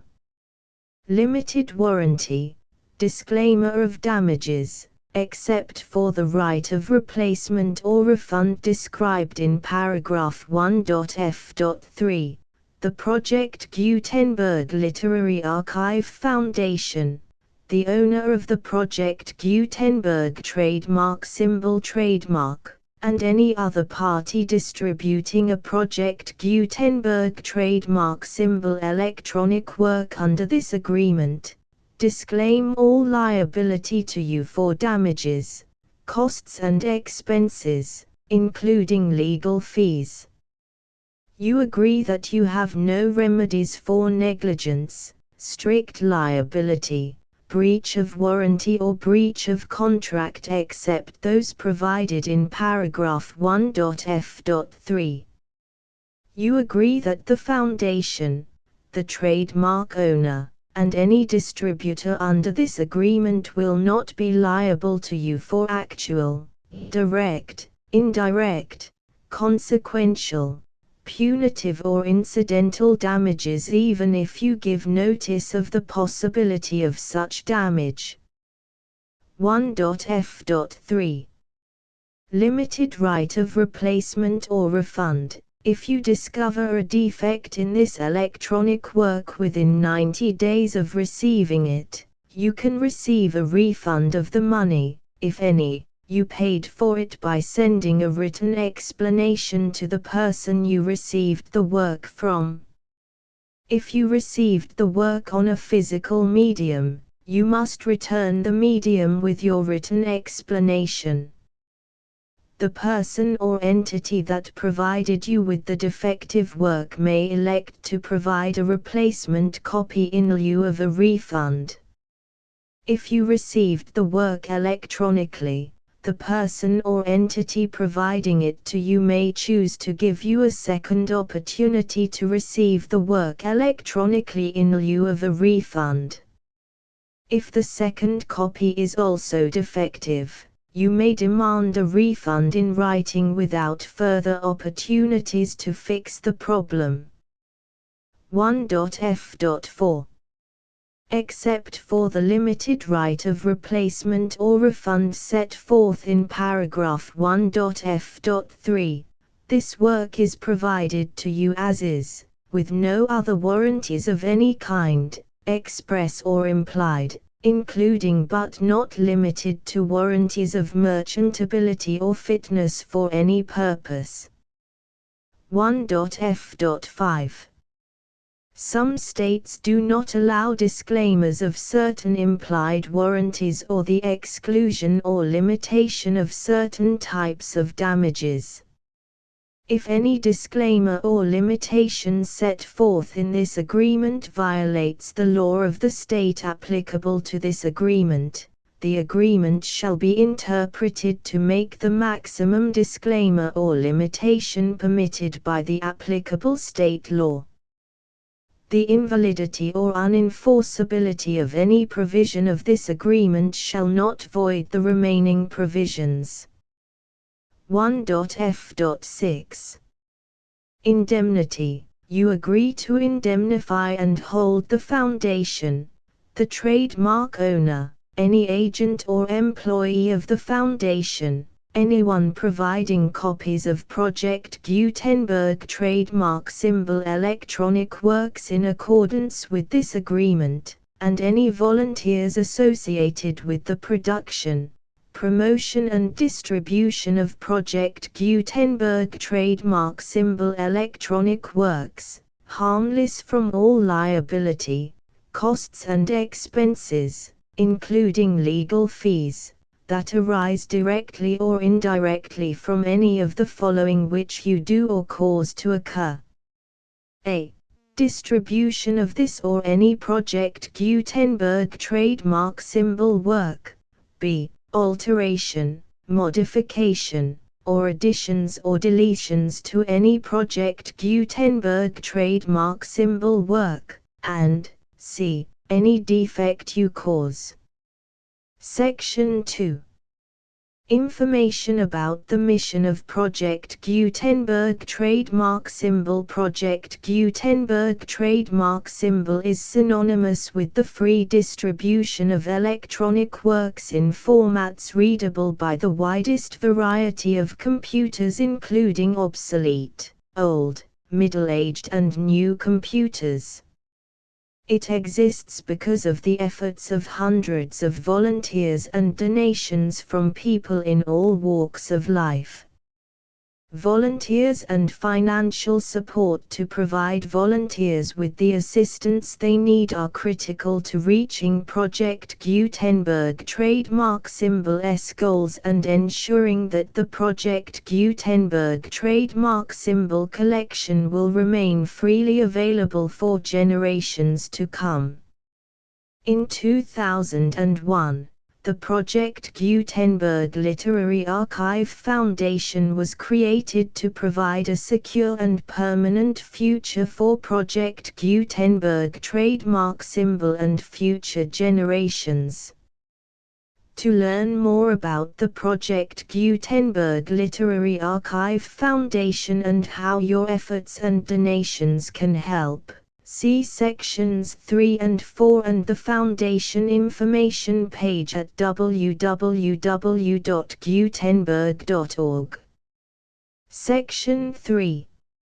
Information about the Project Gutenberg Literary Archive Foundation. The Project Gutenberg Literary Archive Foundation is a non-profit 501(c)(3) educational corporation organized under the laws of the state of Mississippi and granted tax-exempt status by the Internal Revenue Service.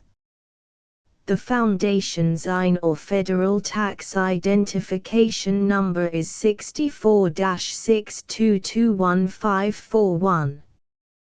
Contributions to the Project Gutenberg Literary Archive Foundation are tax-deductible to the full extent permitted by U.S. federal laws and your state's laws.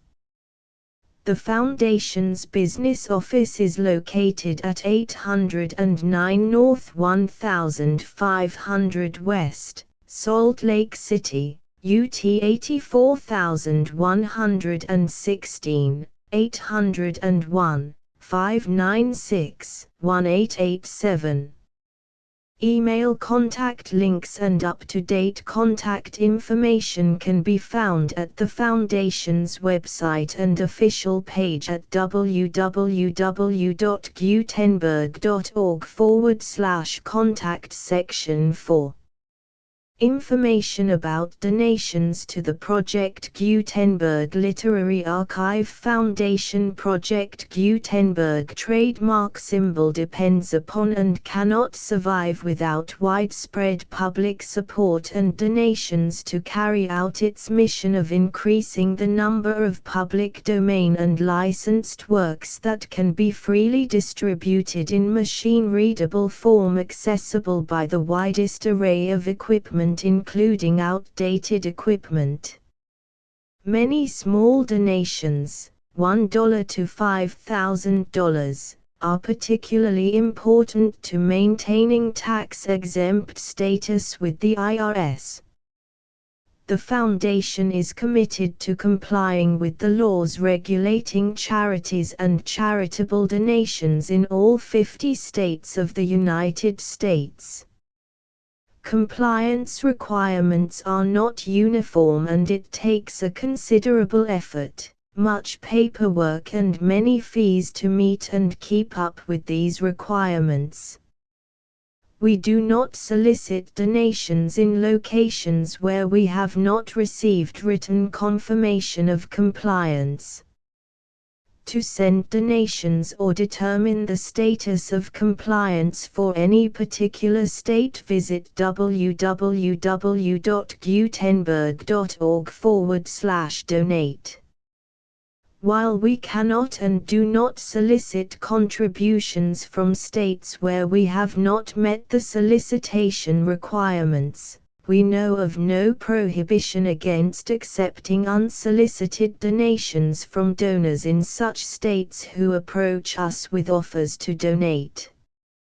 International donations are gratefully accepted, but we cannot make any statements concerning tax treatment of donations received from outside the United States. U.S. laws alone swamp our small staff. Please check the Project Gutenberg web pages for current donation methods and addresses. Donations are accepted in a number of other ways including checks, online payments and credit card donations. To donate, please visit www.gutenberg.org/donate. Section 5. General information about Project Gutenberg trademark symbol electronic works. Professor Michael S. Hart was the originator of the Project Gutenberg trademark symbol concept of a library of electronic works that could be freely shared with anyone. For 40 years, he produced and distributed Project Gutenberg trademark symbol ebooks with only a loose network of volunteer support. Project Gutenberg trademark symbol ebooks are often created from several printed editions, all of which are confirmed as not protected by copyright in the US unless a copyright notice is included. Thus, we do not necessarily keep ebooks in compliance with any particular paper edition. Most people start at our website, which has the main PG search facility, www.gutenberg.org. This website includes information about Project Gutenberg trademark symbol, including how to make donations to the Project Gutenberg Literary Archive Foundation, how to help produce our new ebooks, and how to subscribe to our email newsletter to hear about new ebooks.